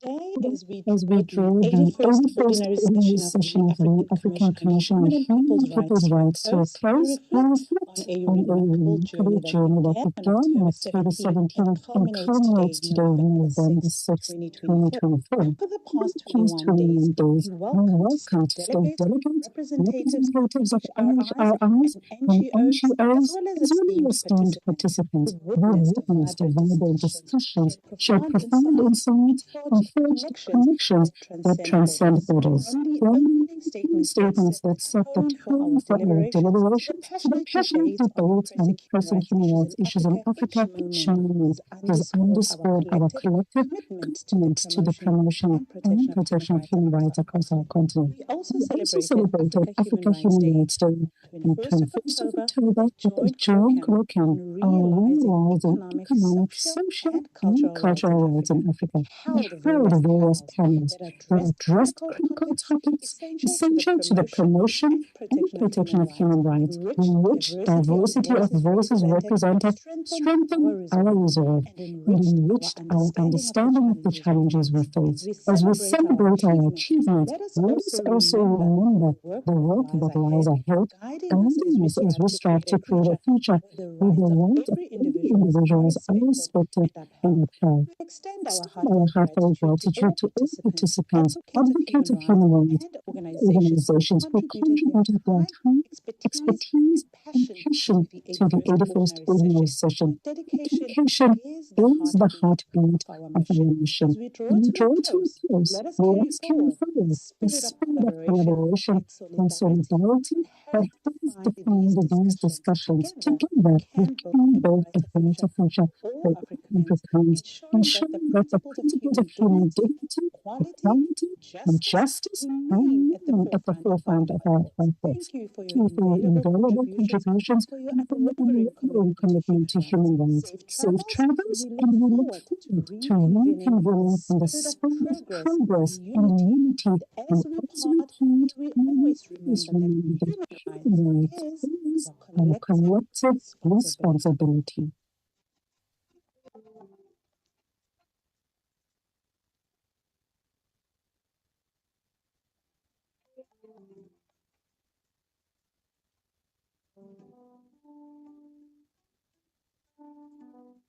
As we draw the 81st ordinary session of the African Commission on Human and People's Rights to a close, we reflect on a remarkable journey that began on October 17th and culminates today, November 6th, 2024.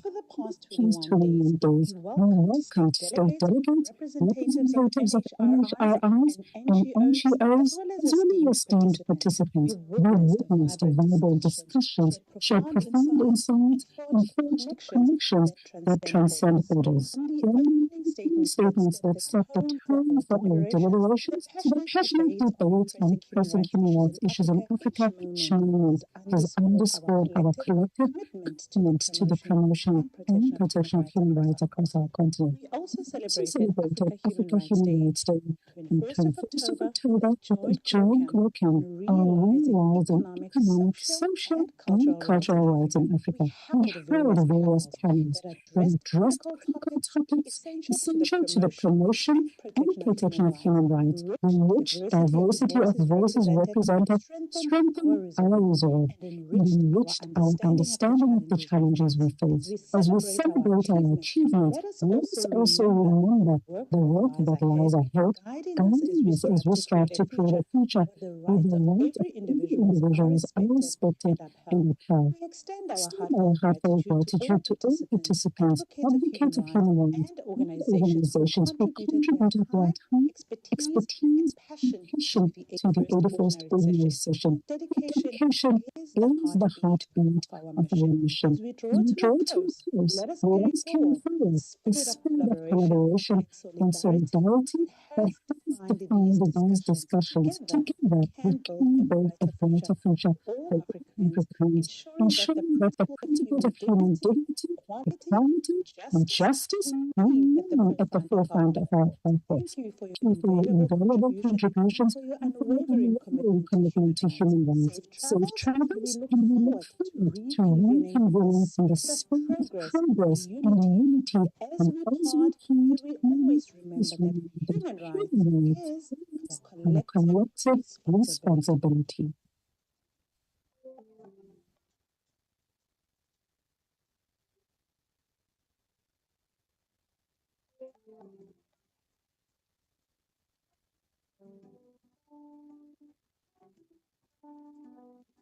Today, as we draw the 81st ordinary session of the African Commission on Human and People's Rights to a close, we reflect on a remarkable journey that began on October 17th and culminates today, November 6th, 2024. For the past 21 days, we welcomed state delegates, representatives of NHRIs and NGOs, as well as esteemed participants. We witnessed vibrant discussions, showed profound insights, and forged connections that transcend borders. Statements that set the tone for our deliberations to the passionate debate on pressing human rights issues in Africa each moment has underscored our collective commitment to the promotion and protection of human rights across our continent. We also celebrated Africa Human Rights Day on 21st of October with a joint weekend on rising economic, social, and cultural rights in Africa. We held various panels that addressed critical topics essential to the promotion and protection of human rights, in which diversity of voices represented strengthened our resolve and enriched our understanding of the challenges we face. As we celebrate our achievements, let us also remember the work that lies ahead, guiding us as we strive to create a future where the rights of every individual is respected and upheld. Our heartfelt gratitude to all participants, advocates of human rights, and organizations who contributed their time, expertise, and passion to the 81st ordinary session. Dedication is the heartbeat of our mission.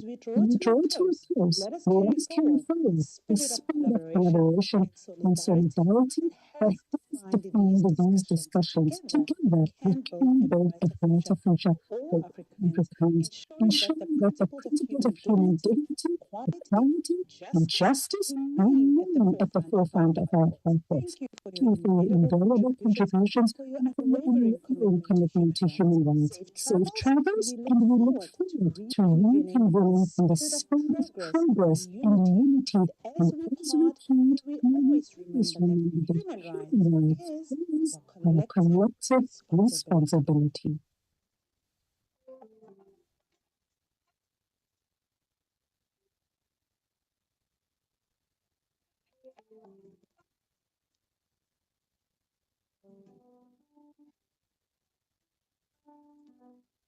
Today, as we draw the 81st ordinary session of the African Commission on Human and People's Rights to a close, we reflect on a remarkable journey that began on October 17 and culminates today on November 6, 2024. For the past 21 days, we welcomed state delegates, representatives of NHRIs and NGOs, as well as esteemed participants. We witnessed viable discussions, shared profound insights, and forged connections that transcend borders.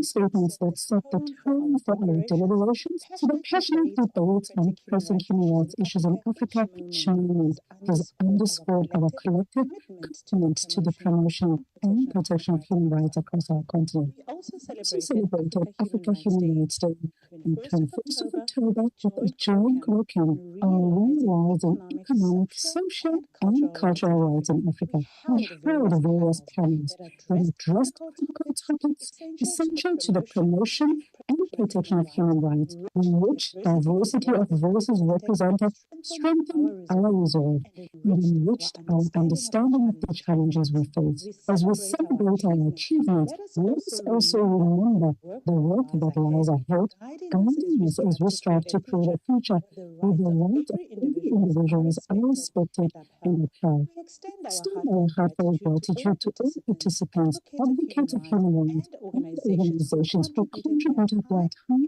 expertise, and passion to the 81st ordinary session. Dedication is the heartbeat of our mission. As we draw to a close, let us carry forward the spirit of collaboration and solidarity that has defined these discussions. Together, we can build a brighter future for Africans, ensuring that the principles of human dignity, equality, and justice remain at the forefront of our efforts. Thank you for your invaluable contributions and for your unwavering commitment to human rights. Safe travels, and we look forward to reconvening in the spirit of progress and unity. And as we part, we always remember that human rights is our collective responsibility.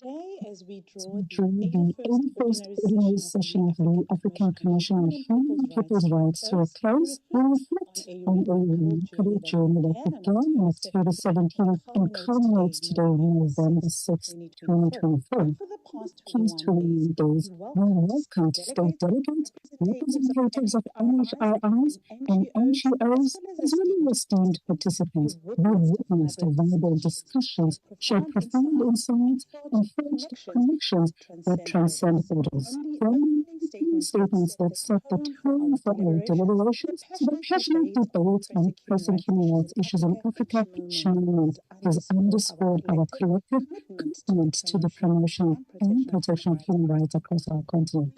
We also celebrated Africa Human Rights Day on 21st of October with a joint colloquium on realizing economic, social, and cultural rights in Africa. We held various panels that addressed critical topics essential to the promotion and protection of human rights, in which diversity of voices represented strengthened our resolve and enriched our understanding of the challenges we face. As we celebrate our achievements, let us also remember the work that lies ahead, guiding us as we strive to create a future where the right of every individuals are respected and upheld. Extend our heartfelt gratitude to all participants, advocates of human rights, and organizations who contributed their time, expertise, and passion to the 81st Ordinary Session. Dedication is the heartbeat of our mission. As we draw to a close, we ask carry forward the spirit of collaboration and solidarity that has defined these discussions. Together, we can build a brighter future for Africans, ensuring that the principles of human dignity, equality, and justice remain at the forefront of our efforts. Thank you for your invaluable contributions and for your unwavering commitment to human rights. Safe travels, and we look forward to reconvening on the spirit of progress and unity, and also include this remember that human rights is our collective responsibility.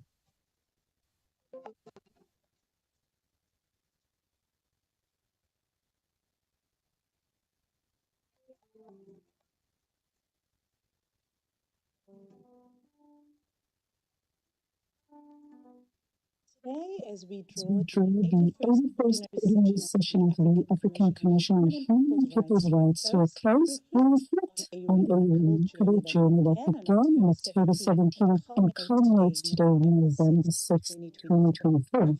For the past 21 days, we welcomed state delegates, representatives of NHRIs and NGOs, as well as esteemed participants. We witnessed vibrant discussions, shared profound insights, and forged connections that transcend borders. From statements that set the tone for our deliberations to the passionate debates on pressing human rights issues in Africa, each moment has underscored our collective commitment to the promotion and protection of human rights across our continent. We also celebrated Africa Human Rights Day on 21st of October with a joint curriculum on realizing economic, social, and cultural rights in Africa. We held various panels that addressed critical topics essential to the promotion and protection of human rights, in which diversity of voices represented strengthened our resolve and enriched our understanding of the challenges we face. As we celebrate our achievements, let us also remember the work that lies ahead, guiding us as we strive to create a future where the rights of every individual are respected and upheld. Extend our heartfelt gratitude to all participants, advocates of human rights, organizations who contributed their time, expertise, and passion to the 81st Ordinary Session. Dedication is the heartbeat of our mission. As we draw to a close, we ask carry forward the spirit of collaboration and solidarity that has defined these discussions. Together, we can build a brighter future for Africans, ensuring that the principles of human dignity, equality, and justice remain at the forefront of our efforts. Thank you for your invaluable contributions and for your unwavering commitment to human rights. Safe travels, and we look forward to reconvening on the spirit of progress and unity, and also include always remember that human rights is our collective responsibility.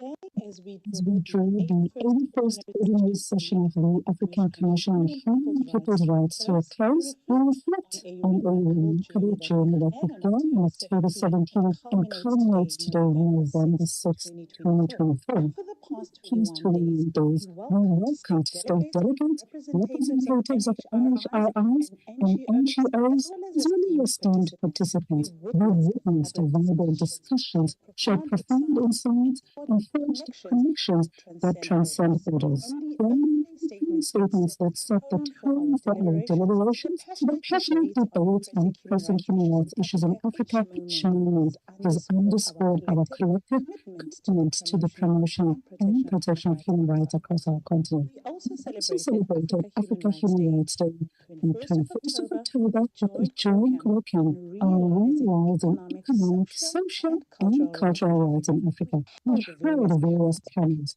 that address critical topics essential to the promotion and protection of human rights, in which diversity of voices represented strengthen our resolve and enriched our understanding of the challenges we face. As we celebrate our achievements, let us also remember the work that lies ahead, guiding us as we strive to create a future where the rights of every individual are respected and upheld. Extend our heartfelt gratitude to all participants, advocates of human rights, and organizations who contributed their time, expertise, and passion to the 81st Ordinary Session. Dedication is the heartbeat of our mission. As we draw to a close, let us carry forward the spirit of collaboration and solidarity that has defined these discussions. Together, we can build a brighter future for Africans, ensuring that the principles of human dignity,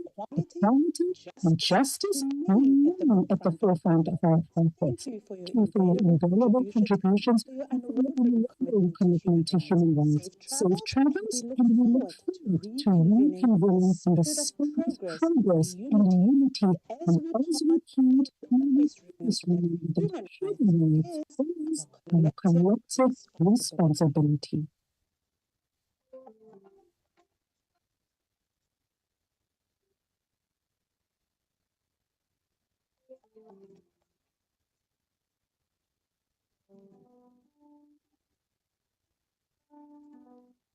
Today, as we draw the 81st Ordinary Session of the African Commission on Human and People's Rights to a close, we reflect on a remarkable journey that began on October 17 and culminates today on November 6, 2024. For the past 21 days, we welcomed state delegates, representatives of NHRIs and NGOs, as well as esteemed participants. We witnessed vibrant discussions, shared profound insights, and forged connections that transcend borders. From statements that set the tone for our deliberations to the passionate debates on pressing human rights issues in Africa, each moment has underscored our collective commitment to the promotion and protection of human rights across our continent. We also celebrated Africa Human Rights Day on 21st of October with a joint weekend on realizing economic, social, and cultural rights in Africa.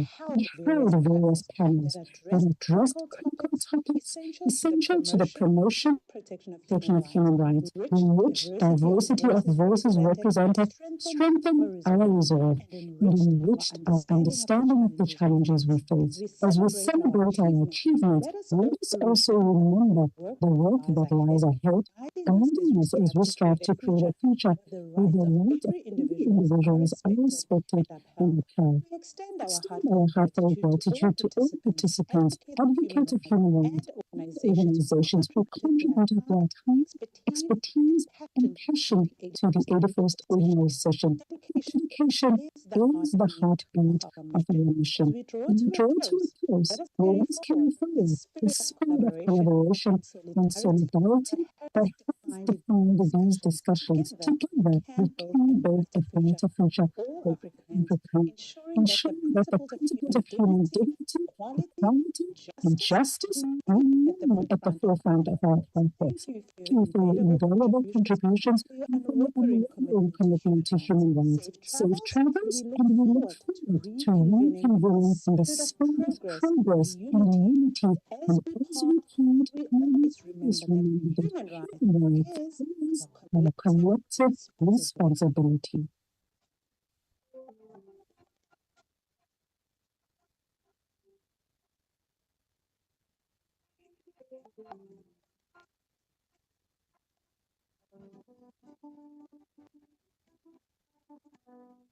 Today, as we draw the 81st Ordinary Session of the African Commission on Human and People's Rights to a close, we reflect on a remarkable journey that began on October 17 and culminates today on November 6, 2024. For the past 21 days, we welcomed state delegates, representatives of NHRIs and NGOs, as well as esteemed participants. We witnessed vibrant discussions, shared profound insights, and forged connections that transcend borders. From statements that set the tone for our deliberations to the passionate passionate debate on pressing human rights issues in Africa each moment has underscored our collective commitment to the promotion and protection of human rights across our continent. We also celebrated Africa Human Rights Day on 21st of October with a joint curriculum on rising economic, social, and cultural rights in Africa. We held various panels that addressed critical topics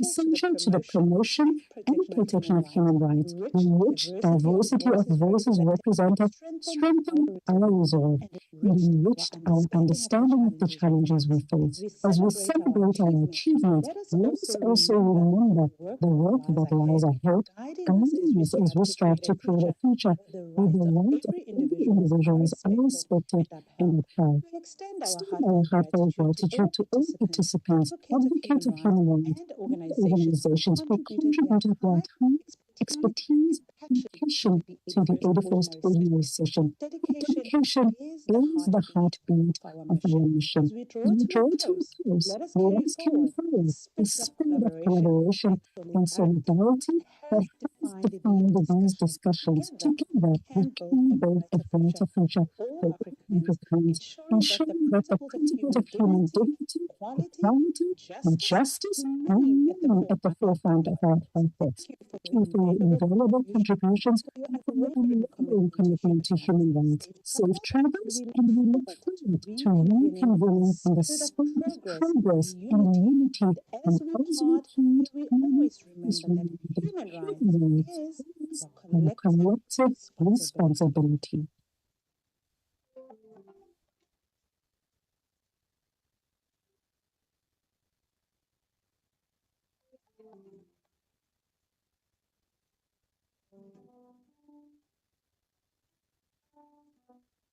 Today, as we draw the 81st Ordinary Session of the African Commission on Human and People's Rights to a close, we reflect on a remarkable journey that began on October 17 and culminates today on November 6, 2024. For the past 21 days, we welcomed state delegates, representatives of NHRIs and NGOs, as well as esteemed participants. We witnessed vibrant discussions, shared profound insights, and forged connections that transcend borders. From statements that set the tone for our deliberations to the passionate debates on pressing human rights issues in Africa each moment has underscored our collective commitment to the promotion and protection of human rights across our continent. We also celebrated Africa Human Rights Day on 21st of October with a joint curriculum on rising economic, social, and cultural rights in Africa.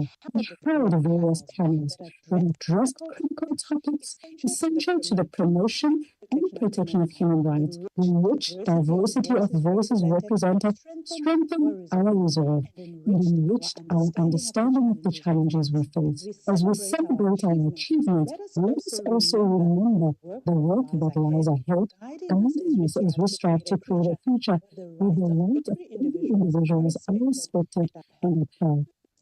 Our heartfelt gratitude to all participants, advocates of human rights, and organizations who contributed their time, expertise, and passion to the 81st Ordinary Session. Dedication is the heartbeat of our mission. And we draw to a close, let us carry forward the spirit of collaboration and solidarity that has defined these discussions. Together, we can build a brighter future for Africans, ensuring that the principles of human dignity, equality, and justice remain at the forefront of our efforts. Thank you for your invaluable contributions and for your unwavering commitment to human rights. Safe travels, and we look forward to reconvening in the spirit of progress and unity, and we always remember that human rights is a collective responsibility.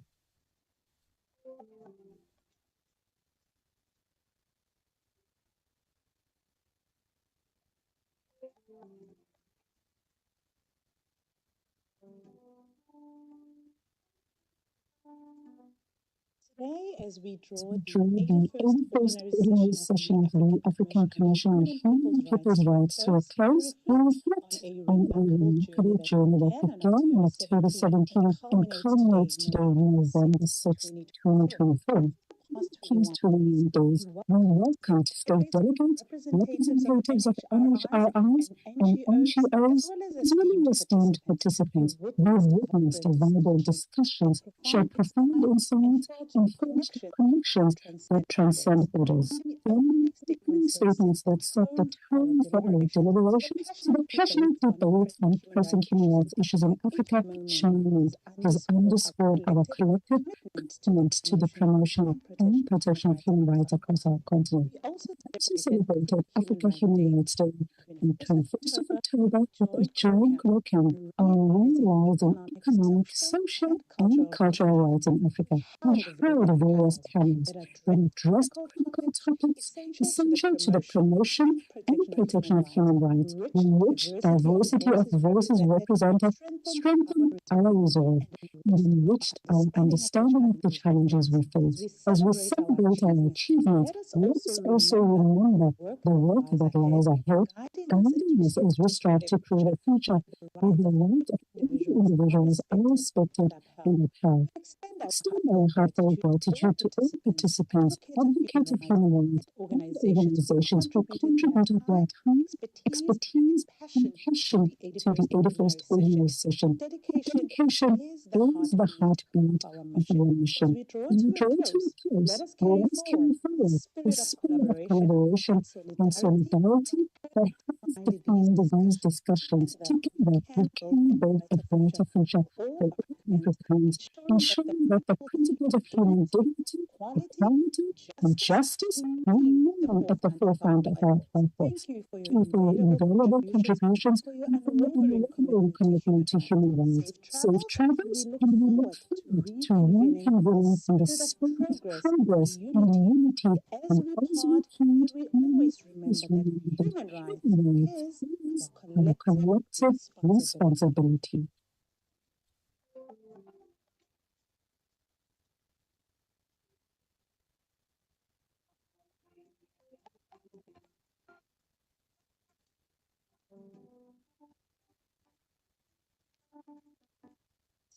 As we draw the 81st Ordinary Session of the African Commission on Human and People's Rights to a close, we reflect on a remarkable journey that began on October 17 and culminates today on November 6, 2024. Over the past 21 days, we welcomed state delegates, representatives of NHRIs and NGOs, as well as esteemed participants. We witnessed vibrant discussions, shared profound insights, and forged connections that transcend borders. Statements that set the tone for our deliberations to the passionate debate on pressing human rights issues in Africa has underscored our collective commitment to the promotion and protection of human rights across our continent. We also celebrated Africa Human Rights Day on 21st of October with a joint colloquium on rising economic, social, and cultural rights in Africa. We held various panels that addressed critical topics essential to the promotion and protection of human rights, in which diversity of voices represented strengthened our resolve and enriched our understanding of the challenges we face. As we celebrate our achievements, let us also remember the work that lies ahead, guiding us as we strive to create a future where the rights of every individual is respected and upheld. Extend our heartfelt gratitude to all participants, advocates of human rights, organizations who contributed their time, expertise, and passion to the 81st Ordinary Session. Dedication is the heartbeat of our mission. As we draw to a close, let us carry forward the spirit of collaboration and solidarity that has define these discussions together, we can build a brighter future for Africans, ensuring that the principles of human dignity, equality, and justice remain at the forefront of our efforts. Thank you for your invaluable contributions and for your unwavering commitment to human rights. Safe travels, and we look forward to reconvening in the spirit of progress and unity. And we always remember that human rights is our collective responsibility.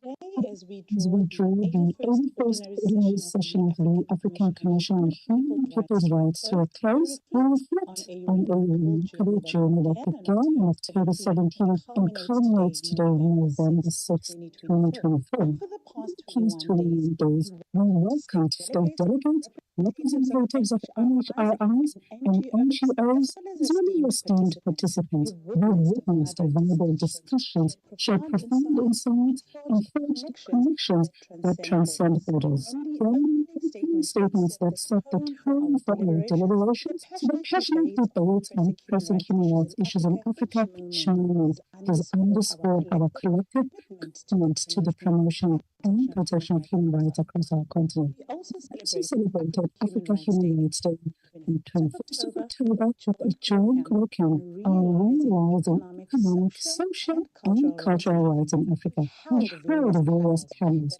that addressed critical topics essential to the promotion and protection of human rights, in which diversity of voices represented strengthened our resolve and enriched our understanding of the challenges we face. As we celebrate our achievements, let's also remember the work that lies ahead, guiding us as we strive to create a future where the rights of every individual are respected and upheld. Extend our heartfelt gratitude to participants, advocates of human rights, and organizations who contributed their time, expertise, and passion to the 81st Ordinary Session. Dedication is the heartbeat of our mission. As we draw to a close, let us carry forward the spirit of collaboration and solidarity that has defined these discussions. Together, we can build a brighter future for Africans, ensuring that the principles of human dignity,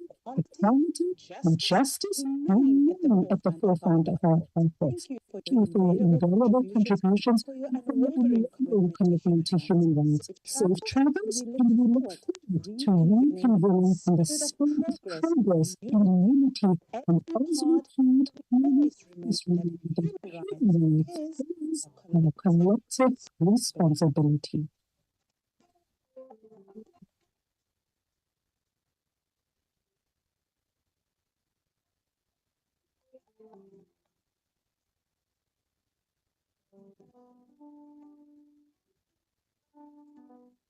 Today, as we draw the 81st Ordinary Session of the African Commission on Human and People's Rights to a close, we reflect on a remarkable journey that began on October 17 and culminates today, November 6, 2024.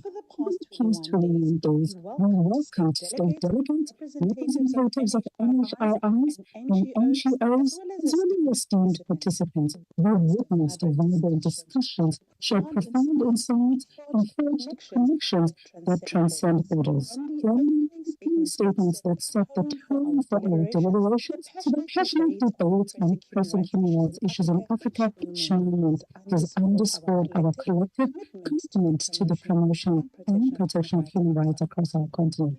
We also celebrated Africa Human Rights Day on 21st of October with a joint curriculum on realizing economic, social, and cultural rights in Africa.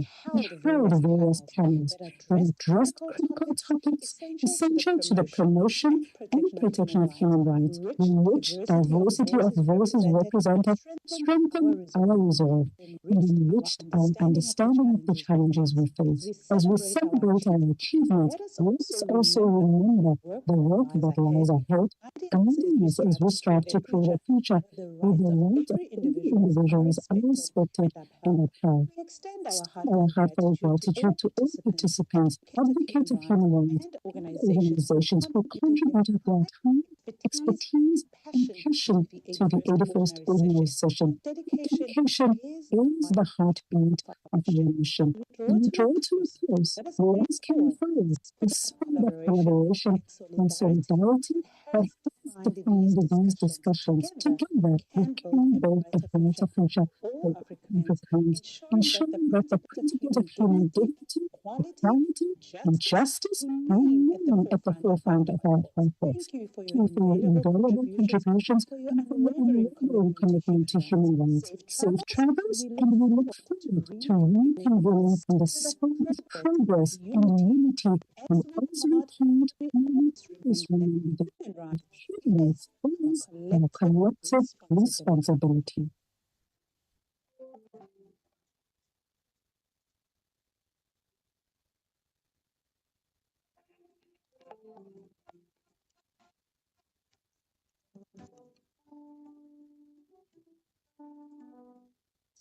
As we draw the 81st Ordinary Session of the African Commission on Human and People's Rights to a close, we reflect on a remarkable journey that began on October 17 and culminates today on November 6, 2024. For the past 21 days, we welcomed state delegates, representatives of NHRIs and NGOs, as well as esteemed participants. We witnessed vibrant discussions, shared profound insights, and forged connections that transcend borders.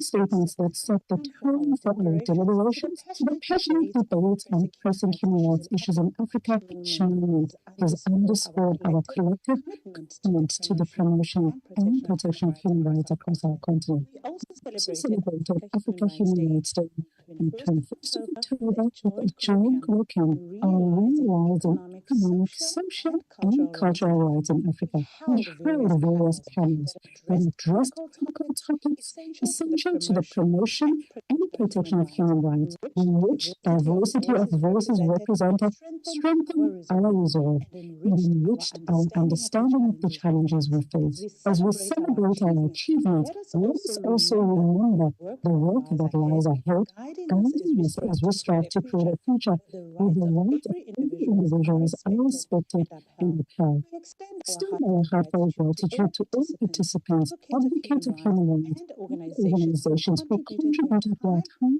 expertise, and passion to the 81st Ordinary Session. Dedication is the heartbeat of our mission. We draw to a close. Let us carry forward the spirit of collaboration and solidarity that has defined these discussions.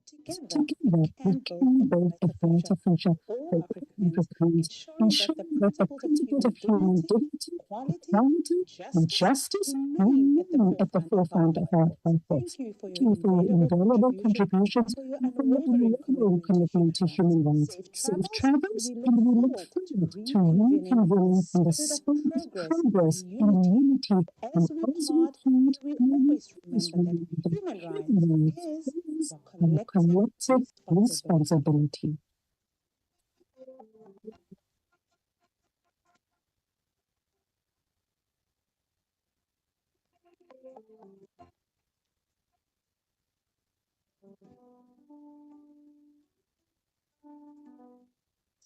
As we draw the 81st Ordinary Session of the African Commission on Human and People's Rights to a close, we reflect on a remarkable journey that began on October 17 and culminates today on November 6, 2024. For the Please to days, we welcomed state delegates, representatives of NHRIs and NGOs, as well as esteemed participants. We witnessed vibrant discussions, shared profound insights, and forged connections that transcend borders. From statements that set the tone for our deliberations to the passionate debates on pressing human rights issues in Africa, each moment has underscored our collective commitment to the promotion and protection of human rights across our continent.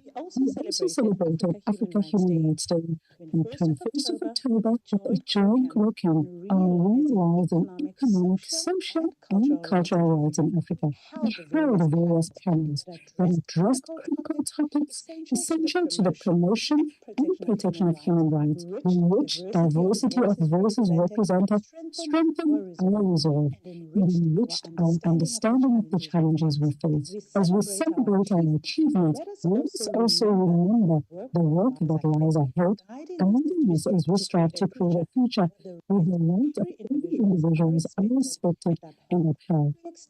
Our heartfelt gratitude to all participants, advocates of human rights, and organizations who contributed their time, expertise, and passion to the 81st Ordinary Session. Dedication is the heartbeat of our mission. We draw to a close, let us carry forward the spirit of collaboration and solidarity that has defined these discussions. Together, we can build a brighter future for Africans, ensuring that the principles of human dignity, equality, and justice remain at the forefront of our efforts. Thank you for your invaluable contributions and for your unwavering commitment to human rights. Safe travels, and we look forward to reconvening in the spirit of progress and unity, and as we can't always remember that human rights is our collective responsibility.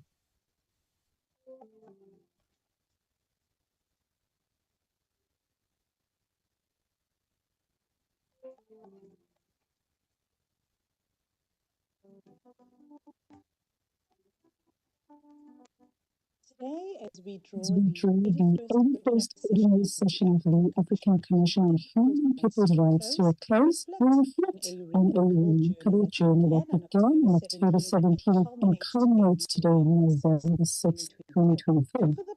These 21 days, we welcomed state delegates, representatives of NHRIs and NGOs, as well as esteemed participants. We witnessed vibrant discussions, shared profound insights, and forged connections that transcend borders. From statements that set the tone for our deliberations to the passionate debates on pressing human rights issues in Africa, each moment has underscored our collective commitment to the promotion and protection of human rights across our continent. We also celebrated Africa Human Rights Day on 21st of October with a joint curriculum on realizing economic, social, and cultural rights in Africa. We held various panels that addressed critical topics essential to the promotion and protection of human rights, in which diversity of voices represented strengthened our resolve and enriched our understanding of the challenges we face. As we celebrate our achievements,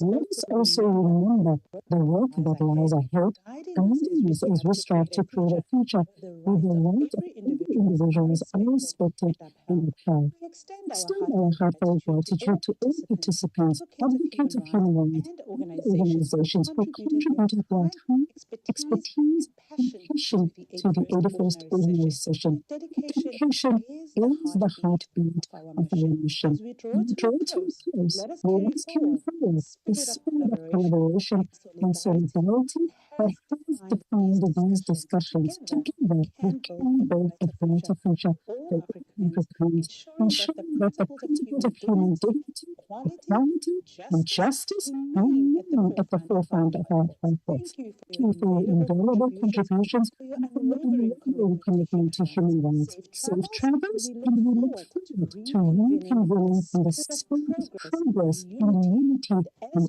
as we can't always remember that human rights is our collective responsibility.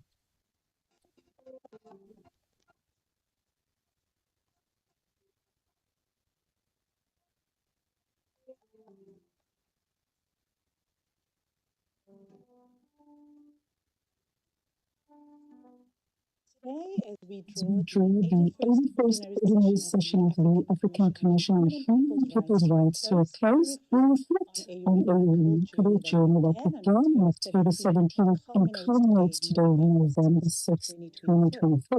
For the past 21 days, we welcomed state delegates, representatives of NHRIs and NGOs, as well as esteemed participants who witnessed vibrant discussions, shared profound insights, and forged connections that transcend borders. Statements that set the tone for our deliberations to the passionate debates on pressing human rights issues in Africa each moment has underscored our collective commitment to the promotion and protection of human rights across our continent. We also celebrated Africa Human Rights Day on 21st of October with a joint working on realizing economic, social, and cultural rights in Africa. We held various panels that addressed critical topics essential to the promotion and protection of human rights, in which diversity of voices represented strengthened our resolve and enriched our understanding of the challenges we face. As we celebrate our achievements, let us also remember the work that lies ahead, guiding us as we strive to create a future where the rights of every individual is respected and upheld. Our heartfelt gratitude to all participants, advocates of human rights, and organizations who contributed their time, expertise, and passion to the 81st Ordinary Session. Dedication is the heartbeat of our mission. As we draw to a close, let us carry forward the spirit of collaboration and solidarity that has defined these discussions. Together, we can build a brighter future for Africans, ensuring that the principles of human dignity, equality, and justice remain at the forefront of our efforts. Thank you for your invaluable contributions and for your unwavering commitment to human rights. Safe travels, and we look forward to reconvening in the spirit of progress and unity, and as we count, we always remember that human rights is our collective responsibility.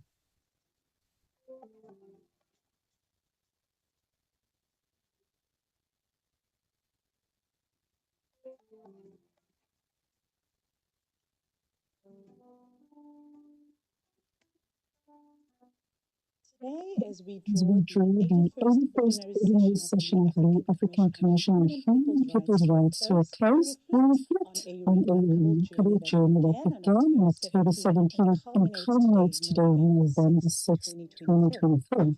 For the past 21 days, we welcomed state delegates, representatives of NHRIs and NGOs, as well as esteemed participants who witnessed vibrant discussions, shared profound insights, and forged connections that transcend borders. From statements that set the tone for our deliberations to the passionate debates on pressing human rights issues in Africa each moment has underscored our collective commitment to the promotion and protection of human rights across our continent. We also celebrated Africa Human Rights Day on 21st of October with a joint working on realizing economic, social, and cultural rights in Africa. We held various panels that addressed critical topics essential to the promotion and protection of human rights, in which diversity of voices represented strengthened our resolve and enriched our understanding of the challenges we face. As we celebrate our achievements, let us also remember the work that lies ahead, guiding us as we strive to create a future where the rights of every individual is respected and upheld. Extend our heartfelt gratitude to all participants, advocates of human rights, and organizations who contributed their time, expertise, and passion to the 81st Ordinary Session. Dedication is the heartbeat of our mission. We draw to a close, let us carry forward the spirit of collaboration and solidarity that has defined these discussions. Together, we can build a brighter future for Africans, ensuring that the principles of human dignity, equality, and justice remain remain at the forefront of our efforts. Thank you for your invaluable contributions and for your unwavering commitment to human rights. Safe travels, and we look forward to reconvening in the spirit of progress and unity. And as we point, we always remember that human rights is our collective responsibility.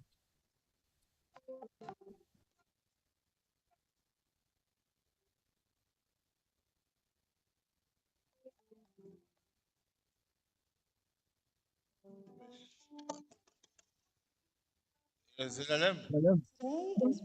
drew the first session of the African Commission to a close, we reflect on the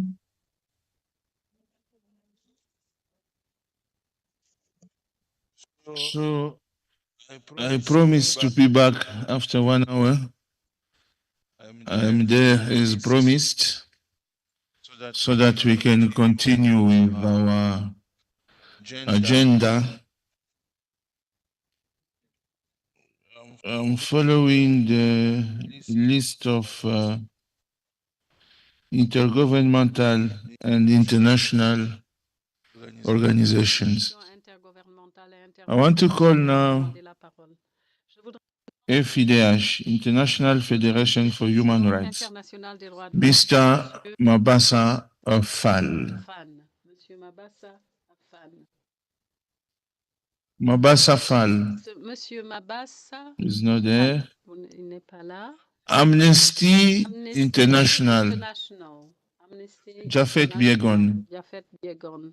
Amnesty? Amnesty? Est-ce qu'Amnesty est dans Amnesty? la salle? Amnesty International. Amnesty? Amnesty. OHCHR OHCHR.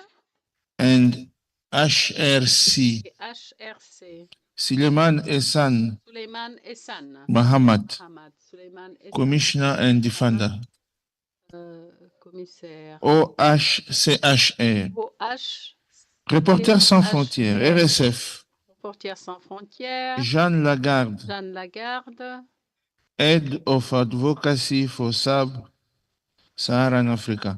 For Advocacy for Sub-Saharan. Il n'est pas là non plus. Je vais passer à Statement by National Human Rights Institutions, NHRIs. Commission nationale des droits de l'homme de la Mauritanie. CNDH Mauritanie, vous êtes là? CNDH Mauritanie, vous êtes... Je vois NHRI là-bas. Mauritanie, ils ne sont pas là?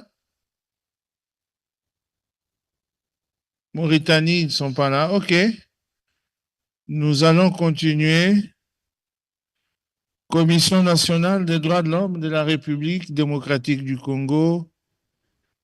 Bien. Monsieur Paul Sapoumokoulou, président. Merci. Observer status number 16. Yeah.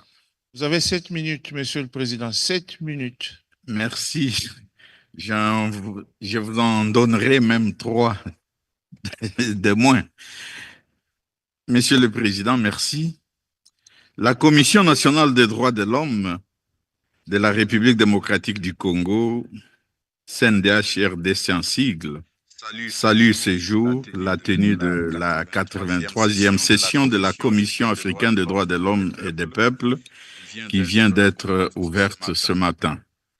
Cette session tombe à un moment difficile où la situation dans l'est de la République démocratique du Congo se détériore à cause et à la suite des agressions répétitives des forces de défense du Rwanda et leurs supplétifs du M23 et AFC, entraînant ainsi les massacres des populations civiles, les enrôlements forcés des enfants depuis 3 décennies, avec des statistiques effarantes de morts, des déplacés internes et près de 7 millions d'exilés. Ce qui impacte négativement et déstabilise sérieusement l'Est de la République démocratique du Congo et partant la région de Grand Lac. La CNDH-RDC salue la signature de la déclaration des principes entre la République démocratique du Congo et le Rwanda, intervenue le 25 avril 2025 à Washington, D.C. Cette signature traduit une volonté de consolider les avancées obtenues grâce aux efforts antérieurs et d'ouvrir la voie à un renforcement de la coopération. Elle constitue une étape importante en faveur de la paix, de la stabilité et du développement durable dans l'Est de la RDC et dans l'ensemble de la région. La CNDH-RDC exhorte les deux pays à poursuivre leurs efforts sur cette voie constructive et à travailler pour la mise en œuvre rapide de bonne foi de l'ensemble des engagements pris. Monsieur le Président, la CNDH a reçu des informations concernant des arrestations, des détentions arbitraires et des enlèvements, des traitements inhumains et dégradants, des disparitions forcées de jeunes Congolais, des défenseurs des droits de l'homme et des journalistes fuyant la violence vers les pays voisins. Nonobstant le contenu de la déclaration précitée, la lutte contre l'impunité doit demeurer notre cheval de bataille à titre de prévention de la désacralisation de la vie humaine.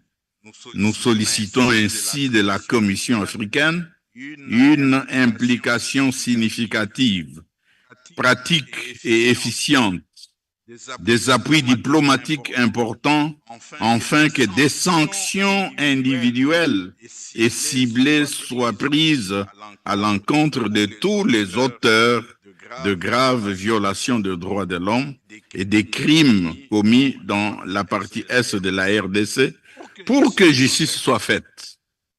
La CNDH-RDC a reçu aussi des informations que les défenseurs des droits de l'homme et journalistes blacklistés par les occupants actuels des villes de Goma et Bukavu, craignant pour leur sécurité, continuent de vivre cachés et coupés de l'extérieur. Eh bien, la CNDH-RDC demande à la Commission d'adopter une résolution urgente pour 1. Encourager la Commission de déployer une mission d'enquête sur les crimes commis dans la partie Est de la RDC. 2. Appeler les autorités congolaises à mener des enquêtes et des poursuites indépendamment des autres forces sur place et des enquêtes qui soient impartiales sur le cas des violations des droits humains. 3. Appeler toutes les parties au conflit à coopérer avec les mécanismes d'enquête et de poursuite existants. Et enfin, 4. Soutenir la mise en place et le fonctionnement des mécanismes d'assistance et de protection des défenseurs de droits humains dans les zones sous le contrôle du Rwanda et ses supplétifs des M23 et AFC. C'est donc, Monsieur le Président, c'est maintenant ou jamais qu'il faut agir et conjurer pareille horreur qui dégrade ainsi notre humanité à tous. Je vous remercie. Merci, Monsieur le Président. J'appelle Zimbabwe Human Rights Commission, Fungai Majome, Chairperson. Zimbabwe Human Rights Commission. Ils sont pas là. Yes, Honorable Chair. You are there? Zimbabwe. Zimbabwe, yes, Zimbabwe Human Rights Commission. You have 7 minutes, please. I beg your pardon, Chairperson? 7 minutes. 7 minutes, I think. 7 of them. Five minutes. To the Honorable Representative. 5 minutes. All right, of the Gambia. To you, the Honorable Chairperson of the African Commission on Human and People's Rights, Honorable Remy Lumbo. Commissioners of the African Commission on Human and People's Rights, Your Excellencies, diplomats, state delegates, participants, invited guests. I thank you, Honorable Chairperson, for allowing the Zimbabwe Human Rights Commission an opportunity to speak on the human rights situation in Zimbabwe. This statement highlights some of the issues that the Zimbabwe Human Rights Commission considers key as far as the enjoyment of human rights in Zimbabwe, and therefore, indeed, Africa is concerned. The ZHRC, as we call the Zimbabwe Human Rights Commission, takes this opportunity to commend the government of Zimbabwe for ratifying the protocol to the African Charter on the Rights of Persons with Disabilities in Africa in 2024. We also take note of the efforts by the state to submit overdue state party reports, which include that to this very august Commission on the African Charter on Human and People's Rights, and also the protocol on the rights of women in Africa that is being considered in this session. The Zimbabwe Human Rights Commission continues to encourage the government to keep this momentum, which is unprecedented and which we are sure that it will continue in complying with its reporting obligations, especially of our own African framework. The ZHRC also applauds the government of Zimbabwe for the following progressive items of legislation, as well as key developments that promote the enjoyment of rights and administrative justice in Zimbabwe. The first one is that, Mr. Chairman, that your esteemed self commended Zimbabwe in the opening ceremony, that of the auspicious and the historic enactment of the Death Penalty Abolition Act, Chapter 926. This is a significant step in upholding the sanctity of life, and in our view at the Zimbabwe Human Rights Commission, it takes Zimbabwe closer to its authentic cultural selves, because indeed the death penalty was an importation from colonization, and the Zimbabwe Human Rights Commission is proud of this development and hopes that others follow suit. Secondly, the enactment of the Criminal Law Code and that is the Criminal Procedure and Evidence Act, which aligns the age of sexual consent to 18 years, which is the age of majority, as well as also the devolution, the National Devolution and Decentralization Agenda that are bringing public services closer to the people of Zimbabwe, as well as increased funding and development of key infrastructure, including roads, dams, and irrigation facilities. On the other hand, the Zimbabwe Human Rights Commission notes with concern the following setbacks, which it has no doubt can be surmounted given the commitment that has been shown in the positive developments. Firstly, a massive brain drain of professionals across all sectors that is negatively affecting public service delivery. Secondly, the deteriorating quality of public services, particularly in education and health, and also constrained operating budgets in schools and in hospitals. Thirdly, the shrinking civic space that involves the arrests and detention of journalists and other human rights defenders, as well as the regrettable prolonged pre-trial detention periods that people who are arrested for politically sensitive issues are subjected to in violation of the absolute right to a fair trial and the right to bail in the Constitution. And also the provisions of the recently enacted Private Voluntary Organizations Act, Chapter 1705, which has the further effect of unnecessarily and avoidably shrinking civic space, as well as the challenges relating to the conditions under which persons are detained, such as dilapidated infrastructure, and insufficient diet, food provisions, and a shortage of basic sanitation and healthcare services. But we also commend the Zimbabwe Prisons and Correctional Services for its very strident efforts to ensure that the dignity of arrested persons is upheld even in such conditions, and as well as the proposed broadcasting services law, which will have the effect of violating the human rights, including of the media.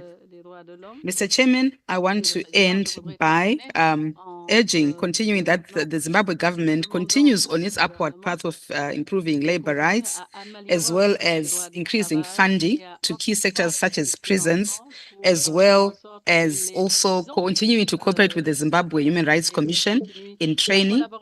And Mr. Chairman, I want to thank, in conclusion, the African Commission on Human and People's Rights, as well as the government of Zimbabwe, an opportunity to share this statement in the furtherance of human rights on our continent. And we're looking forward to greater celebration of the Day of Human Rights in Africa, so that it resonates equally with the International Day. I thank you. Nous demanderons aux autres qui vont suivre de bien vouloir respecter le timing, parce qu'on court après le temps. Chaque minute égrenée empiète sur les droits des autres. CNIDH, merci à la Commission nationale des droits de l'homme du Zimbabwe. CNIDH du Burundi, Sixte Vini Nimuraba,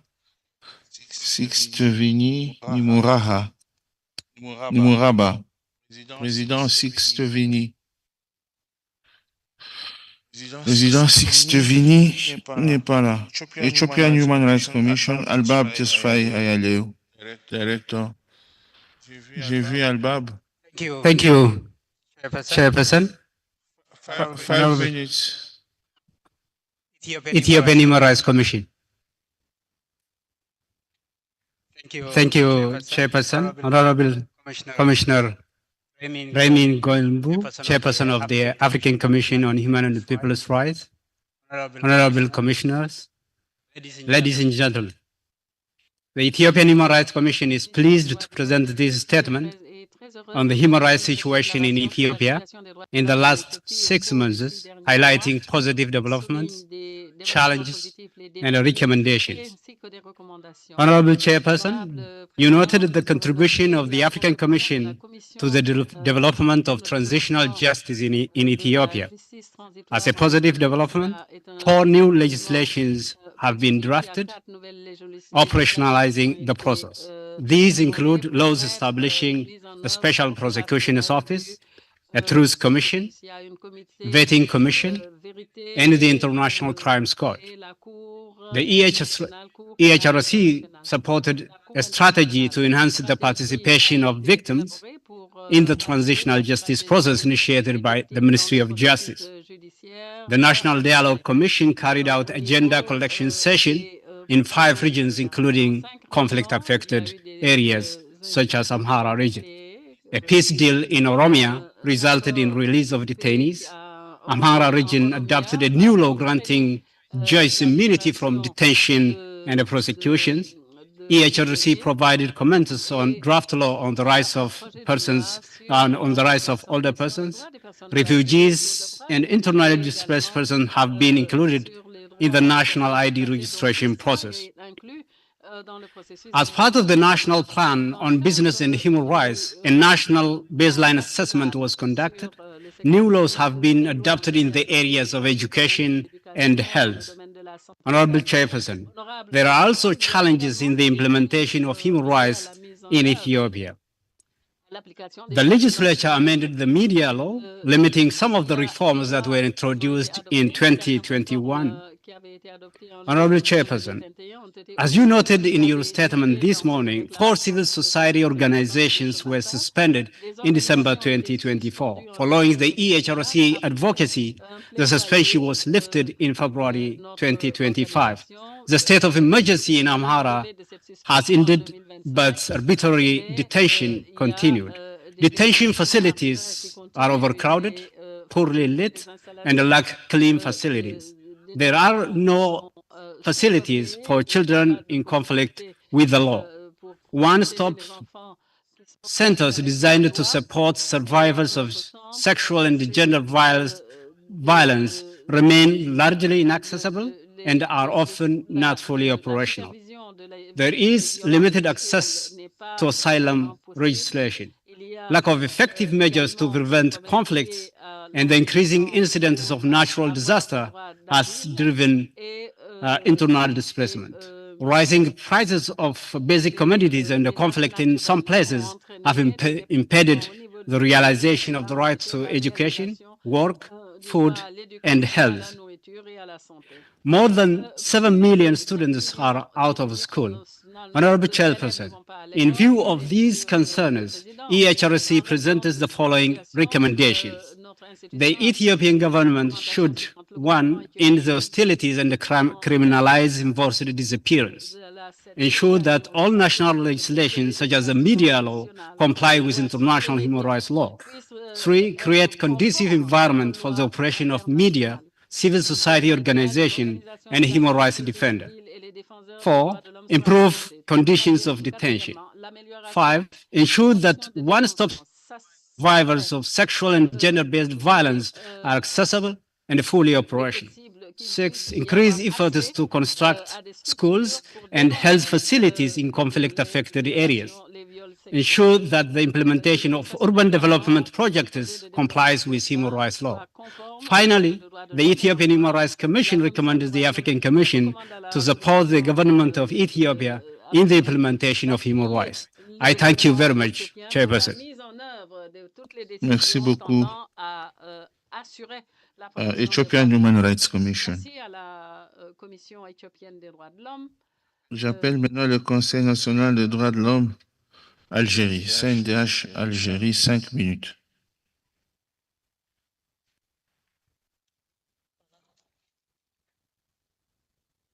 Ils ne sont pas là. La Commission béninoise des droits de l'homme, Prince Akbodjan, Jean-Paul Serge. La Commission béninoise des droits de l'homme. Ils ne sont pas là.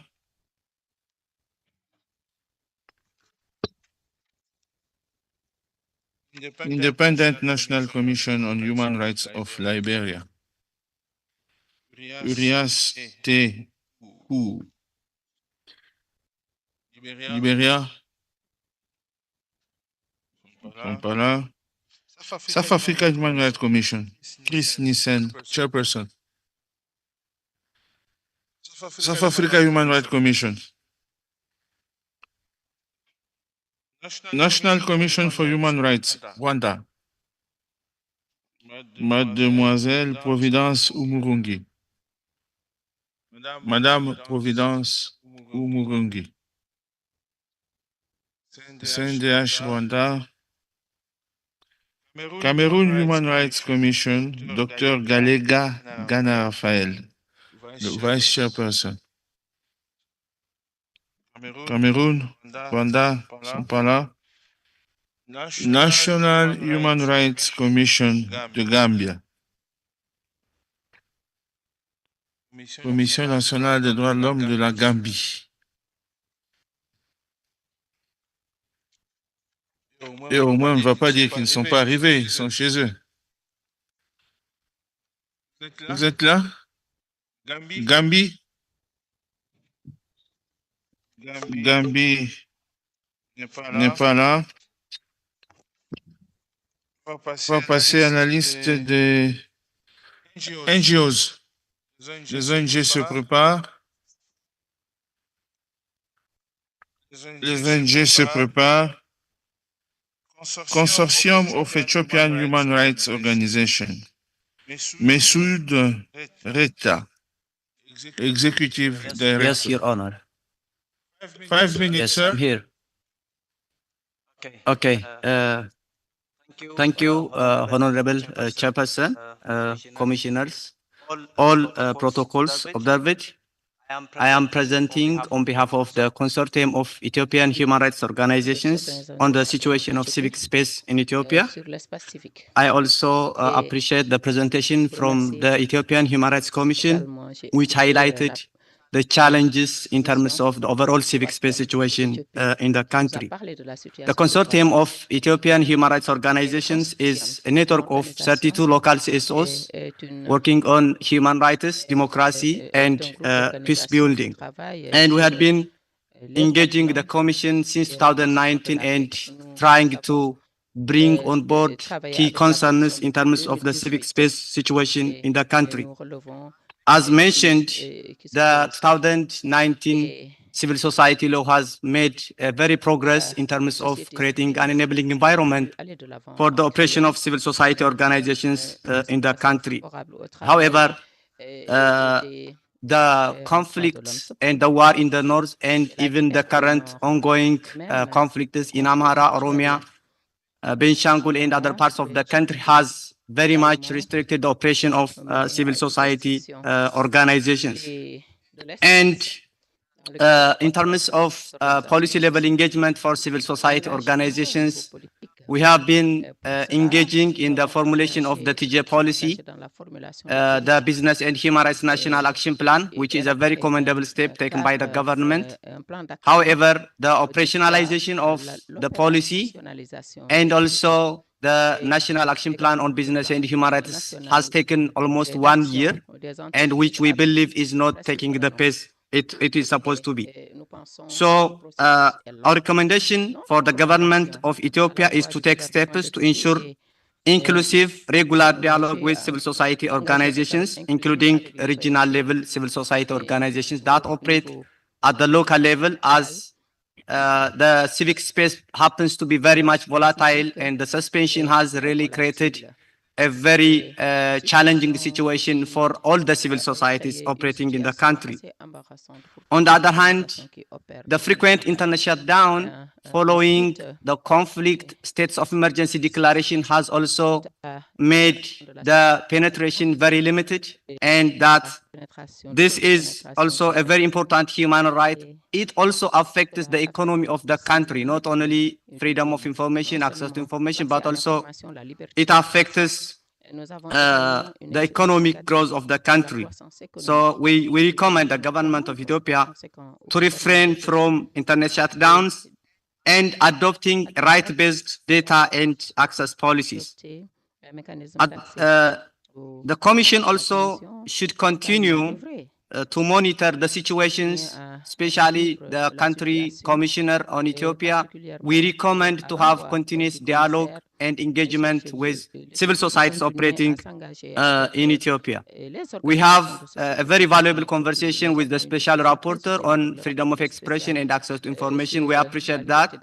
And we also encourage other commissioners, thematic commissioners, to have engagement with civil society organizations. I thank you. Merci beaucoup. Forum for Development and Human Rights Dialogue. Saïd Darwish. Saïd Darwish.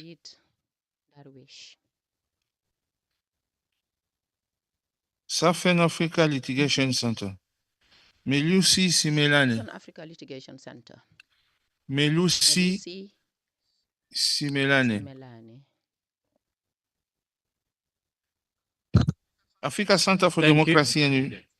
Thank you, Chair. Merci, Monsieur le Président. There is a podium for NGOs there. Un podium. There is no mic. Vous exprimez, vous les ONG, vous avez besoin de micro?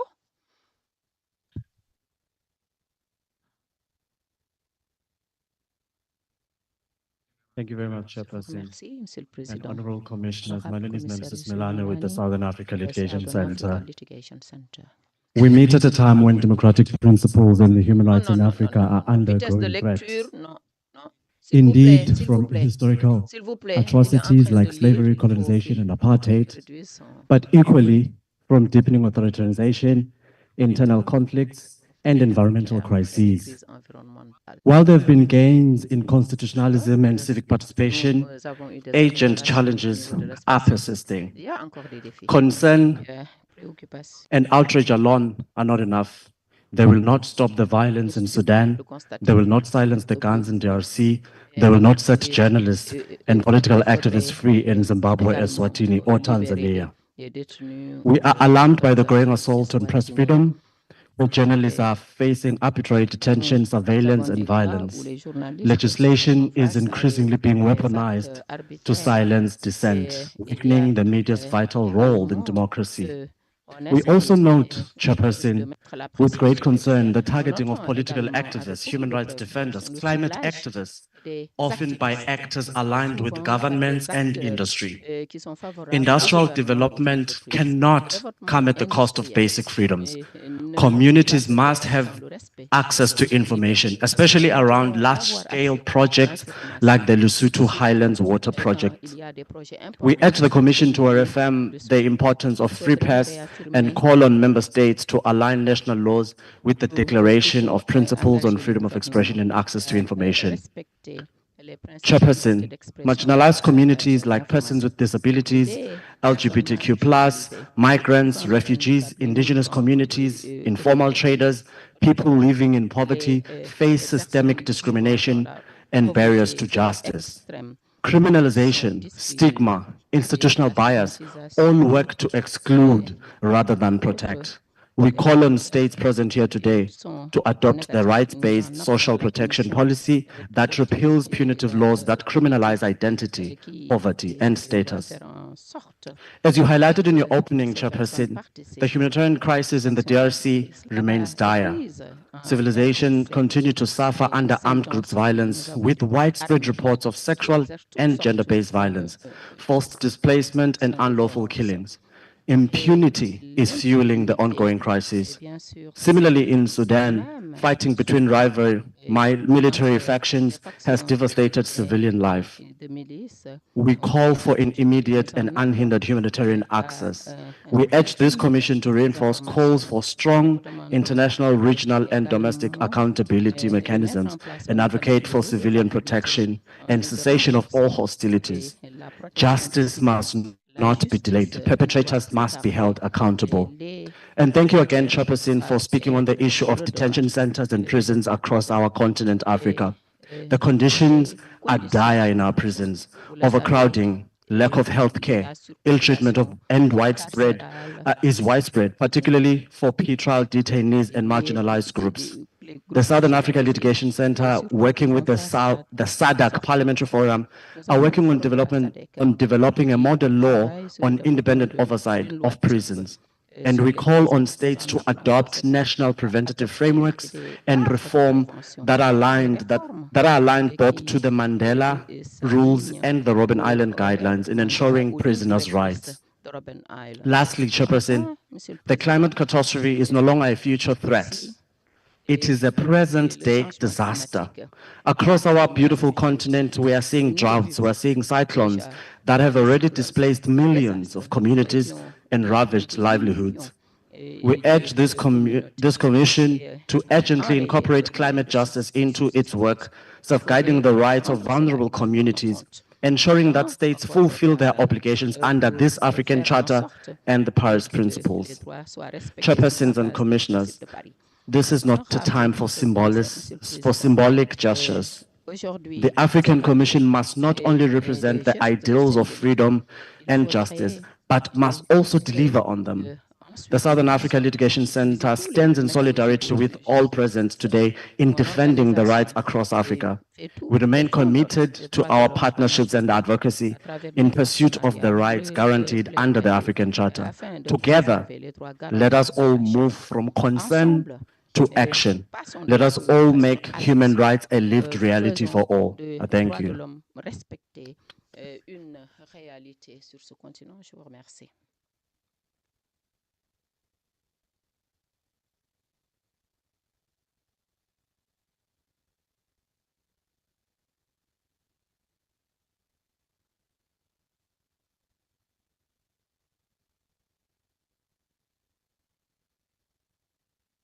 There also.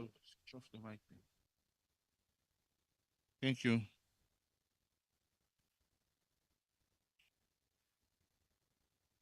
Africa Center for Democracy and Human Rights Studies.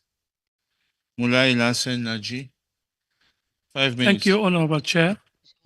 Honorable Chair, I will be switching to Arabic language. السيد رئيس اللجنة الإفريقية لحقوق الإنسان والشعوب، السيدات والسادة المفوضون، السيدات والسادة المندوبون المحترمون، السيدات والسادة ممثلي المجتمع المدني، يشرفني أن ألقي هذا البيان المشترك باسم المركز الإفريقي للديمقراطية ودراسة حقوق الإنسان وشبكة الهيئة المستقلة لحقوق الإنسان في شمال إفريقيا، بعد أكثر من 20 عاما على اعتماد وإعلان برنامج عمل دوربان. لا تزال مبادئه بعيدة المنال، فالعنصرية والتمييز العنصري وكراهية الأجانب وعدم التسامح ليست مجرد ممارسات فردية، بل باتت أنساقا بنيوية راسخة تعيد إنتاج الظلم وتقصي فئات واسعة من حقوقها الأساسية وتعرضها لعنف ممنهج وصامت. سيد الرئيس، نعرب عن قلقنا العميق إزاء تصاعد الانتهاكات التي يتعرض لها الأشخاص المنحدرين من أصل إفريقي والمهاجرين من جنوب إفريقيا من جنوب الصحراء في إفريقيا في شمال إفريقيا. إن الاعتقال التعسفي والعنف الموجه وخطاب الكراهية والتنميط العنصري والترحيل القسري والحرمان من الإنصاف والعدالة ليست مجرد أحداث معزولة، بل دلائل على أزمة بنيوية تستوجب تدخلا شاملا وممنهجا. نحن بحاجة إلى عدالة انتقالية من نوع خاص، عدالة تعترف بأن الضحايا العنصرية هم ضحايا لتمييز مزمن ومتراكم يتطلب من الدول ليس فقط الإقرار بل اتخاذ تدابير شجاعة للإصلاح والمساءلة وجبر الضرر. وفي هذا الإطار نوجه الدعوة إلى اللجنة الإفريقية لحقوق الإنسان والشعوب لاتخاذ ما يلي: أولا، إطلاق تحقيق موضوعي وموثوق بشأن الانتهاكات المرتكبة بحق المهاجرين والأقليات العرقية في شمال إفريقيا، يركز على تحليل أنماط التمييز البنيوي والممارسة الرسمية وغير الرسمية التي تكرس العنصرية. ثانيا، تطوير تعليق عام ملزم حول حقوق المهاجرين والمحذرين من أصل إفريقي يرسخ التزامات الدول بضمان الحماية الفعلية ضد الإقصاء والعنف بما يتماشى مع الميثاق الإفريقي والمعايير الدولية. ثالثا، تعزيز القدرات المؤسساتية والقانونية من خلال ورشات تكوينية وبرامج تفاعلية تستهدف المسؤولين وأجهزة إنفاذ القانون والمؤسسات الوطنية لضمان فهم عميق ومتجدد لأبعاد تمييز وآلية تفكيكه. رابعا، دعم المجتمع المدني عبر تخصيص موارد لدعم التوثيق المستقل للانتهاكات وتمكين الضحايا من الوصول إلى العدالة وتعميم التربية على حقوق الإنسان والتعددية الثقافية. خامسا، الدعوة إلى استراتيجية إفريقية شاملة لمناهضة كراهية الأجانب والتنميط العنصري تتضمن آليات للرصد والمؤاسلة وإجراءات لجبر الضرر الفردي والجماعي وضمانات عدم التكرار.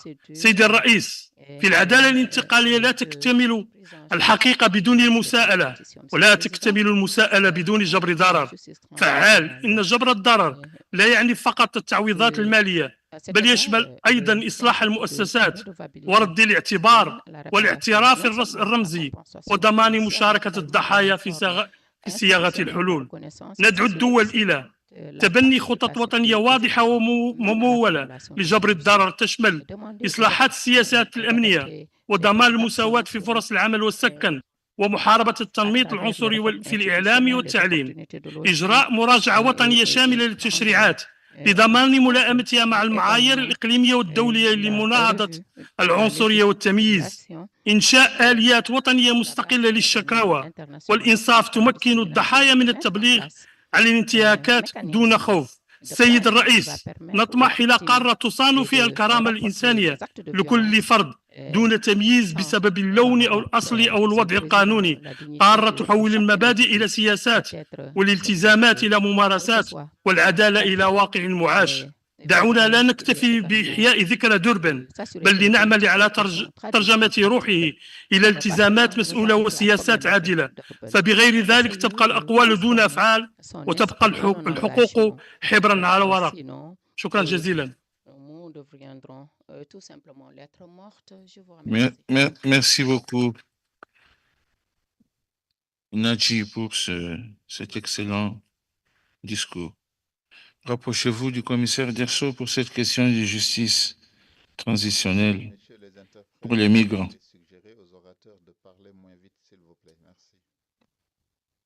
Merci. Rapprochez-vous du commissaire Derso pour cette question de justice transitionnelle pour les migrants. Zimbabwe Lawyers for Human Rights, Blessing Nyamaropa, député. Thank you, Honorable Commissioner. 5 minutes, sir. Indeed. Honorable Chairperson, Honorable Commissioners, State Delegates, ladies and gentlemen, Zimbabwe Lawyers for Human Rights presents this statement during the 83rd Ordinary Session of the African Commission on Human and People's Rights. The human rights situation in Zimbabwe has not improved since the last public session of the Commission. There is heightened political tension, decline in social services, and prolonged economic challenges. Acts of impunity by state security agents are of concern. Zimbabwe Lawyers for Human Rights has represented several victims of excessive use of force by state security agents. Despite these concerns, in most cases, the perpetrators are often not subjected to internal disciplinary processes or criminal prosecution. Furthermore, Zimbabwe Lawyers for Human Rights continues to express its concern over the violation of the right to an effective remedy for victims of impunity by the state. Several court orders and judgments secured by victims of rights of violations remain unsatisfied. The insulation of state property against judicial attachment and execution continues to act as a barrier against the right to an effective remedy. The operating environment for CSOs is severely restricted. On 11 April 2025, the President of Zimbabwe signed the Private Voluntary Organizations Amendment Act into law. The Private Voluntary Organizations Amendment Act severely restricts the civic space and the operations of civic society organizations. The government ignored numerous recommendations made by the United Nations Special Procedures in various communications. Further, the treaty-based United Nations Human Rights Committee also expressed concerns on the provisions of the Private Voluntary Organizations Amendment Act that are not in line with Zimbabwe's international treaty obligations. The general economic outlook for Zimbabwe is gloom and is characterized by high taxes, declining economy, and declining employment opportunities. Social services have been inevitably affected by the worsening economic situation. The right to have access to basic health care faces significant challenges. The withdrawal of development aid has threatened critical public health programs in Zimbabwe. Affected programs include the President's Emergency Plan for AIDS Relief, PEPFAR, which has been critical in providing life-saving HIV and AIDS medication to Zimbabwean citizens.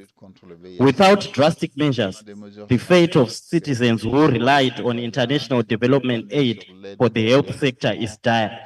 Zimbabwe Lawyers for Human Rights furthermore calls for more transparency and accountability in the use of funds that have been raised through sugar tax for purposes of acquiring life-saving cancer treatment equipment. The scourge of development-induced displacement of rural communities is a matter of concern.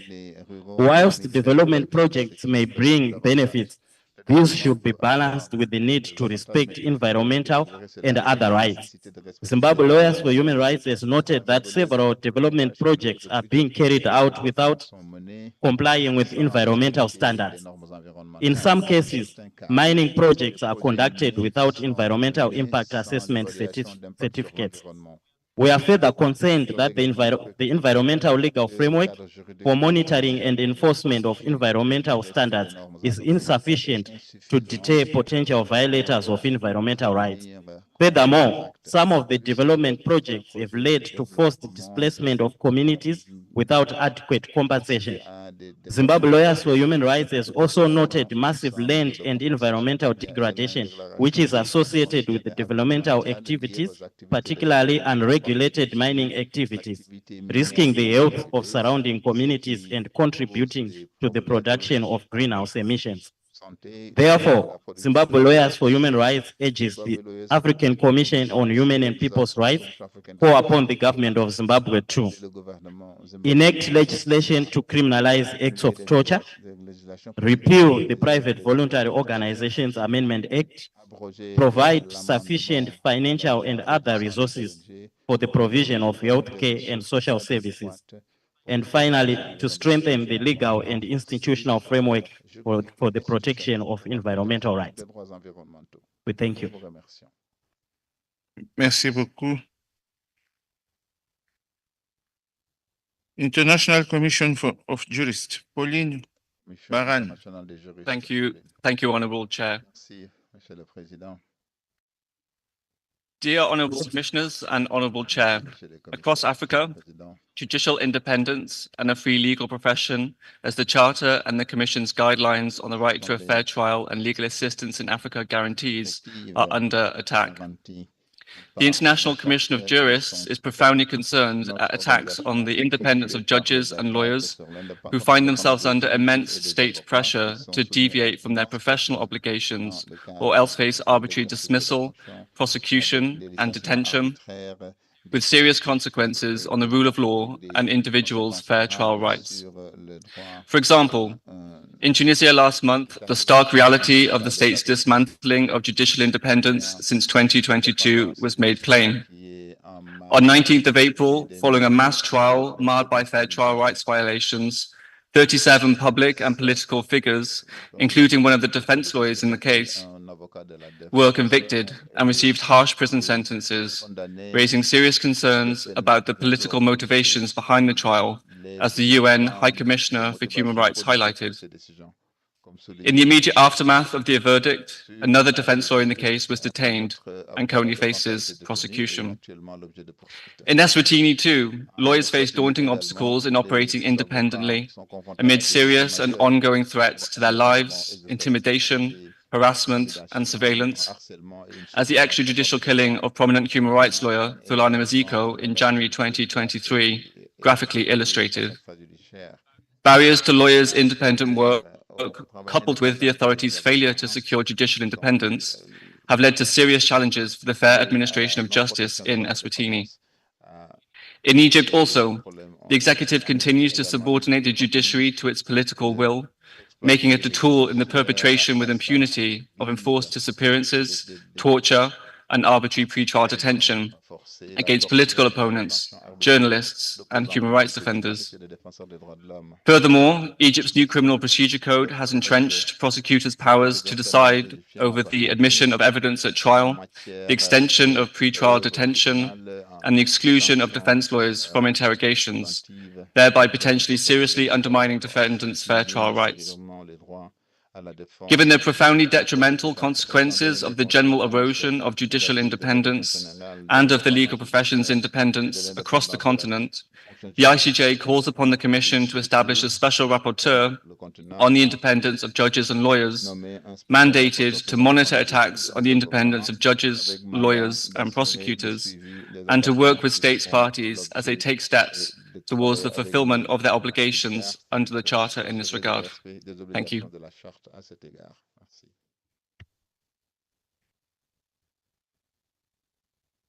Merci beaucoup. International Federation of Human Lawyers, FIDA. Alimatou Sissé. N'est pas là? Alimatou? Alimatou Sissé, FIDA. 5 minutes. 5 minutes. Alimatou? Alimatou. Monsieur le Président, Mesdames et Messieurs les commissaires et les délégués, je vous salue au nom de la Fondation lawyers internationale and the des Global femmes Forum of Communities Discriminated on Work and Descent, et du Forum representing millions of représentant des millions Africans whose d'Africains lives have dont been les vies shaped by a history of marginalization rooted in ancestral occupation, descent, and caste-based systems of exclusion. une occupation We commend the African Commission on Human and People's Rights for its unwavering commitment to justice and dignity for all, and for providing this vital platform to bring forward voices from the margins. Today, we speak in pursuit of justice for Africans and people of African descent through reparations. We emphasize that true reparative justice must include those who remain largely invisible in our institutions and frameworks, communities discriminated on work and descent. These communities, found across many African countries, continue to face systematic discrimination, exclusion from land and resources, social segregation, denial of justice, and economic disenfranchisement.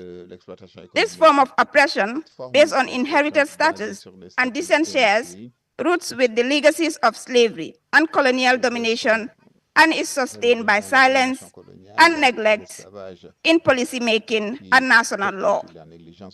We applaud the adoption of Resolution 619 at the 81st Ordinary Session of the African Commission, a historic recognition of the discrimination and human rights violations faced by CDWD in Africa. This resolution stands as a milestone for communities that have long been denied formal acknowledgement on their struggles.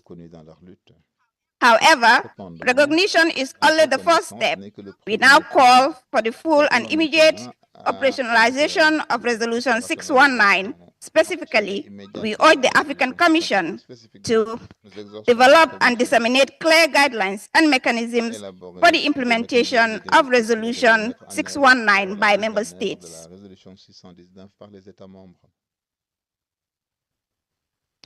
Support national governments to review existing laws, policies, and institutional practices in order to identify and eliminate caste and descent-based discrimination.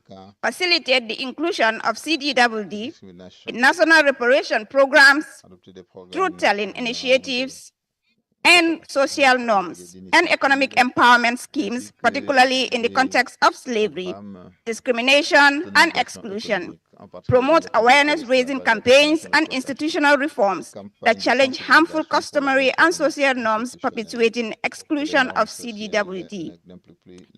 Encourage data collection and disaggregation to make CDWD communities visible in development justice and human rights reporting across the continent.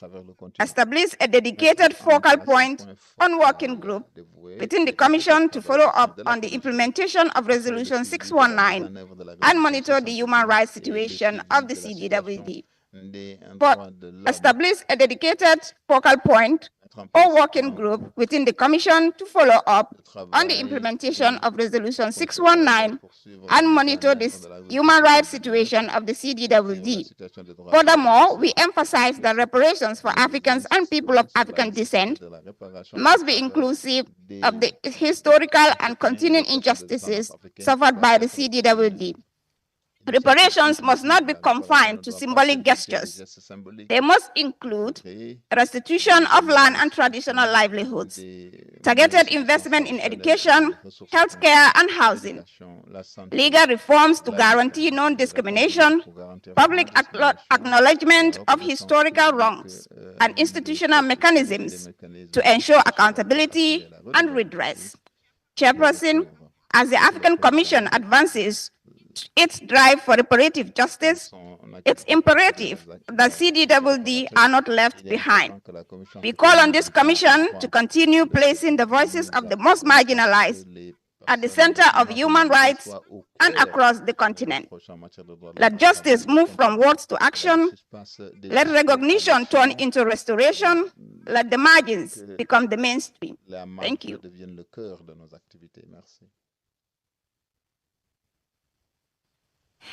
Merci.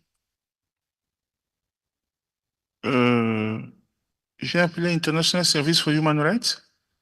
International Service for Human Rights. Merci, Monsieur le Président.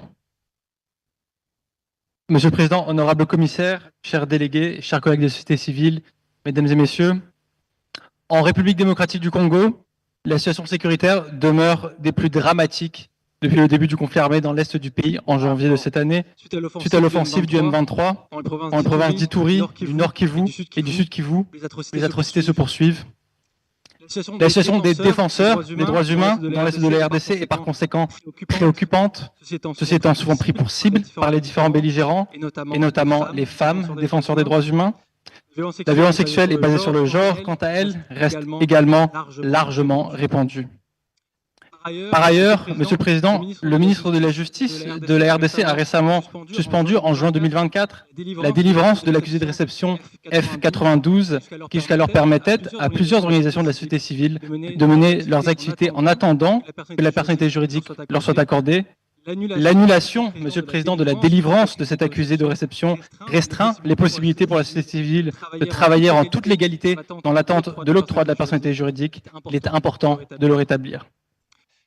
Nous appelons donc le gouvernement congolais à continuer de collaborer avec les mécanismes internationaux et à soutenir la mise en œuvre pleine et entière de la résolution du Conseil des droits de l'homme des Nations Unies numéro S3701, notamment mettre fin immédiatement aux hostilités dans l'est de la RDC et soutenir les mécanismes d'enquête ainsi créés pour faire la lumière sur les atrocités commises. Il est également important que le gouvernement congolais mette en œuvre les droits garantis par la loi numéro 23027 du 15 juin 2023 relative à la protection et à la responsabilité du défenseur des droits de l'homme, laquelle oblige l'État à assurer la sécurité des défenseurs sur la totalité du territoire national, y compris les provinces touchées par le conflit armé. De plus, il est essentiel, Monsieur le Président, de mettre sur pied un mécanisme national de protection des défenseurs des droits humains afin de veiller à l'application de la dite loi. En Zambie, la société civile poursuit elle aussi le plaidoyer pour l'adoption d'une loi sur la protection des défenseurs des droits humains. En effet, l'adoption d'une telle loi assurerait le respect des droits des défenseurs, la reconnaissance de leurs contributions à la société et la protection contre toute représaille pour leur travail de défense et de promotion des droits humains.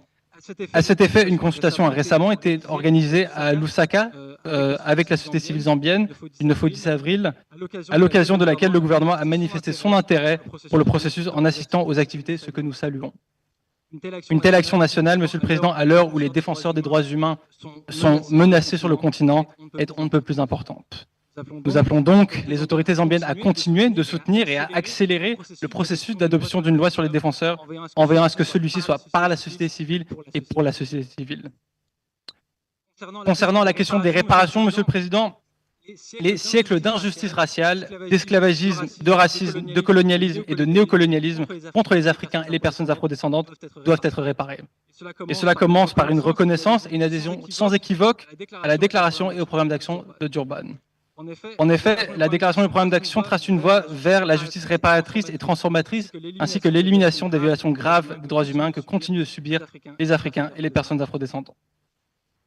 Cela passe également par des réparations, ainsi que des réformes structurelles garantissant la participation politique des Africains et des personnes afrodescendantes dans le monde entier. Un exemple emblématique de réparation serait évidemment la reconnaissance et l'indemnisation des violations infligées à Haïti et à son peuple qui continue de subir les conséquences politiques, économiques et sociales de l'esclavagisme, du colonialisme et du néocolonialisme. Nous appelons donc les États, Monsieur le Président, à redoubler d'efforts pour soutenir la mise en œuvre de la résolution sur le programme des réparations en Afrique et les droits de l'homme des Africains de la diaspora et des personnes africaines dans le monde, adoptée par la Commission africaine. La proclamation d'Accra sur les réparations et les recommandations formulées par les différents mécanismes des Nations Unies. Le racisme systémique doit cesser, Monsieur le Président, c'est pourquoi nous appelons les États africains à envisager des approches multiples de la société civile en matière de réparation pour les Africains et les personnes afrodescendantes, notamment la participation de la diaspora africaine aux travaux de tous les mécanismes de l'Union africaine.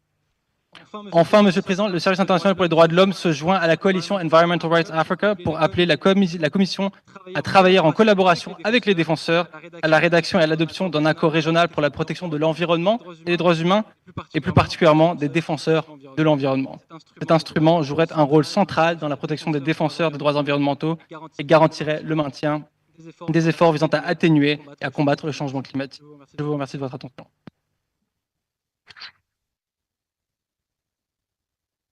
Merci beaucoup. Center for Reproductive Rights, Suzanne Jean Kemunto Kuko.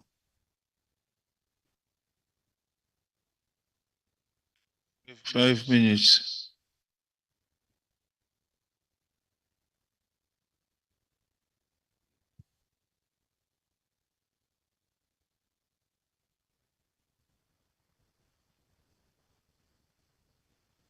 The Center for Reproductive Rights appreciates this opportunity to highlight the lived experiences of women and girls across Africa in relation to their sexual and reproductive health and rights, specifically in the scope of maternal health care. We commend the Commission for its continued leadership in safeguarding these rights and for convening this important session. Regional and international frameworks affirm that safe pregnancy and childbirth are essential to women's dignity and rights. Governments are obligated to provide adequate reproductive and maternal health care. The African Charter on Human and People's Rights, specifically Article 14.2 of the Maputo Protocol, expressly affirms women's rights to adequate, affordable, and accessible health care. And Sub-Article 14 further mandates state parties to establish and strengthen maternal health services for women. Despite these commitments, many women across Africa continue to face violation of their rights during pregnancy and childbirth. Mistreatment in maternity care, commonly referred to as obstetric violence, remains widespread. This includes verbal abuse, physical assault, denial of care, and non-consensual medical procedures, abandonment during labor and detention of mothers and their newborns for failure to pay medical bills. OBV is one of the most severe and preventable barriers to maternal health care in Africa. The violence is not merely as a result of individual misconduct.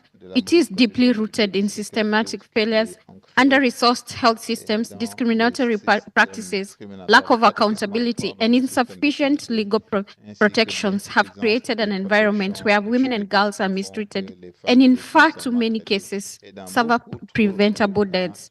In March 2025, a 14-year-old girl from Kenya, Kajiado, endured a harrowing 40-kilometer journey just to give birth. What should have been a moment of joy was instead marked by distress, as she was detained at the hospital because her family could not pay for the medical bill. In an attempt to secure her release, a neighbor offered his title deed as collateral, putting his property at risk and the already struggling family into overwhelming debt. This girl's experience is not unique. Her story reflects the reality of many women and girls across the continent, even in countries with constitutional and legal frameworks that recognize and protect human rights. It is the story of many women and girls, including Uganda, Tanzania, where the center and partners are documenting similar violations. OBV harms marginalized women, including those in rural areas with low incomes, disabilities, those who are young, and causing serious physical and psychological harm, and discourages access to skilled maternal care and driving high maternal mortality and illness.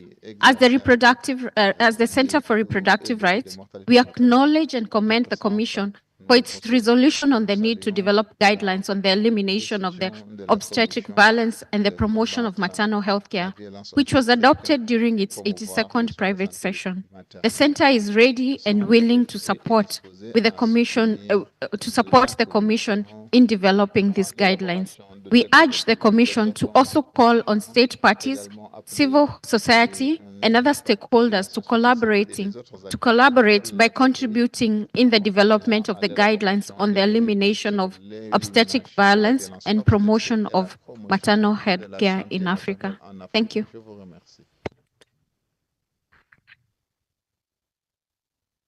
Merci. Strategic Initiative for Women in the Horn of Africa, SIA Network. Ramatulai. On m'a dit que c'est pour demain. Ramatulai will speak tomorrow. Abiola. Okay. Federation of Women Lawyers, FIDA, Kenya. Federation of Women Lawyers, FIDA, Kenya. 5 minutes, please. Thank you. Your Excellency, Honorable Chairperson, Vice Chairperson, and distinguished members of the Commission. My name is Leticia Mwavishi, representing the Federation of Women Lawyers, FIDA Kenya. I speak on behalf of Awesome Consortium, comprising FIDA Kenya, Forum for Women in Democracy for WADA Uganda, Women Challenge to Challenge WCC Kenya, TK Women in Development Association, Ethiopian Women with Disabilities National Association, and Womankind Worldwide. We affirm our commitment to advancing human rights and inclusive justice for women and girls across Africa, including women and girls with disabilities. While we recognize progress made in advancing women and girls' rights in Africa, we are deeply concerned by ongoing violations of the rights of diverse women and girls, particularly in Kenya, Uganda, and Ethiopia. This joint statement seeks to highlight key issues on the status of ending gender-based violence, the status on the protection and promotion of the rights of women with disability, and the equal participation of women in leadership. On gender-based violence, we commend the adoption of the AU Convention on Ending Violence Against Women and Girls. However, GBV remains widespread, worsened by conflict and harmful cultural practices. In Ethiopia, reports of sexual violence in conflict zones are alarming, while in Kenya and Uganda, cases on gender-based violence. Can you read slowly, please? Sorry. In Ethiopia, reports of sexual violence in conflict zones are alarming, while in Kenya and Uganda, cases of gender-based violence, including femicide cases, are on the rise, and an inclination of continued violation on the rights of women and girls. We urge member states to ratify and adopt the AU Convention on Ending Violence Against Women and Girls, strengthen their response and preventive measures to adopt a gender-responsive repatriation framework for victims of GBV, enforce existing laws, and prioritize victims' dignity and justice. On the rights of women with disabilities, in a report collaboratively authored by a task force comprising disabled women in Africa, Humanity and Inclusion, it indicates that women and girls with disability continue to face discrimination in critical areas of economic empowerment, violence against women with disabilities, meaningful participation in law and policy making that may affect them, power and decision-making sectors. We call on the Republic of Ethiopia and member states who are yet to ratify the African Disability Protocol to ratify and domesticate the protocol, and urge the Republic of Kenya and Uganda and all member states who have ratified as a matter of urgency to align the protocol with national law and policies with the Convention on the Rights of Persons with Disability to promote and safeguard the rights of women and girls with disability. On women's political participation across the continent, women face systemic exclusion from leadership and are at increased risk of violence during elections. In Kenya, Uganda, and Ethiopia, and some regions of Africa, women and girls are intimidated, harassed, or blocked from full participation in the political development of their countries. We urge the Republic of Kenya, Uganda, and Ethiopia, and other member states to enforce gender equality responses and measures to strengthen women political participation. And further, we urge the Commission to enforce mechanisms that monitor election gender-related violations to promote accountability and gender equality approaches that safeguard women's political rights. In conclusion, we appeal to the Republic of Kenya, Uganda, and Ethiopia, and all other member states to continue upholding their committed obligations to end impunity and ensure that every woman and girl, regardless of ability or status, can live free from violence, discrimination, and exclusion. Sans discrimination, conformément aux dispositions du protocole de Maputo et de la Charte africaine. Nous exhortons la Commission à agir pour sauvegarder, promouvoir et réaliser les droits des femmes et des filles africaines conformément à la Charte africaine, au protocole de Maputo et à toutes les autres résolutions pertinentes pour sauvegarder les droits des filles et des femmes sur le continent, en particulier des filles et des femmes vivant avec un handicap. Merci beaucoup.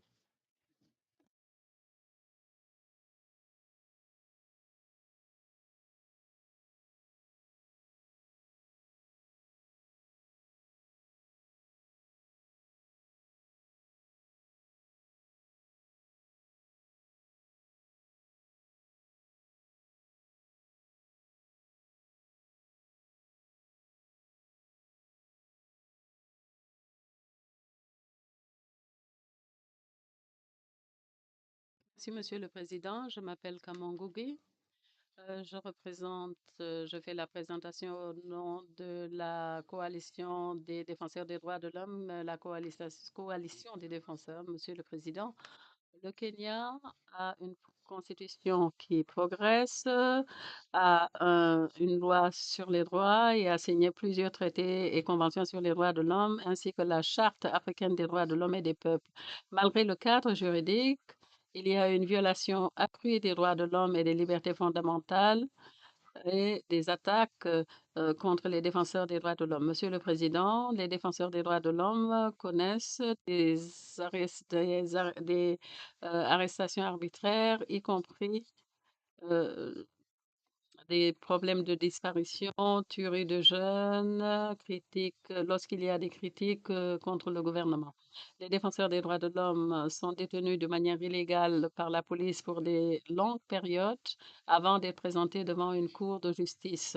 En plus de cela, lorsqu'ils sont présentés devant une cour de justice, très souvent, ils doivent payer un montant élevé qui rend pour eux la situation difficile car ils n'ont pas payé.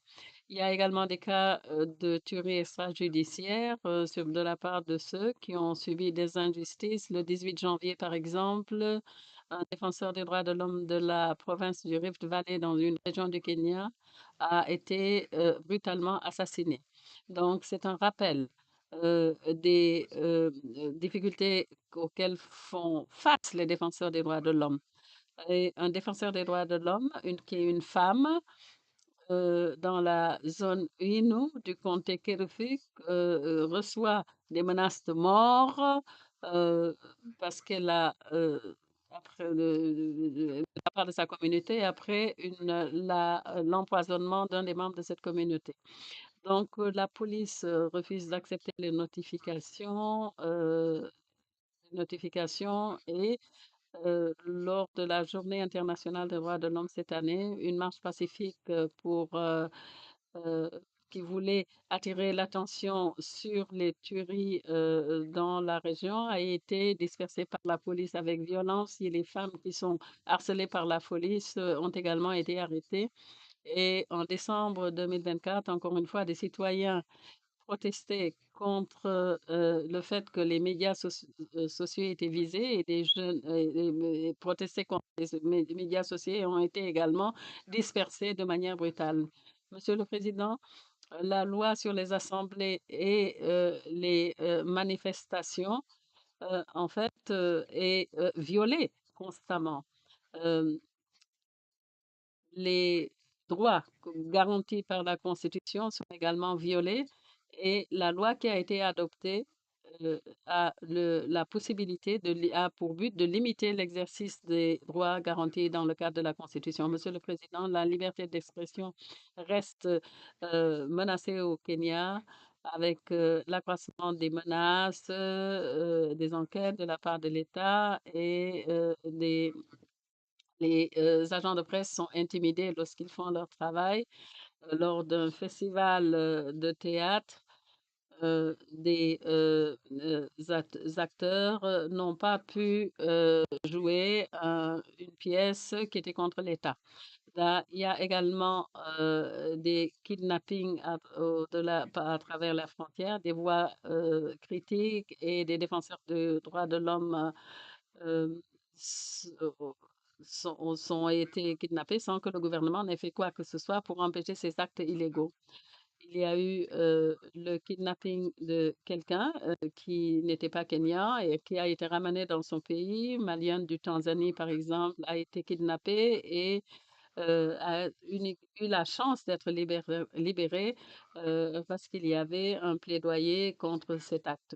De la même façon, les demandeurs d'asile de la Turquie ont été kidnappés et rapatriés de force là où ils avaient été pris. Les groupes minoritaires, les groupes LGBT font l'objet d'attaques au sein de leur communauté, mais le gouvernement n'a pas enregistré la Commission nationale pour la défense des LGBT malgré les demandes des défenseurs des droits de l'homme. Il y a également des préoccupations par rapport aux violations des droits des femmes. Les femmes sont victimes de crimes et les féminicides ne sont pas pris en compte de manière correcte. Nous sommes concernés par le délai pris pour la mise en œuvre de lois opérationnelles qui vont permettre de protéger les droits des défenseurs des droits de l'homme. Les lois qui ont été adoptées en 2017 ne sont toujours pas mises en œuvre.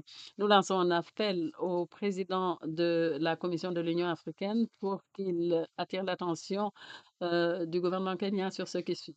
Protéger les défenseurs des droits de l'homme pour s'assurer que ces défenseurs des droits de l'homme et pour permettre qu'il y ait des enquêtes qui soient menées sur les crimes et les assassinats et permettre la liberté d'expression, permettre l'accès à l'information, la liberté de la presse est également quelque chose qui est garanti dans la Constitution du Kenya et dans les lois internationales et demande qu'il soit mis fin aux pratiques et s'assurer que les infractions au niveau des frontières soient résolues et que les auteurs soient poursuivis conformément à la loi. Et merci, Monsieur le Président.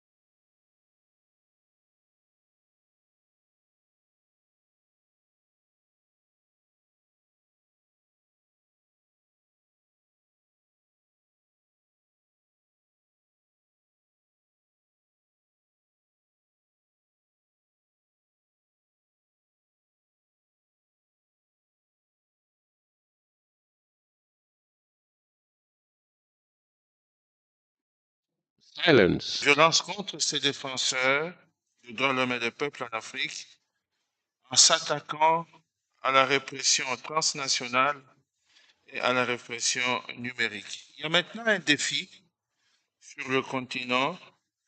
Ce défi tient au fait que l'intégrité des espaces civiques pose problème pour les défenseurs des droits de l'homme. Or, nous avons tous en commun dans cette salle, quelles que soient nos casquettes respectives, État, CNDH, Organisation de la société civile, membres de la Commission africaine, nous avons en commun le fait que nous sommes tous dans cette salle des défenseurs des droits de l'homme. Nous utilisons des outils qui figurent dans la Charte africaine des droits de l'homme et des peuples. Je rappelle les articles 9, 10, 11 et 12, liberté d'expression, liberté d'association, liberté de réunion et liberté de mouvement. Il se fait que chaque fois que les défenseurs essayent de faire leur travail, ils sont de plus en plus exploités, ils sont de plus en plus attaqués pour mener leur activisme. Les États n'hésitent plus à recourir à une surveillance numérique, à une désinformation, cyberattaque. Vous savez qu'aujourd'hui, l'intelligence artificielle s'est invitée dans nos ordinateurs et dans nos téléphones portables. C'est devenu carrément un outil qui est utilisé contre les défenseurs des droits de l'homme parce qu'avec ça, on peut générer n'importe quelles images, en imitant même les voix, des personnes pour pouvoir les inquiéter. Chose plus grave, on a même comme l'impression que les États coopèrent dans ce domaine pour traquer les défenseurs des droits de l'homme qui vivent en exil. Beaucoup de pays sont concernés par ces questions. Le Zimbabwe est souvent cité. La traque qui est engagée contre les activistes qui protestent en ligne, ils sont arrêtés. Au Kenya, ils sont carrément enlevés. Donc cette question de répression transnationale, ce n'est plus une hypothèse d'école, c'est quelque chose de réel et de concret. Ça et là, on assiste à l'enlèvement parfois et à l'intimidation numérique. Chose plus grave, même quand ces actes sont documentés, ils demeurent impunis, on ne réprime pas. Alors, les cas vont crescendo, ça augmente de plus en plus. On a beaucoup d'incidents sur la répression transnationale. On cite souvent le Burkina Faso d'ailleurs, l'Éthiopie, le Gabon, le Kenya, le Cameroun, le Niger, le Mali et l'Ouganda. Les membres des familles de ces défenseurs sont souvent inquiétés aussi. Par exemple, en Eswatini, ce qu'on appelle les militants pro-démocratie en Eswatini ont vu les membres de leur famille être mis en difficulté. C'est la raison pour laquelle nous avons pensé, tous, comme défenseurs des droits de l'homme, d'initier une réflexion à ce sujet au cours de cette session. Ça va être des discussions rapides sur cette question. C'est avec plaisir que je vais inviter les panélistes qui sont ici présents à devoir nous entretenir sur cette question. D'autres panélistes vont intervenir au niveau par vidéoconférence. J'invite donc Madame Walda Kizashaka, qui est senior programme, qui est à ma gauche, en veston blanc, qui est senior programme officer chez Defenders, de nous faire une présentation et une analyse des tendances de la société civile sur la répression transnationale et les ciblages numériques des défenseurs des droits de l'homme et des peuples en Afrique. Madame Walda, pour ce faire, vous allez surveiller votre montre. Nous vous donnons 7 minutes. You have 7 minutes. Please take the floor. Thank you very much, Chairperson, and thank you for the background on the theme, which highlights most of the trends that I'll be expounding on a bit more in my submission.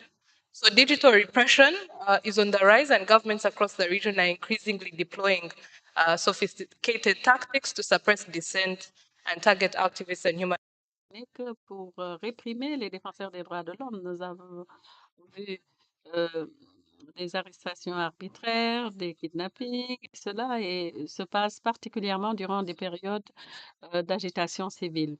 En analysant cette tendance, nous avons vu qu'elle s'est manifestée de la manière suivante. D'abord par des cadres ambigus, juridiques, et par la surveillance intrusive des gouvernements, la criminalisation des mouvements, les détentions arbitraires, les disparitions et surtout durant des périodes de mobilisation de masse. Nous avons également noté qu'il y a l'utilisation de l'Internet, la manipulation des plateformes juridiques, limiter leur accès à l'information et l'information qui peut leur permettre de faire avancer leur travail. Le rôle des sociétés technologiques est également impliqué dans le tableau de la répression. D'abord,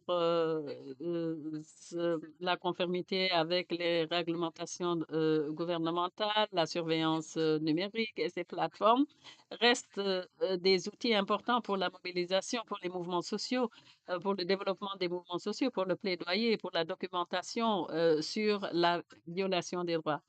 Donc, les partenariats avec des organisations comme les défenseurs africains défendent les défenseurs, des institutions comme Meta, et protègent les défenseurs qui mènent des activités en ligne pour faciliter des interventions de protection. Et c'est la responsabilité des États en réalité, conformément aux obligations de la charte, de garantir la liberté fondamentale des personnes et protéger également ceux qui les défendent. En ce qui concerne la répression transnationale, une étude de Human Rights Watch a mis la lumière sur les répressions transnationales et c'est une tactique qui est utilisée de plus en plus par les gouvernements pour réduire au silence les activistes au-delà des frontières et cela implique les activistes, les défenseurs de la société civile qui dénoncent ces faits-là. Donc, cela crée un environnement de peur et d'insécurité, non seulement pour les individus en exil, mais également pour leurs familles qui vivent toujours dans leur pays d'origine. Donc, ce n'est pas un nouveau phénomène, mais c'est un phénomène qui avait été oublié, négligé pendant longtemps, cela qui a entraîné une sous-représentation et pas suffisamment de documentation. Donc, l'Afrique est isolée comme une seule région. Il a plusieurs pays comme l'Ouganda, le Kenya, le Rwanda, le Mozambique, le Burkina Faso, pour ne mentionner que certains. Ces faits ont été éprouvés et il y a de la documentation qui en fait la preuve et les dissidents, par exemple, font l'objet de surveillance transnationale, l'utilisation de mécanismes de police comme les notifications d'Interpol pour détenir de manière arbitraire des opposants ou des activistes. Il y a une coalition des pays hôtes qui menace les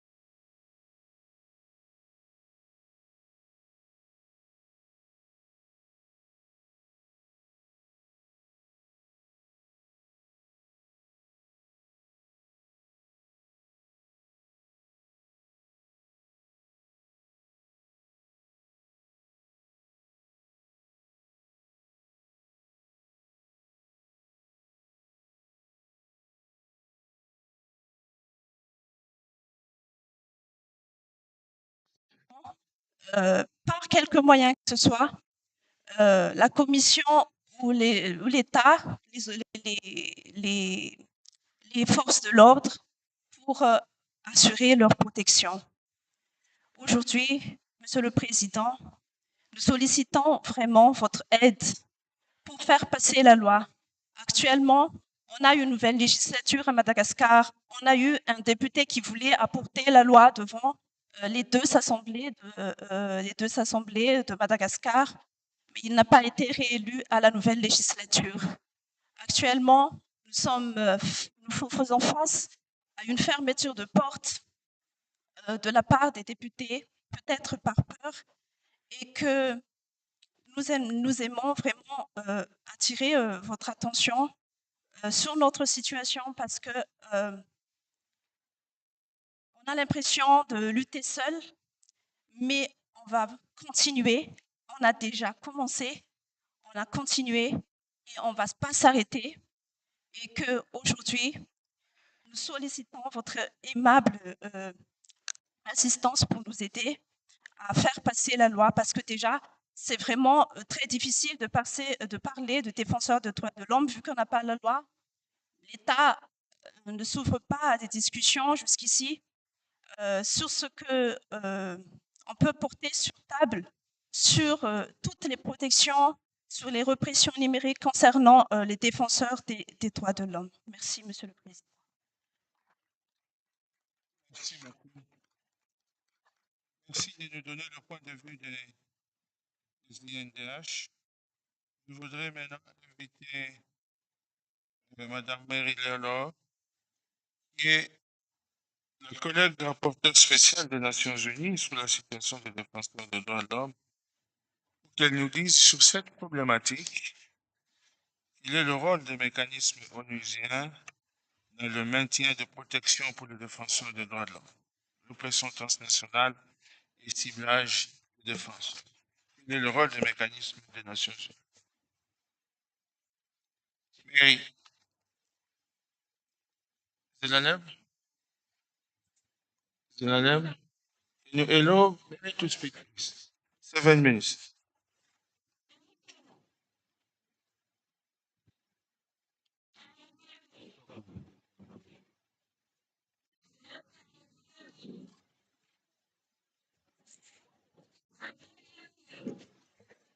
Yes, we can hear you.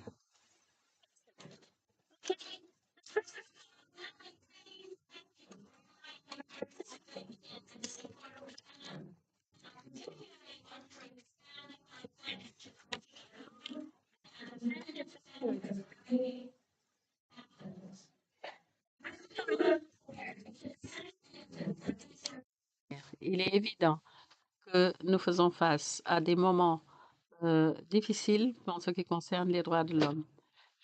Il faudra défendre les bénéfices des défenseurs dans leur travail. L'Angola, où je suis allée en novembre, a adopté des législations pour permettre aux défenseurs des droits de l'homme de faire leur travail. Et les ONG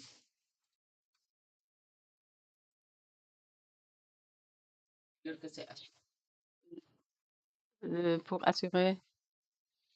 caractériser les organisations de droits de l'homme comme constituant une menace pour l'État et un argument souvent utilisé pour justifier l'introduction de législation très restrictive.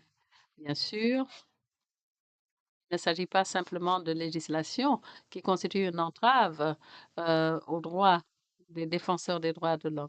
Nous sommes dans un monde où il y a beaucoup de conflits armés et les défenseurs au RDC, au Soudan, au Sud-Soudan, au Cameroun, en Éthiopie, au Tchad, au Burkina Faso, en République d'Afrique centrale et dans beaucoup d'endroits, sont attaqués et tués parce qu'ils documentent ces violations des droits de l'homme.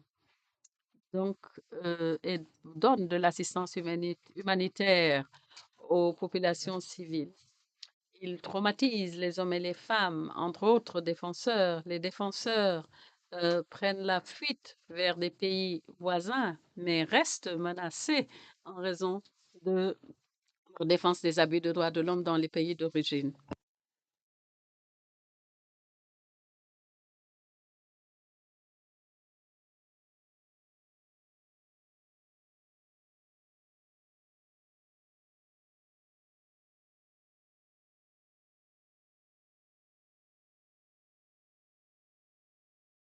beaucoup de ruptures dans la ligne.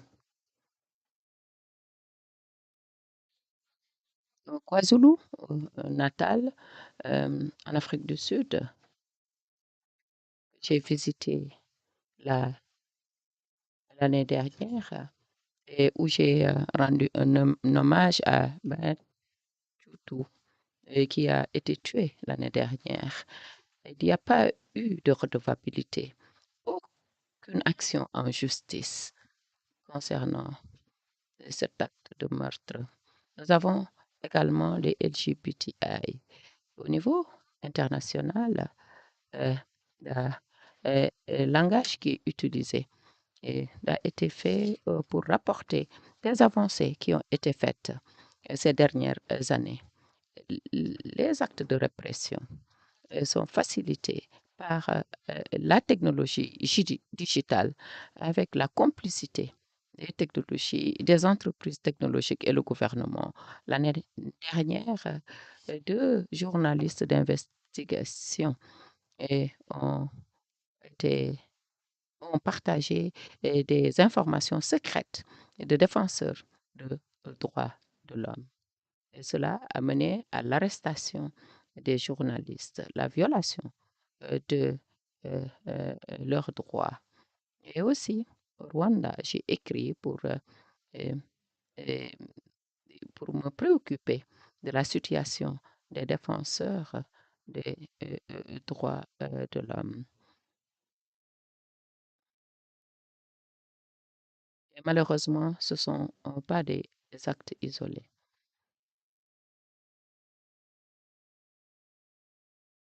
À tous les niveaux, local, régional et international, nous devons nous engager pour protéger les défenseurs des droits de l'homme. Nous avons tous un rôle à jouer, où que nous soyons. Et je veux que votre voix soit amplifiée pour appuyer et engager, interagir avec les gouvernements. On peut le faire en détenant les informations. Nous avons beaucoup de cas de violation des droits de l'homme, des défenseurs des droits de l'homme en Afrique subsaharienne. Et je dirais que lors de mon mandat de rapporteur, j'insisterai sur cela, mais j'ai besoin de votre aide. Si je n'ai pas d'informations venant de tout le monde, je ne pourrai pas faire mon travail comme il le faut. Beaucoup d'interruptions, malheureusement. Le site web, vous l'avez. Vous y trouverez des informations en anglais, en français, et comment également, et aussi en portugais, comment soumettre les informations. Bien sûr, lorsque nous recevons les informations, nous procédons à une vérification. Nous assurons que aussi nous avons le consentement des défenseurs des droits de l'homme concernés. Ça peut être une lettre formelle au gouvernement et aussi une mission formelle à Genève. Je vais terminer et dire qu'il y a beaucoup de découragement noté. Je n'ai pas été en mesure de faire une seule visite dans les pays de l'Afrique subsaharienne. J'ai envoyé beaucoup de demandes et certains États, Malawi par exemple, malheureusement, il y a beaucoup de coupures. Je vous remercie. Je suis désolée, il y a eu beaucoup de coupures dans Internet.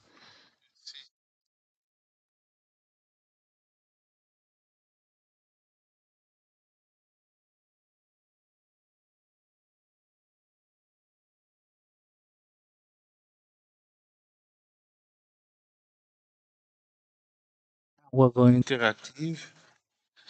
On ne va pas prendre tout le monde parce qu'il ne reste que 30 minutes. Pour les États, je prendrai tout le monde, mais pour les autres structures, il y en a beaucoup. On va choisir quelques-unes parce qu'on ne pourrait pas donner la parole à tout le monde. Je commence par l'Ouganda, l'ambassade de l'Ouganda. les gens s'étaient déjà enregistrés. Ambassade d'Ouganda, Uganda Embassy, Son Excellence Amugi Rebecca Otengo, ambassadeur. Est-ce qu'il est dans la salle? Non? Your Excellency, Chair, taking the floor for the first time, allow us to congratulate you for the manner you've been guiding us since morning.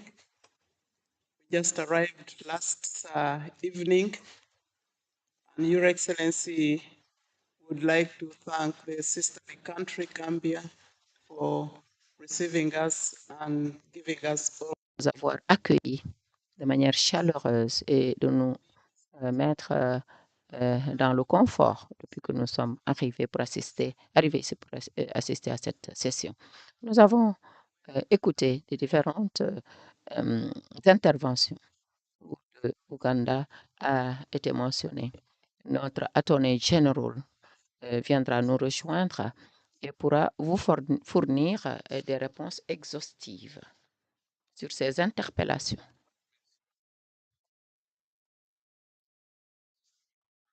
Le ministère algérien des Affaires étrangères, vous avez la parole.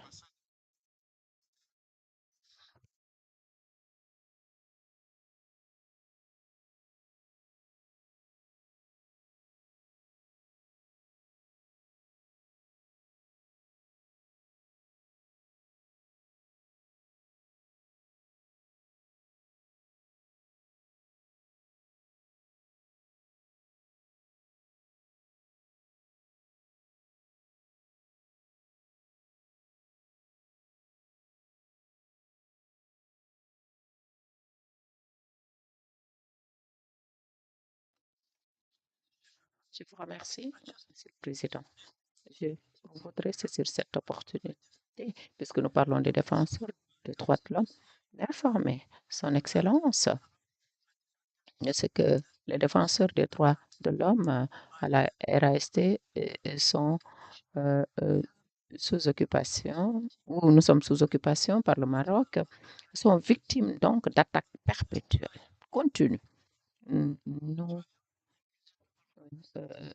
avons des procès qui ont été organisés à la suite desquels il y a eu des sentences de prison à vie, des cas d'harcèlement, d'arrestation, et tous ceux qui ont le courage de s'exprimer sur ces exactions commises par le Maroc sont victimes de ces actes-là que j'ai évoqués auparavant. Je voudrais recommander à la commission de rappeler à l'ordre le Maroc et peut-être organiser une commission d'enquête pour entendre les doléances des défenseurs des droits de l'homme. La situation est très difficile et nous avons besoin que la Commission lui réserve une attention particulière. Je vous remercie.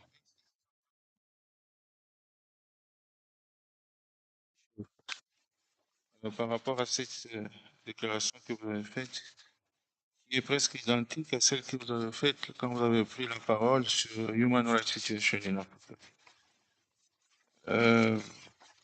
Je vais passer maintenant la parole à quelques organisations. Comme j'ai dit, on ne va pas les prendre toutes. On prend quelques-unes pour permettre aux panélistes de réagir. European Partnership for Democracy. European Partnership for Democracy. Africa IDA.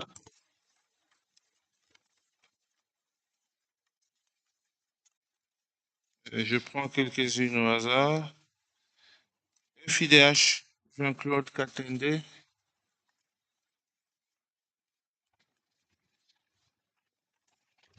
Il y en a beaucoup, on ne peut pas tout prendre. Sinon, on risque de rester ici. Merci, Monsieur le Président, pour la parole. Monsieur le Président, Mesdames et Messieurs les commissaires, la FIDH et l'OMCT, dans le cadre de l'Observatoire pour la protection des défenseurs des droits humains souhaite attirer votre attention sur plusieurs cas de violence contre les défenseurs des droits humains sur le continent. La première situation qui nous préoccupe concerne les enlèvements et les disparitions forcées, qui sont des méthodes violentes de plus en plus utilisées pour réduire au silence les défenseurs des droits humains.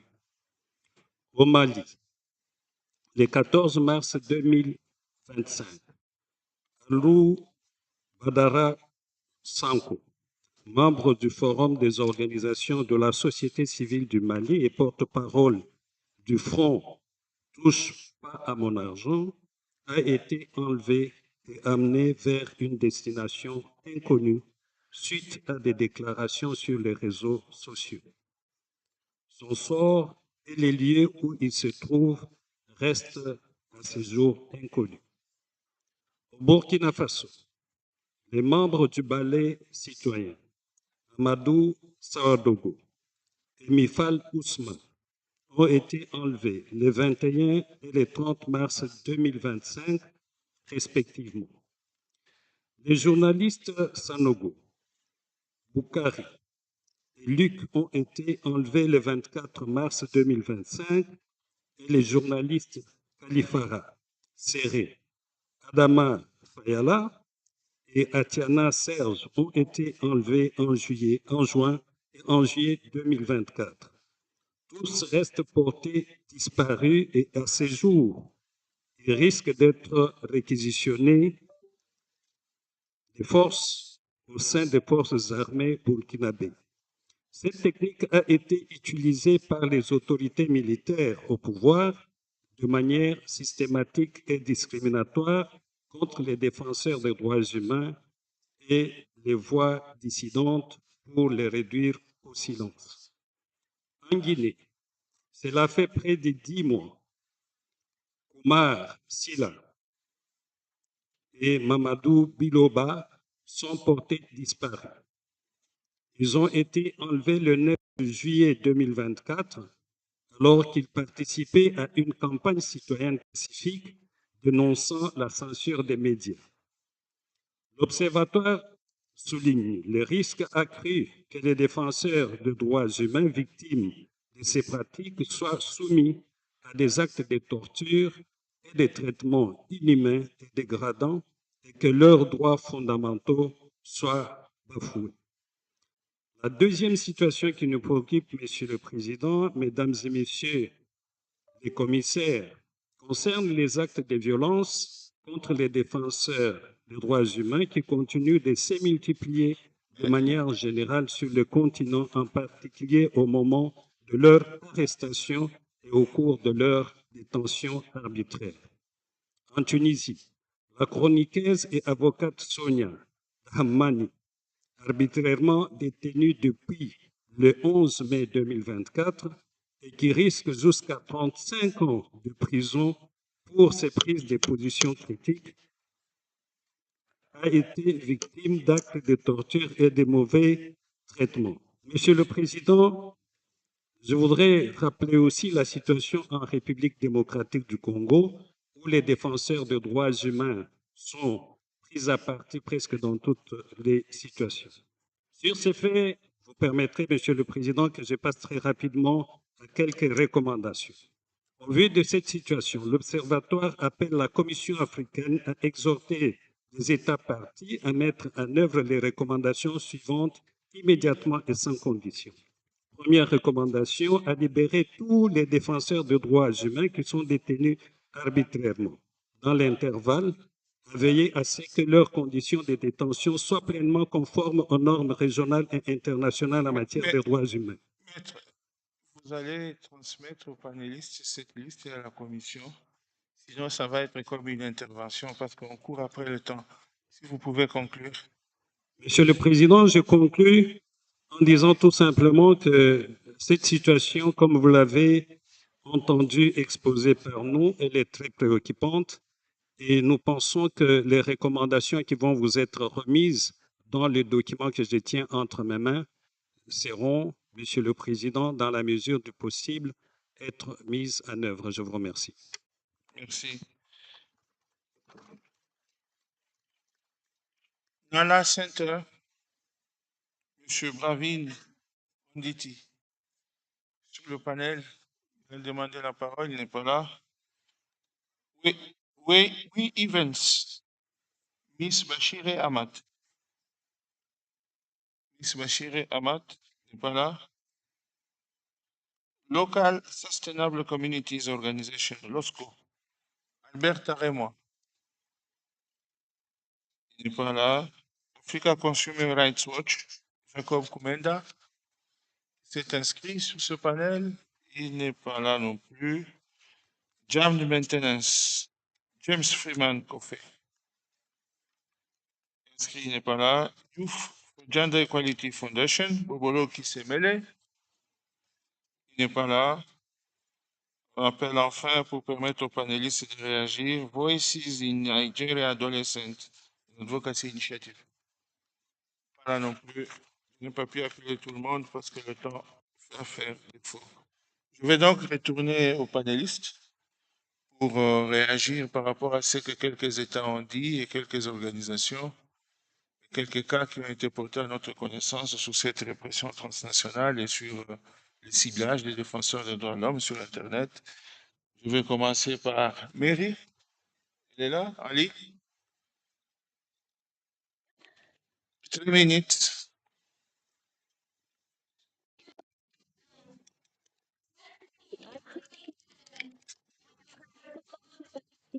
Atrocities. Let's call who exercising.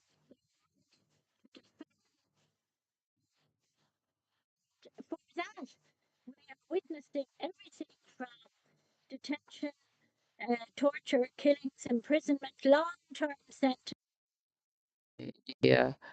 Peines prolongées et des cas de répression et beaucoup plus encore. Je pense que ce sont les États qui sont responsables. Et des organisations font de leur mieux pour protéger les défenseurs des droits de l'homme et les défenseurs des droits de l'homme qui travaillent pour la jouissance des droits de ces personnes-là qui n'ont personne pour les aider. C'est donc de la responsabilité des États à protéger les défenseurs des droits de l'homme. Et ils doivent exercer cette responsabilité et en vertu de l'obligation qu'ils ont librement acceptée. Et je suis fatiguée de voir les États prétendre qu'ils sont des champions dans le cadre de la protection des défenseurs des droits de l'homme. Ce n'est pas vrai. Et j'en appelle aux États de mettre tout ce qui est possible en branle politique, etc., en vue de protéger les défenseurs des droits de l'homme. Je vous remercie.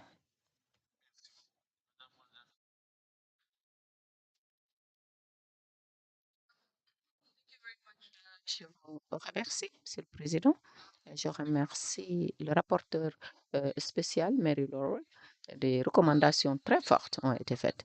Sur cela, je voudrais réitérer ici la recommandation que j'ai faite plus tôt et capitaliser sur l'appel du représentant Mary. Et nous avons la répression digitale dans les revues périodiques et également les mesures de sauvegarde qui ont été mises en place pour protéger les défenseurs et les activistes. Et nous avons les procédures des Nations Unies, les mécanismes africains également responsables des défenseurs. Et nous voulons également que nous réitérons l'engagement de la feuille de route d'Addis Abeba afin qu'on puisse travailler avec les organisations de société civile pour mettre en place une plateforme pour retracer ces incidents contre les organisations de société civile. On en a parlé tantôt. Nous voudrions également mettre l'accent sur la mésinformation, la désinformation qui est aussi utilisée pour délégitimer le travail des défenseurs. Enfin, Monsieur le Président, il est important d'avoir un mécanisme de supervision pour défendre les défenseurs. Là, nous en appelons au mécanisme pour engager des réformes. Dans ce cadre-là, je vous remercie, Monsieur le Président.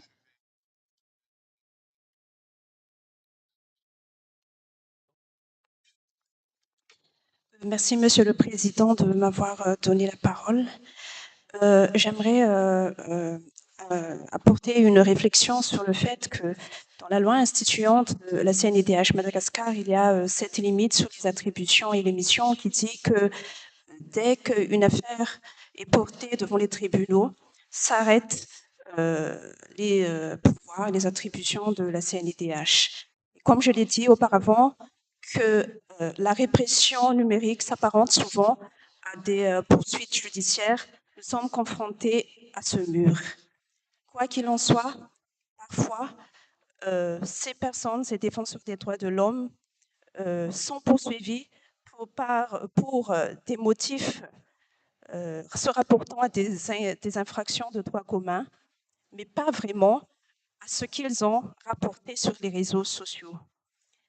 Pour nous, la CNIDH Madagascar, la seule manière pour nous de pouvoir avancer, pour œuvrer pour la protection de ces défenseurs, c'est l'adoption de la loi et par la suite avoir un mécanisme fort qui va accompagner et qui va veiller à l'application de l'adoption de la loi, parce qu'à Madagascar, en ce moment, il y a aussi, on a la loi sur le mécanisme national de prévention depuis 2018, mais on n'a pas encore le décret d'application en 2025.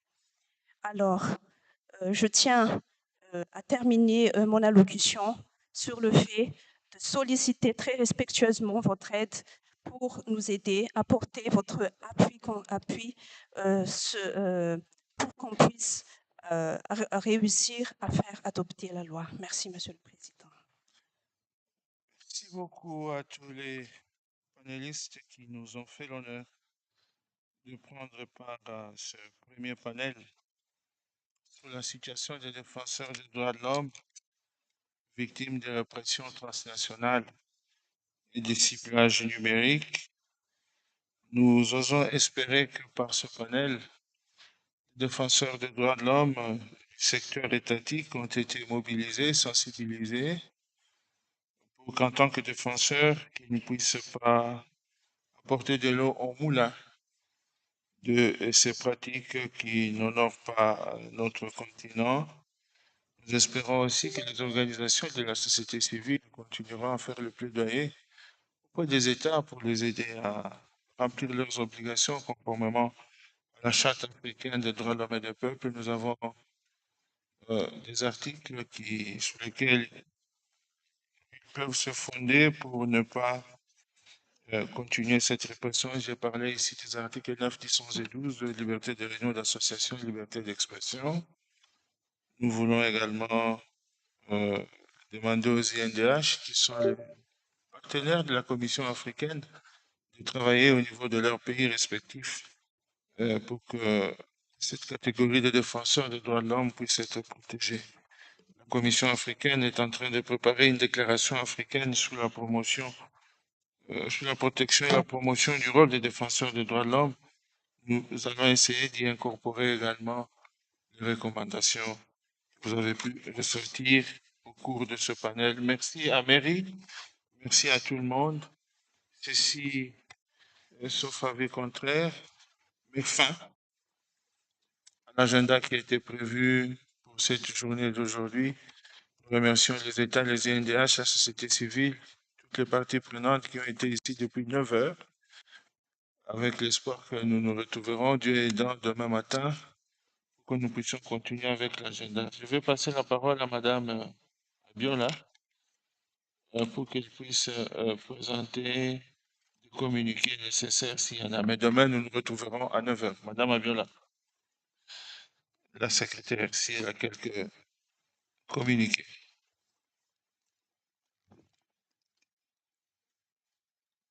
Thank you very much, Honorable Chairperson, for giving me the floor. And thank you, Excellencies and distinguished participants, for having me with. Participants d'être restés avec nous depuis ce matin. Il n'y a pas de side event. Et nous allons reprendre demain matin pour poursuivre sur la situation des droits de l'homme en Afrique. Et nous demandons à tous ceux qui se sont enregistrés d'être là dans la salle quand on les appellera pour prendre la parole. Par conséquent, nous recommandons aux membres des organisations de société civile de rapporter ces propos à leurs collègues. Bonne soirée.